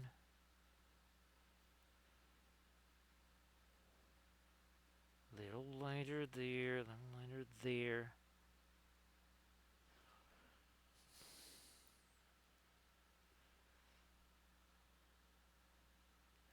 Ooh, there we go. Boom. That's nice. That is nice. I shall try to get a little lighter on here, right along that edge. As we welcome in Coffee Cat. Welcome back there, Cat. Great to see you. So cats, they can kind of sneak in. They can sneak into Mordor. They should have just gave the ring to a cat. Well, of course, a Coffee Cat, they would have just taken over Middle Earth. Yeah, that's what would have happened. Who knows? They would have ended up something like this. Yeah, that would have been. Yeah, I took that ring and things happen. My litter box got really big too. So everybody, please give Coffee Cat Presents a follow. So Coffee Cat, if you want to share anything in the chat, please do that. So Thursday we painted Mordred. This is all part of our Cyberthuria series of figures, busts, and bas reliefs. Tonight, for the last 4 hours, 15 minutes, and 59 seconds, we've been painting the figure version here of Mordred. The last, before Adepticon, we had a chance to paint was King Arthur. Again, a little bit of a different vibe there from Arthur. Also a little bit of a different vibe here from our Cyber Galahad. Very shiny, very gold. And of course, oh, yeah, here's Mom. Yeah, there we go. There is Morgan Le Fay. a little bit of freehand on her. So there's mom and there's son right there, because is what it is. And here's our Lady of Shalott figure. Again, maybe a touch of freehand on her too.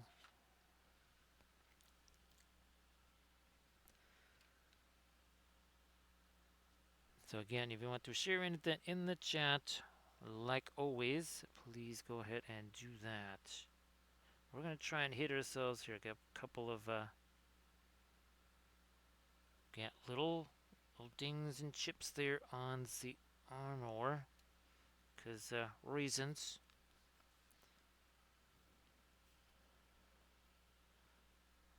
Thanks, Pepion. This has been very, very, very fun, and of course,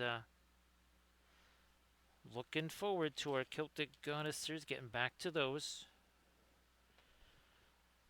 And here, we'll just see if we can bring these out, show the trifecta here of Arianrod.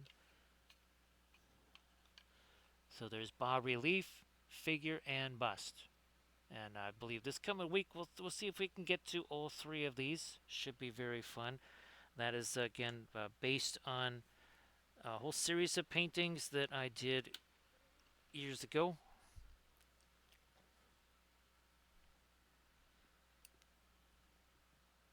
And many more of those on the way. This is the latest one here. I've got a bust and the figure version of Danu right there. So essentially kind of more of a river goddess type of a thing there. Ooh, I'm going to try and get this right on top of you.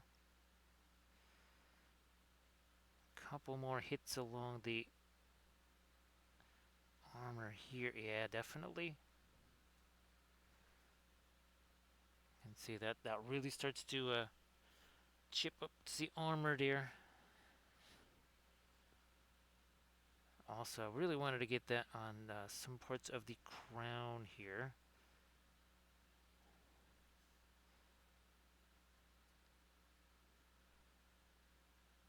And again, I wasn't quite sure what to expect from the Mordred sculpt, because of all my other Arthurian paintings it was based on. Well, those were paintings. This one it was still just in drawing form. Never actually painted it, so I wasn't quite sure what I was going to get, especially color-wise, out of it.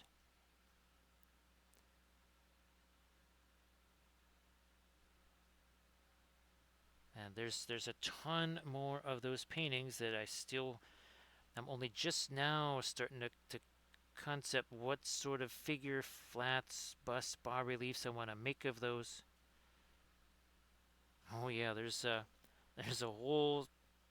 another series of 6 paintings. Again, those I never actually had a chance to paint them. They're all drawn out. They were literally drawn out on the boards. I was even thinking of painting them on stream, but they're just too big to fit on camera here by like a lot. But who knows? Maybe we could be painting them in bas relief, miniature, and bust form. Yeah, I think it was 6, or was it 8? No, I think it was 6 of those.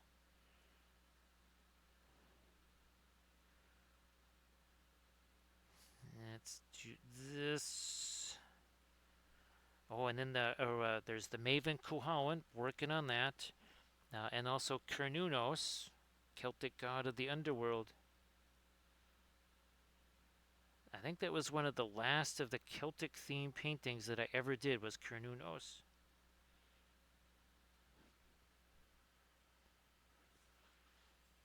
So yeah, we're basically just kind of getting started on everything, really. Which is, again, a scary thought, given how much has already been done. No, we're kind of just underway. There we go. Again, having some fun with the sword here. Gonna try and maybe add to a couple little extra digital things here. Get those going. Is that a little too much that way? Maybe. No, let's see what happens with this.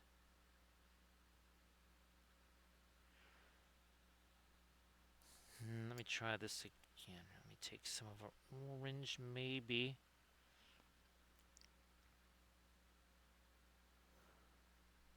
Go like so. Comes down this way here.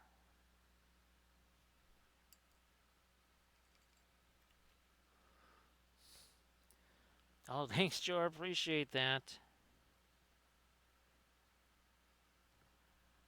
And I do have a whole new batch of chocolate covered raisins, which and it is in a jar, so you could call it that too. Yes, big old batch of chocolate covered raisins in a jar. That usually is the consequence of said chocolate covered raisins. Let me try to lighten up some more of this here. I'm gonna actually switch out of that again. Let me do something here. Try this again. So not with the white. Here we go. There's some of our yellow.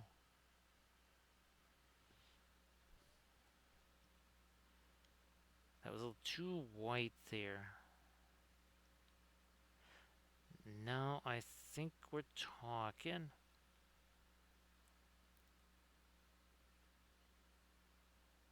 Yeah, there we go.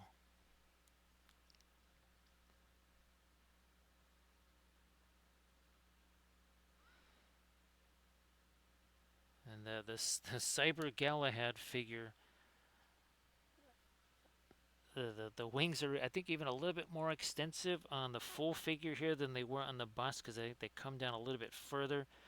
And he's talking about shiny gold. Well, his armor was originally supposed to be white, but I kind of like we did the shiny gold in a tutorial video.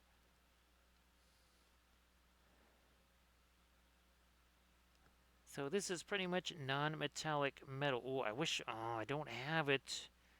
I don't have that bust with me anymore. So actually, Jar, I've done a couple of tutorial videos where we actually, half of it is true metallic and the other half is non-metallic. Now, again, I don't have the Cylon bust anymore. That was sold. But here, this one here, since he's relatively symmetrical, we sliced him down the middle, and one half was true metallic, the other half was non-metallic. And the whole idea was to just kind of show how reflections work. So one side of him is completely non-metallic, so that's your non-metallic side. That is your metallic side over there.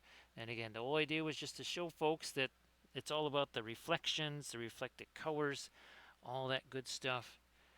So yeah, I guess it was this one. Well, this wasn't the actual one, but this was the sculpt. So it was this is a slightly bigger version of that Cylon bust, but that was we custom made something like this. Hello, little hobbits. Spark my gun. So that we could show both of those. Thank you so much, I appreciate that. You shall not pass. Normally Saruman does the dad jokes. He's like, yeah, but I mean, he gets to have all the fun. So but you get to have all the pipe weed. No, he's got a big old stash, and I saw it, man. He's got a big stash in Isengard. Now we're still seeking the 6. This, I think, is our 4th time looking for that 6. Oh man, that's the 2nd time we also came super close. Almost there. Now again, we've got, here we go. This is also non-metallic here, but if this was done in metallic paints, it would still have the blue reflections. What we would do is we'd take our iridescent pearl white and we would mix it with our blue here and make sure that ended up on the throne itself. Gotta have those reflections. Gotta have them. Now I need to get me, speaking of which, here's some more of our light, some of our orange projected down here.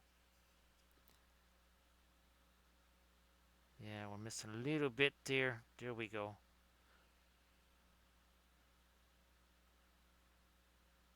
get some of that along the edges here. Like you do. There we go. Now we also need a little bit of that around the our glowing conduits here. Or condiments. I'm hungry enough to be thinking about condiments. Well, also chocolate covered raisins. Ah, there we go. Now we got some glowy stuff there. Let's get some of that now here. Whoops. On that base. Gonna take this to use as a bit of a blending brush here. So we got that orange sitting there. See that? We're gonna take this here brush. We're gonna spread that stuff around. We are working with oil paints here. Working with the oil paint, start to finish. You know what, we should probably, yeah, we should be getting some more of the orange there. Hey Spuds, how you doing? Great to see you. Happy Sunday to everybody. Get me a little more of the orangey stuff going there. And again, whether it's well, something like our Cyberthurians, or whether it's those Sneaky Snake from our Tomb Kings, same deal. We have cooler, right? Less saturated colors over here. Even in our gold, less saturated. And then you get over here to where your source light stuff is. Well, then things get a little bit not just brighter, not just light wise, but also more saturation wise, and also warmer. Cooler colors, grayed down colors, saturated colors. Same deal here. Saturated colors on the Sneaky Snake.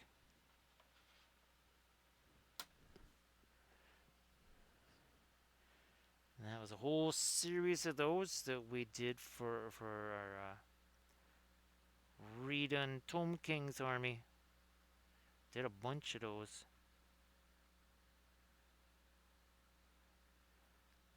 Let me see if I can't sneak in. I'll get a little bit of our orange way back in there. We need a little more down here. I'm gonna grab this guy. Yeah, all those painted on stream. Also, some of them painted in tutorial videos on the Patreon page. And again, the goal with a lot of these figures is tutorial videos, and this way you get the figure as part of the pledge of it instead of having to buy the figure from other folks. Here is another custom fig. Guess what? It was for a freehand video. 3-part series. That was super fun. That one we used the Indanthrin blue there, Camden, and you can really tell. You can really tell that it registers on that ultraviolet scale. Big time. What are we going to do in here? We're going to get some of this orange in here.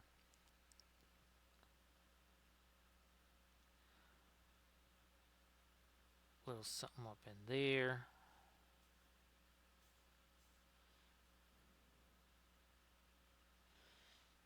Try and sneak me down a little bit. Oh, there we go.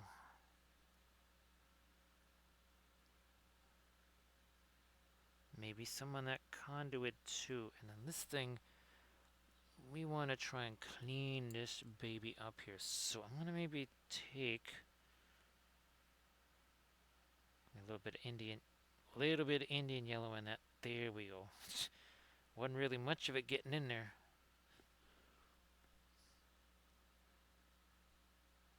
I need this along the outer rim here. Again, this is technically my first basing bits that I've ever sculpted.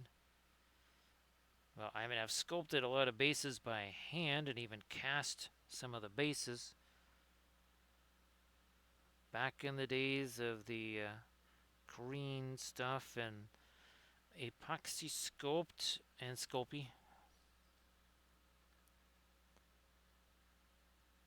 Come on, there we go.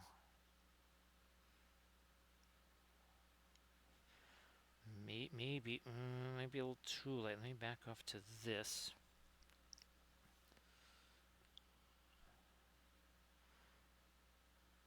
Trying to get these bad boys filled in a little more. There we go. Possibly even a little more thinner. Not quite pinline wash, but it's close. It's in that neighborhood.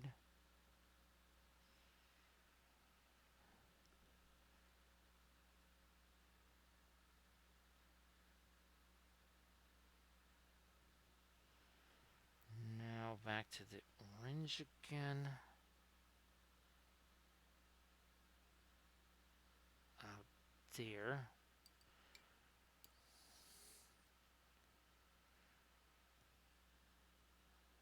So some of our fittings here, those I want to do those in something that is not necessarily our orangey color there.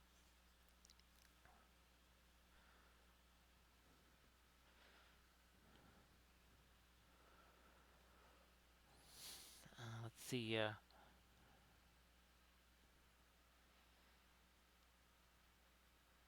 I guess it even depends on how warm are the earth colors, right? Because something like a Mars yellow deep,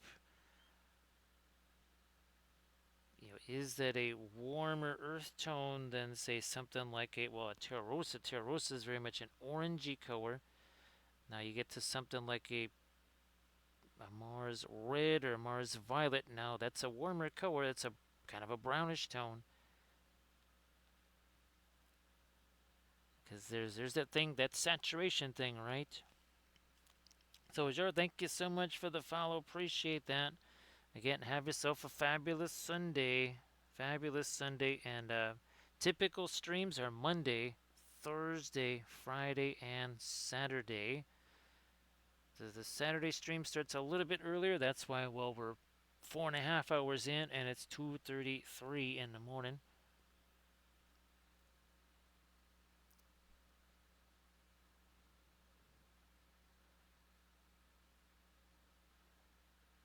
Trying to get me a little something lighter going on the edge of our base there. And again, this is you should Camda, you should see. I think this is a heavy base here.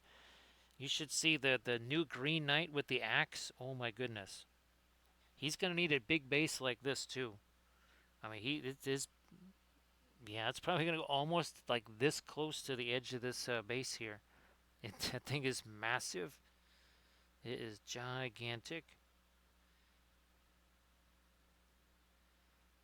I'll try and get me a little light there, a little light over here, and now up here, same dealy.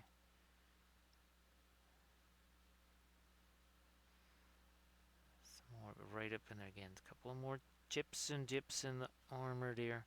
Now I'm gonna go back to my super light stuff here. Even this is not a straight up. Wait, there's still some yellow in this. Believe it or not. Still some yellow in that.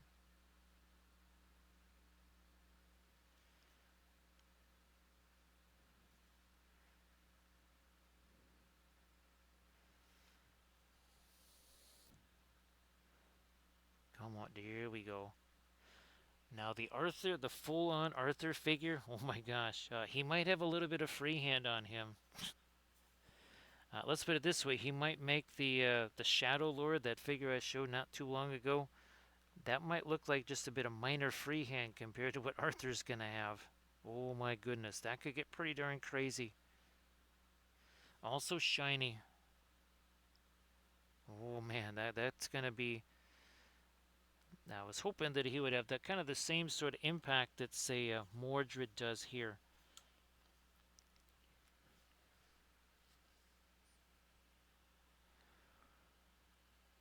So red and Mars yellow, okay. That Mars yellow deep, it just it's sort of kind of rescued Ochres. Yep, it saved Ochres from irrelevancy, Camda. because that's what they were headed for. They were headed on the irrelevancy pathway there.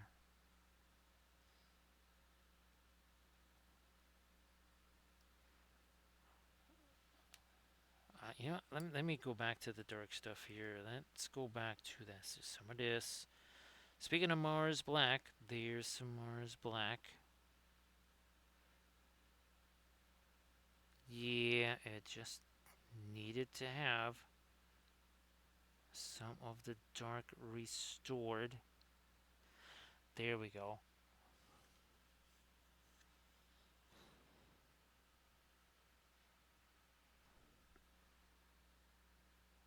Hit you some.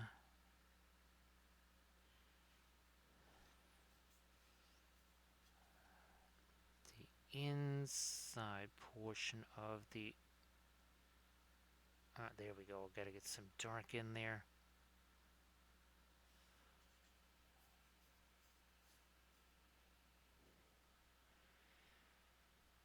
I'd always respect the umber, right, Camda? The hilarious thing is that the umber that I've been using has been the uh, Van Dyke Brown from Winsor Newton because, well, their so-called Van Dyke Brown is made with Pigment Brown number 7, which is burnt umber. There's nothing else in there. There's no say carbon black or anything like that. It's just burnt umber renamed Van Dyke Brown. Don't get it. Not sure what's afoot there.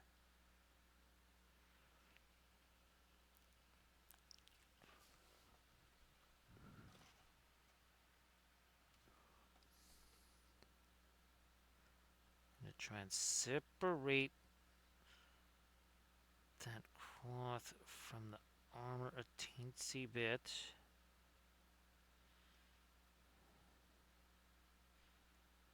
Another little touch of the dark up in there.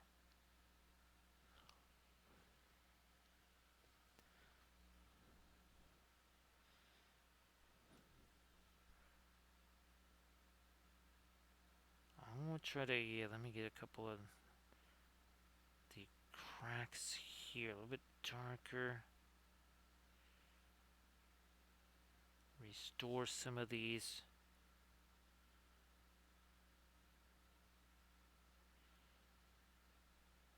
Darken a little something along the edge here. Oh, and then also some more little chips and such in the. Come on. There we go. Yep, just a little something there. Hey there, Irid.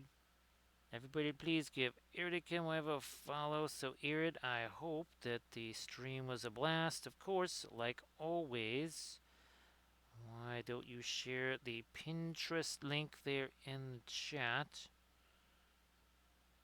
And of course, as always, great to see you. I'm sure the stream was fabulous. I'm sure some new fabulous jewelry was created. If you want to see some of that, go check out that, again, that Pinterest link that Iridicum I've just shared.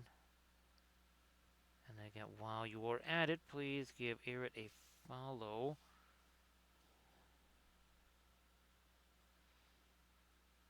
Because, well, those are free. Also fabulous.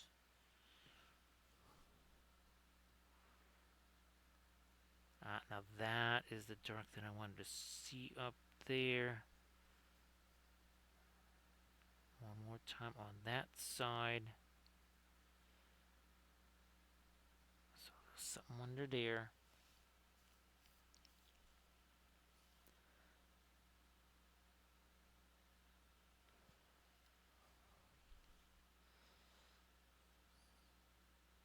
How's about we darken you down some more?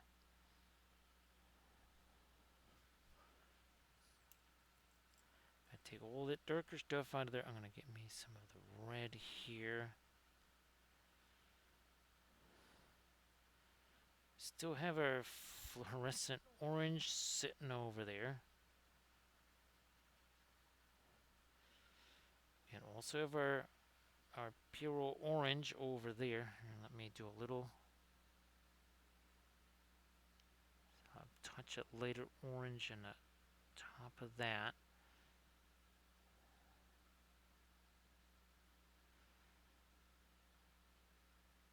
Try to spread that out. Let's go back to this. Go back to this here.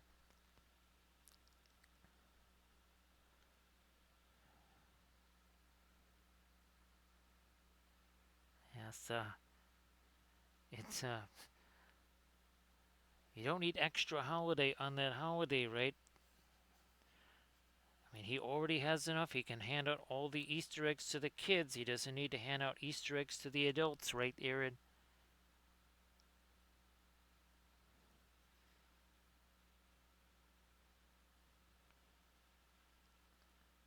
And you never know when those are coming, right, Aaron? That's kind of, if you almost could see them coming, like say a day, even a day out or something like that, where you just like, oh, yeah, I think we're in for a little bit of shenanigans today. Even that would maybe make it a little bit easier because, well, be a little less surprising. Because I mean, you can know what it is when it happens, but does it make it any less of a jolt, right?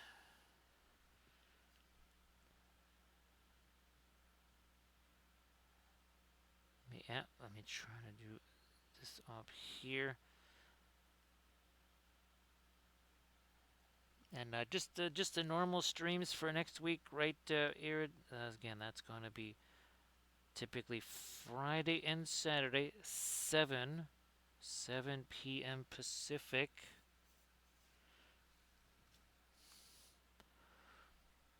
Let me go back to the darker stuff here. If I need to, we'll go with some kind of cooler color down in there, but let's try this here.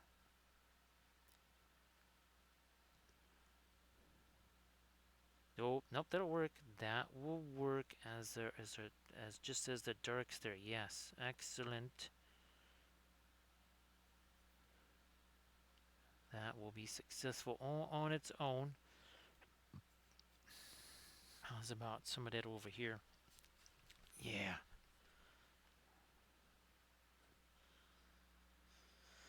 Some of that right in here.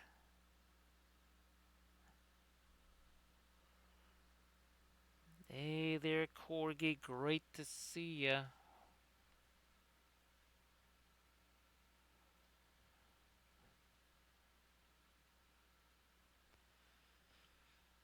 Yeah, Irid, I mean, that could lead to all kinds of kitchen injuries there, right? And not just one or two, but several different types. So great to see you there, Corgi. Again, this is the full figure version of Mordred. On Thursday we did the bust version, so now we're able to do the full version of him. And of course, this is all part of the series of Cyberthurian figures that I've been making. Figures, bas reliefs, busts of every single character. And also doing non-cyber versions of them as well. Right now, printing downstairs is the non-cyber version of Morgan Le Fay, at least the bust version.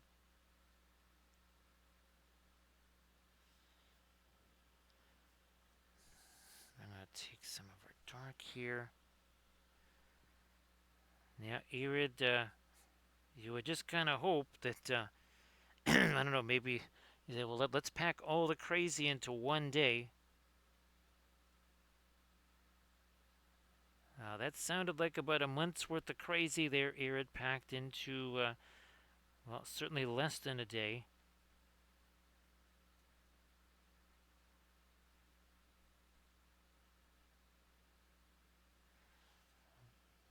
You know what? Let me let me grab one of my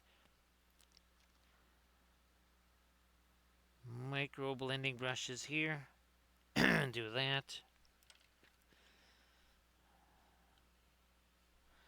In here, I want to try to. Let me see if I can't work this out again. Sorry about the voice. It is still recovering from Adepticon.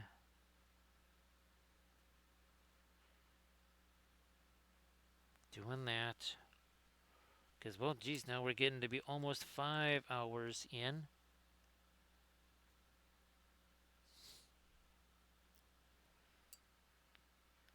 So yeah, Irid, it's kind of multi-layered, right? Because there is kind of just the surprise of hearing that, and then of course knowing that they don't really know, which kind of it's like layering the upsetting things. That's yeah, it's not the layer cake you want, right, Irid?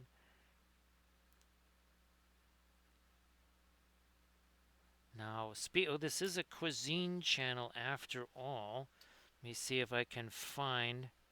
Oh, I think I got him right here. I think I got him. 1 second. There we go. Yeah. So these were originally going to be cupcakes. Instead, they ended up being cookies because I didn't have egg whites. So I ended up making these, and well, I actually worked out good because I just needed the one thing of frosting, and there you go. So we made cookies for well, for later today. Actually, I think in like 9.5 hours, there will be a vehicle here, and I will get inside that vehicle, and we will go elsewhere. And the cookies will probably be consumed there.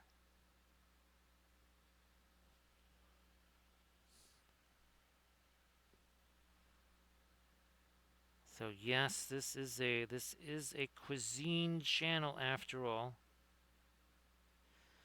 Trying to get me a little extra of my lighter stuff here. There we are. That's what we need right there. Let me see about up here. I like this idea here. Has just a little bit of a yellow in it. Yeah, I think that's what we needed there.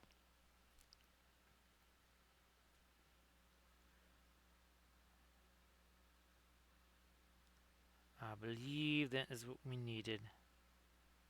Now let me see if I can. Let me try the lighter orange up here. Not that light. Ooh, I think we're on to something here. Some of the Indian yellow.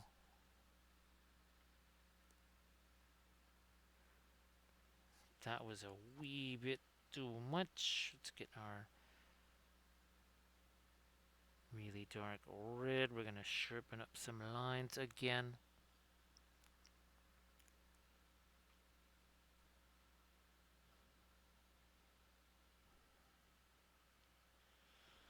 Ah, that's right, the orklings. You gotta feed those orklings, Camda. Because the next thing you know, they try to eat the hobbits is before they bring them back to Isengard.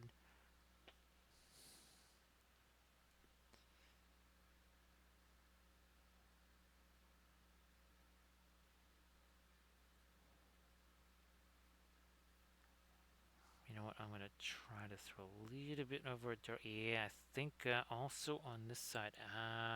Maybe try this. I like that.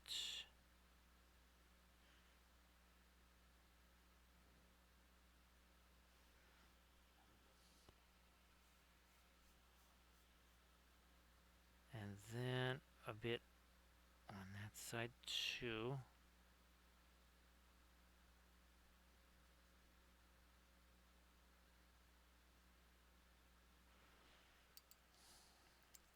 Take that away. Let's get to some of the kind of like what we did over on this side. We need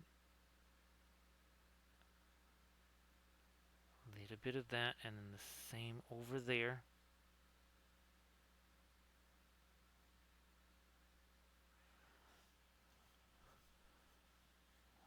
Now, the edge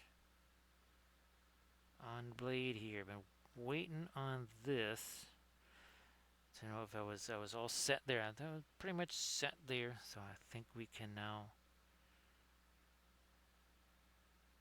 get the edge on this bad boy here.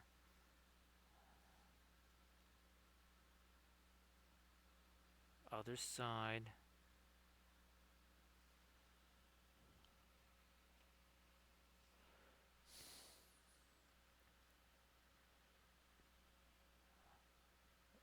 I'm gonna try. Let me see if I can get import a little bit more. Nope, no, this is gonna be too light. I want to get a little bit of bluishness there.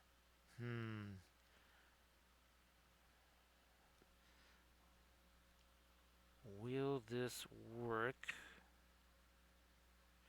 Looks like it.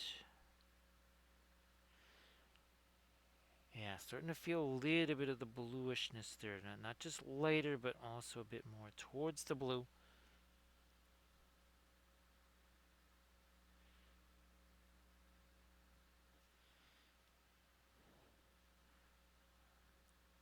Little bit of reflected light, and that again, that's got a bit of the bluishness to it, and that's very subtle blue right there.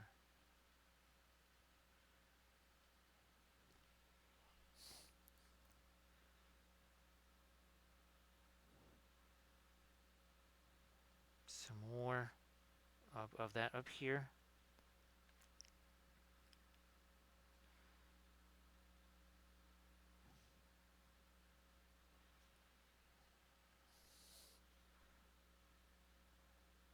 Doing that.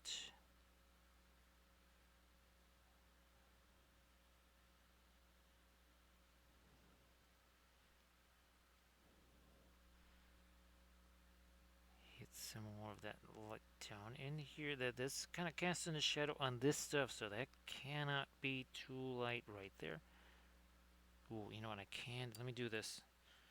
Get rid of the blue stuff out of there. Let me hit the right in there. Now let's get the orange.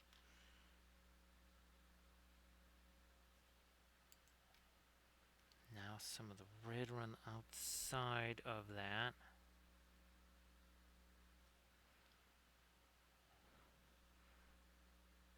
In here as well. Okay.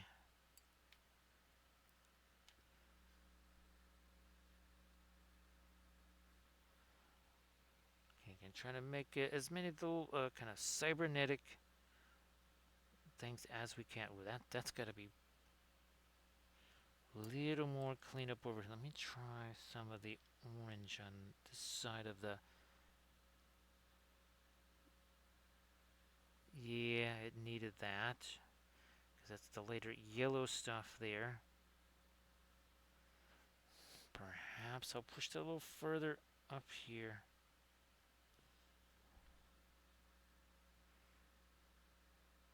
Not too much further up.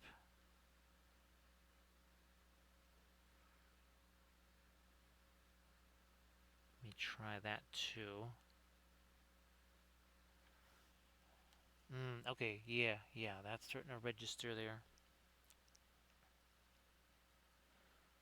Again, as a bit more of a surrounding glow. We gotta get some of the orange glow, perhaps. On the here, there's right next to this. Let me see what happens with this. Yeah, I think we'll go with that. Maybe a bit more on the side of you. There we are.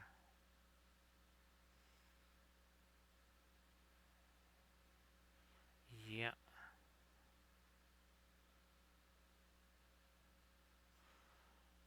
And trying to have some of the orange bouncing into the armor. We got some of the bluish stuff over here. Might try to do a little more of that.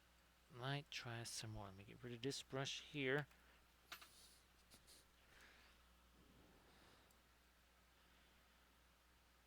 And by blue, I mean this kind of uh, unusual bluish purple gray.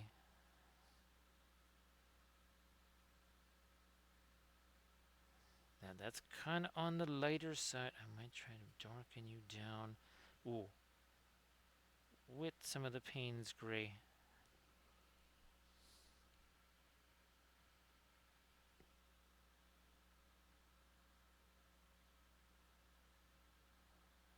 There's some. And then some in there.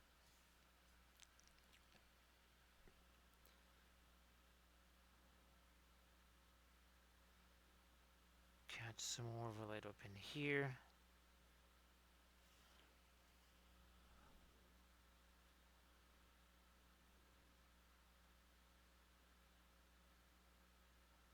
Now again, that's a kind of a color shift. That's not so much to make it lighter, make it darker. It's as much a, well, we got this little bit of blue here, so it's a cooler color.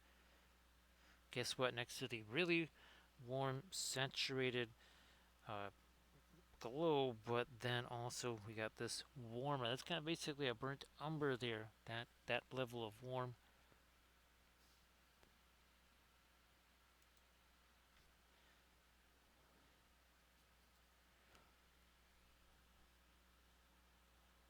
And try and catch me a little touch of that blue right in here, and maybe some more. Yeah, over here on that part of his leg. There's some stuff down here you really won't be able to see it. I'm just kind of doing some stuff there that kind of needs to be there. Here, let's get some of these again here.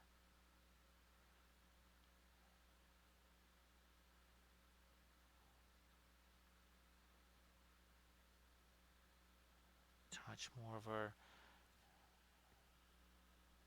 orange. Fine, we'll get a little bit more of the orange down in there. All right. Some of this. A little bit Indian yellow to make sure that stays kind of toasty enough. So I'm going to get rid of some of this. There's a lot of paint on that brush. Let's get rid of some of that. And of course we have our glowing conduits right over there too. So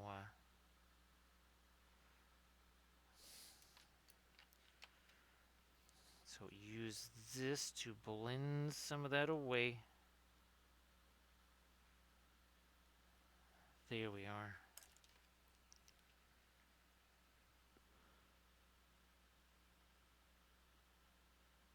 We'll heat that up in here now.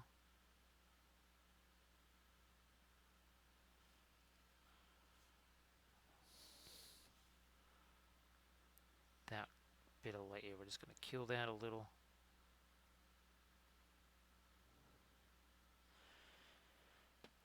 Let me see if with our darker red, a little bit of cleanup here on this device. So we're going to take our darker red and do some cleanup there.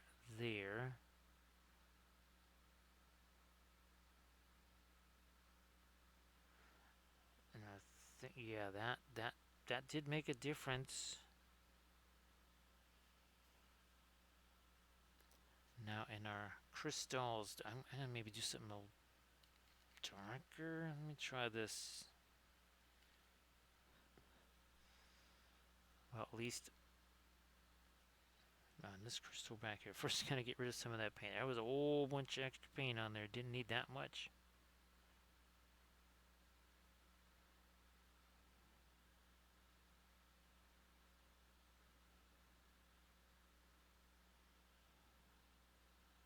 All right.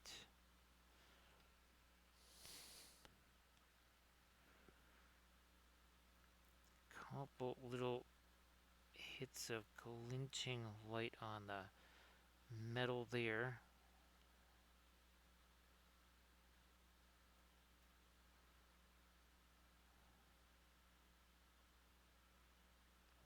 doing on that thing? I might let me try this. Let me see if that might just be the way to. Yeah, let's try this. I keep forgetting that this is the corrupted version of this node. Oh yeah, much better. Yeah, that's what we should have been doing all along. Makes more sense now.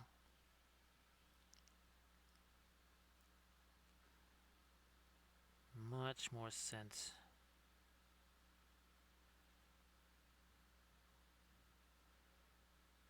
I'll bend over here too. Yeah.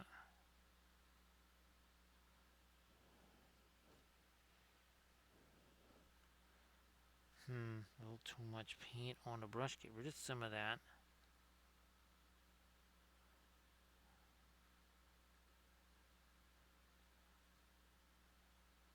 Push that here.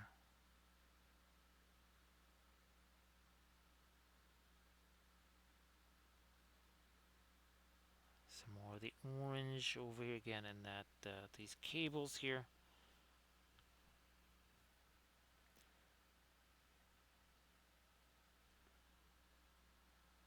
Some lighter orange there.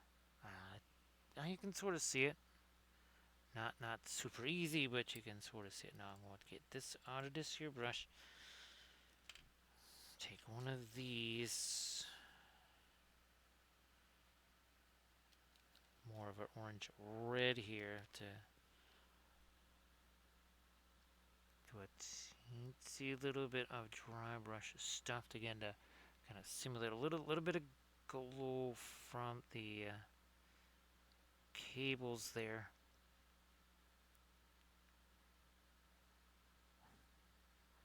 Not sure if you can see the back of his foot here.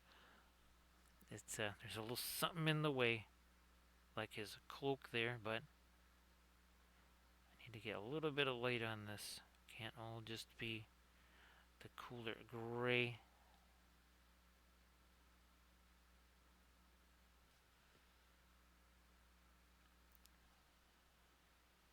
There's my yellow.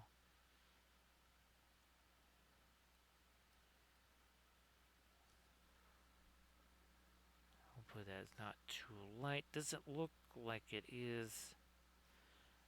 Okay, now you see we got some glow down in there. That's what we're just looking to establish.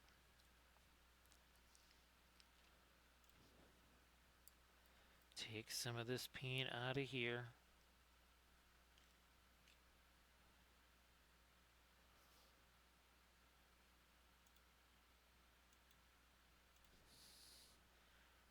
Still with that yellowish.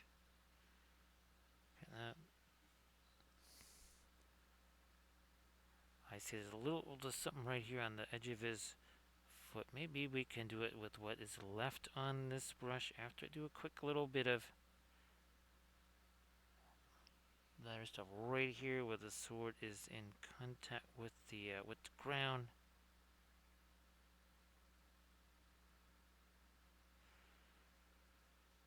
Turn you around this way and that worked out. That worked out fine.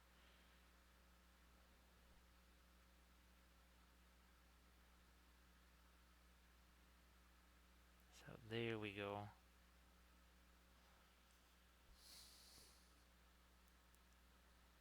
Extra little bit of our reflected light stuff in here too.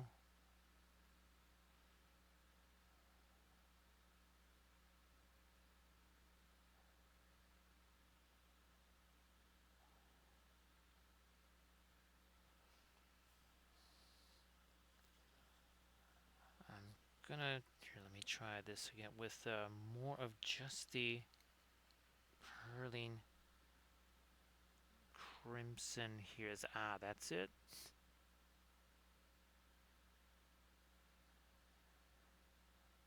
Yeah, I think that is what we needed to help that along.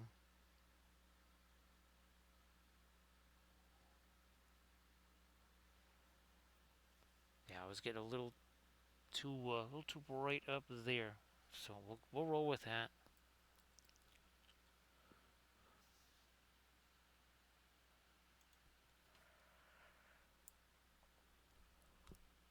Now I'm looking for some little something more in here. Maybe some of the orange reflecting that. Now super subtle here. Let me try a little bit of it right here along.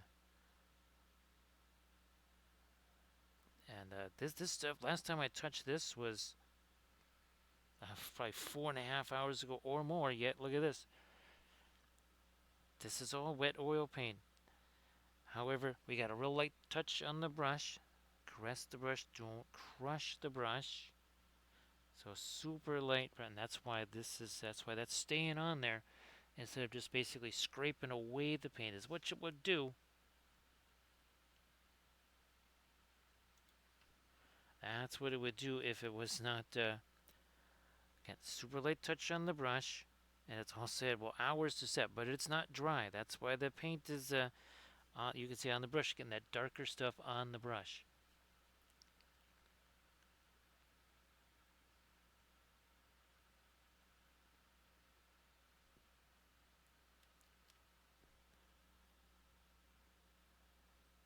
Going a little bit lighter on this now too.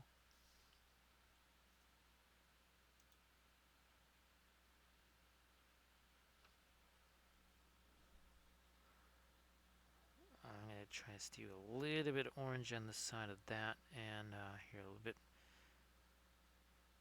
You can't see it, but there's a little bit of this going on the side of his foot there. Just the tiniest little bit, and maybe even a little more.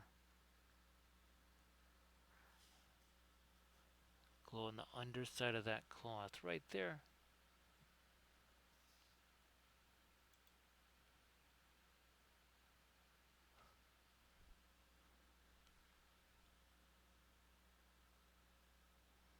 Hit some more of the reddish orange up here.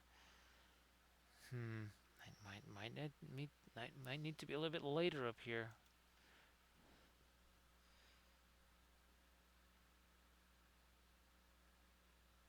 Just a little touch of it right there.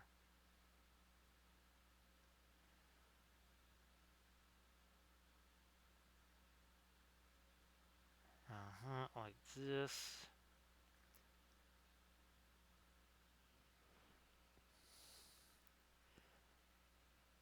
Almost, do I go with the darker glazing? Let me try to do some darker stuff. When in doubt, make things darker. Let's try that here. Thanks, Armor Wolf, for posting a link to the Patreon page where guess what files like this are going to be made available.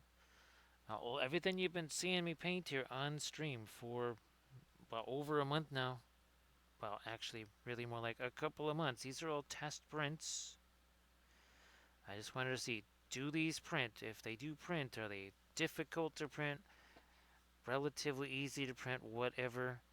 And then also trying to do some supports too, because not everybody can do their own supports. Just know that yeah, in for a penny, in for a pound with the supports here. There are lots of supports. They are super heavy, lots of them. I mean, not heavy supports as in damage supports. I mean, as in there's a ton of them to remove. Because something like this, between how long it would take to print, and then also the fact that there's a lot of resin involved. You really don't want this to be failing.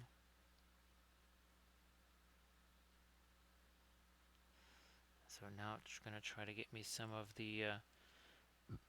our orangey diode things on the face here. Now that that's had a chance to set, let's do some of this on here.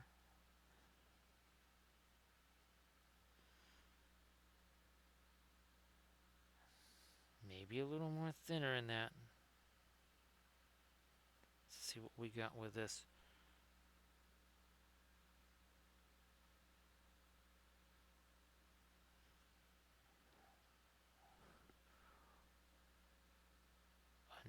little there we go. Now on this side over here,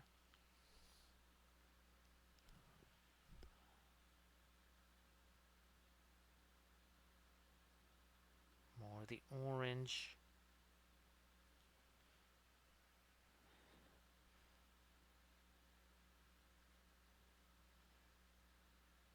Like that.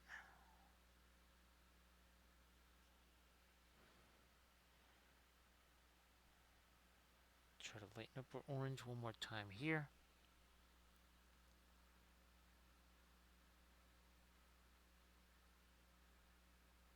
Bingo.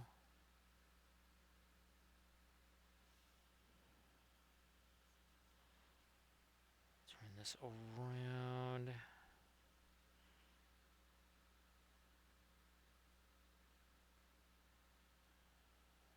Some orange there. Carry that down.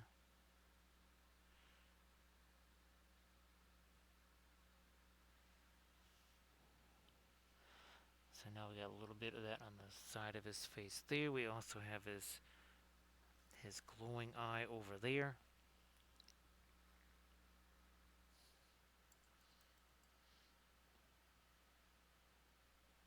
Let me here take some of this very much a grayish blue. Let's see if I can maybe do a little more.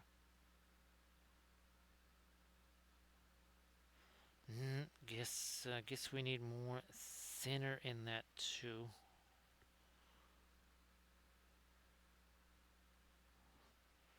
Try that again. Still, gee whiz, I thought this would almost be too light. Too much thinner on there. Let me try this again. There's a big blob of something on there. There we are. That is what we needed.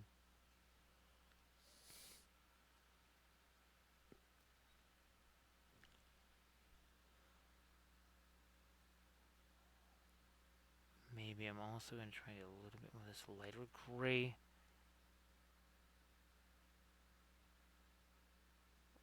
In here, right at the side of his mouth. We need another side over here.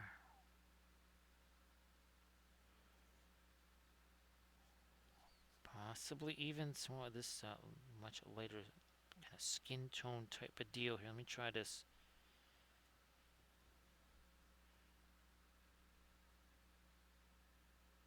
Can't go too far down with that. Also, too, if this highlight is too light, then the glow from the actual light not gonna be too glowy. You know what, let me try this here. I don't think we've got this light yet. And trying to have basically the lightest light here follow where his oh, there we go. That's it. That is what I need. I might also then do this right underneath it. Bingo.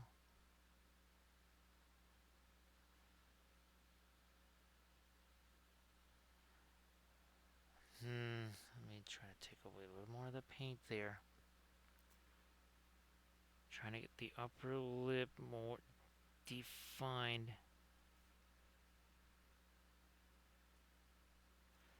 Again, essentially kind of a look of disdain. That was kind of what the figure was supposed to have.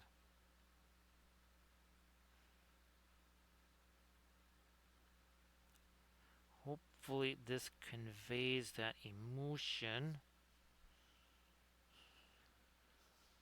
Yeah, just kind of essentially a disdain for Camelot there, or at least the Arthurian version of it.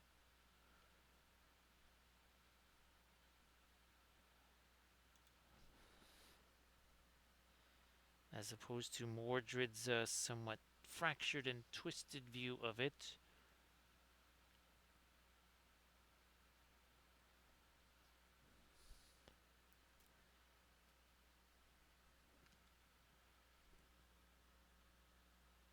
Trying to catch out. There's a little bit of that chain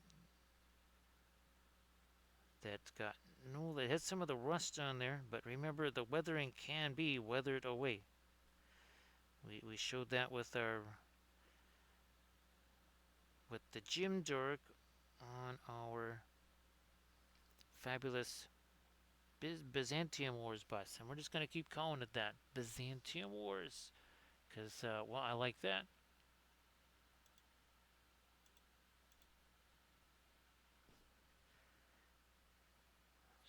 So that's what we're gonna be calling those busts, and I actually have a whole bunch of those to paint too. I mean, I printed up like 20 something of those things, I think.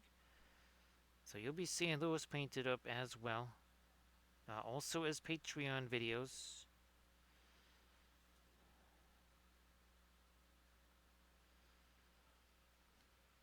I already did some videos showing how I made those busts.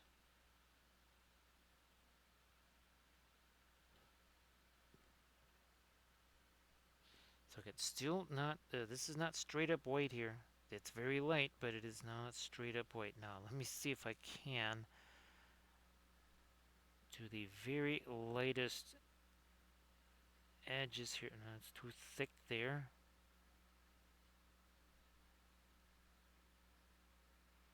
We shall try that one again. I think maybe now that worked.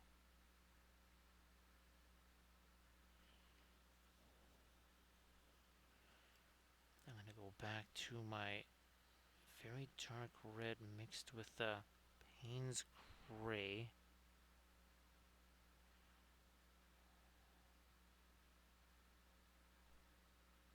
Me to try to reorganize a little bit of this.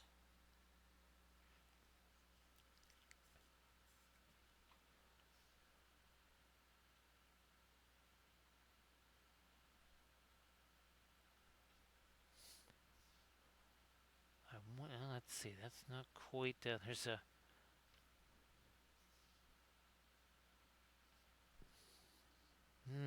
back to our red here again, and then some of our blue, almost a bit of a violet color there.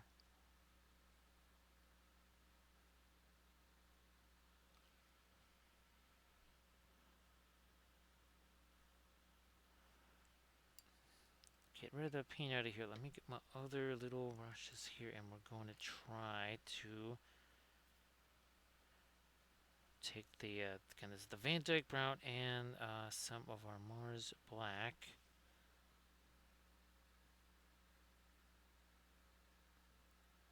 And just do this little teensy bit here of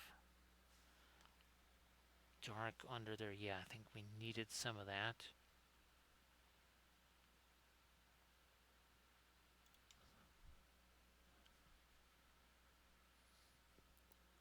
Some of that down in here. I wonder, let me see if I think oh, there they are. Wow, they really got pushed back. So there's some of our weathering powders. I want to see if I can't do something like this. Let me just get this might work here.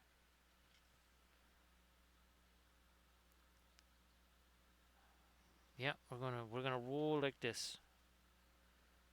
That's what we're gonna do here. Is just spritz on some of this, and of course, since this is the oil paint's gonna be curing, it doesn't dry, it doesn't evaporate like acrylics. It cures more like grain stuff actually. This the powders that we're putting on here, well, that's gonna actually cure onto the figure with the paint. That's what we've been doing a bunch on all of our Byzantium Wars busts.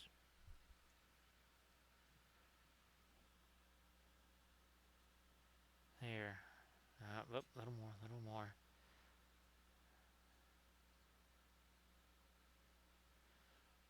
So yeah, just a little spritz of the powders on here. It's a kind of a nice little texture difference as well.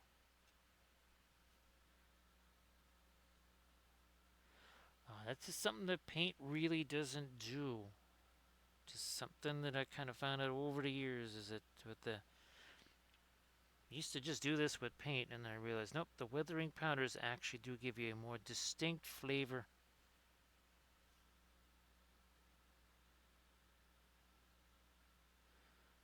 So There, yeah, that definitely is nice. Little again, extra touch, little extra texture here.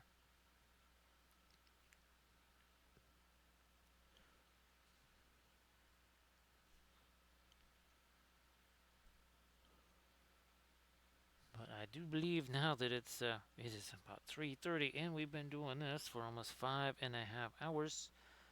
I believe it is time to say thanks for all the bits and the subs and the follows and the cheers.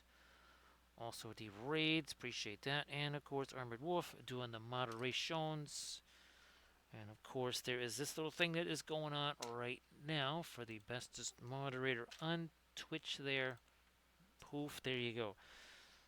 So a little contribution there to a little help for our fabulous moderator.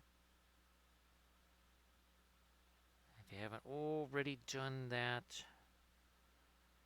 So I appreciate everybody being here. Now, Monday stream, we're going to be doing one of our busts or figures or something like that. Armada Mondays, the normal Armada Mondays, will kind of resume.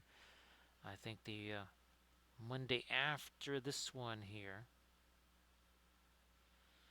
So there we have it. Okay, there is our weathering powders added. And not just, it's not about the color, that's also about the texture there as well. We got all kinds of fabulous subtle blues, bluish grays, warmer grays, cooler gray, all that kind of good stuff. And then, of course, the oranges and such from our glowing circuitry, which again sort of lines up with what we were doing on the stream on Thursday. So we're gonna do a little bit of a raid action here and try and get ourselves a little bit of sleep and a little bit of a relaxant of the voice. So again, Aaron, appreciate you being here. Thank you so much, and see you later, Cam. To see everybody on Monday.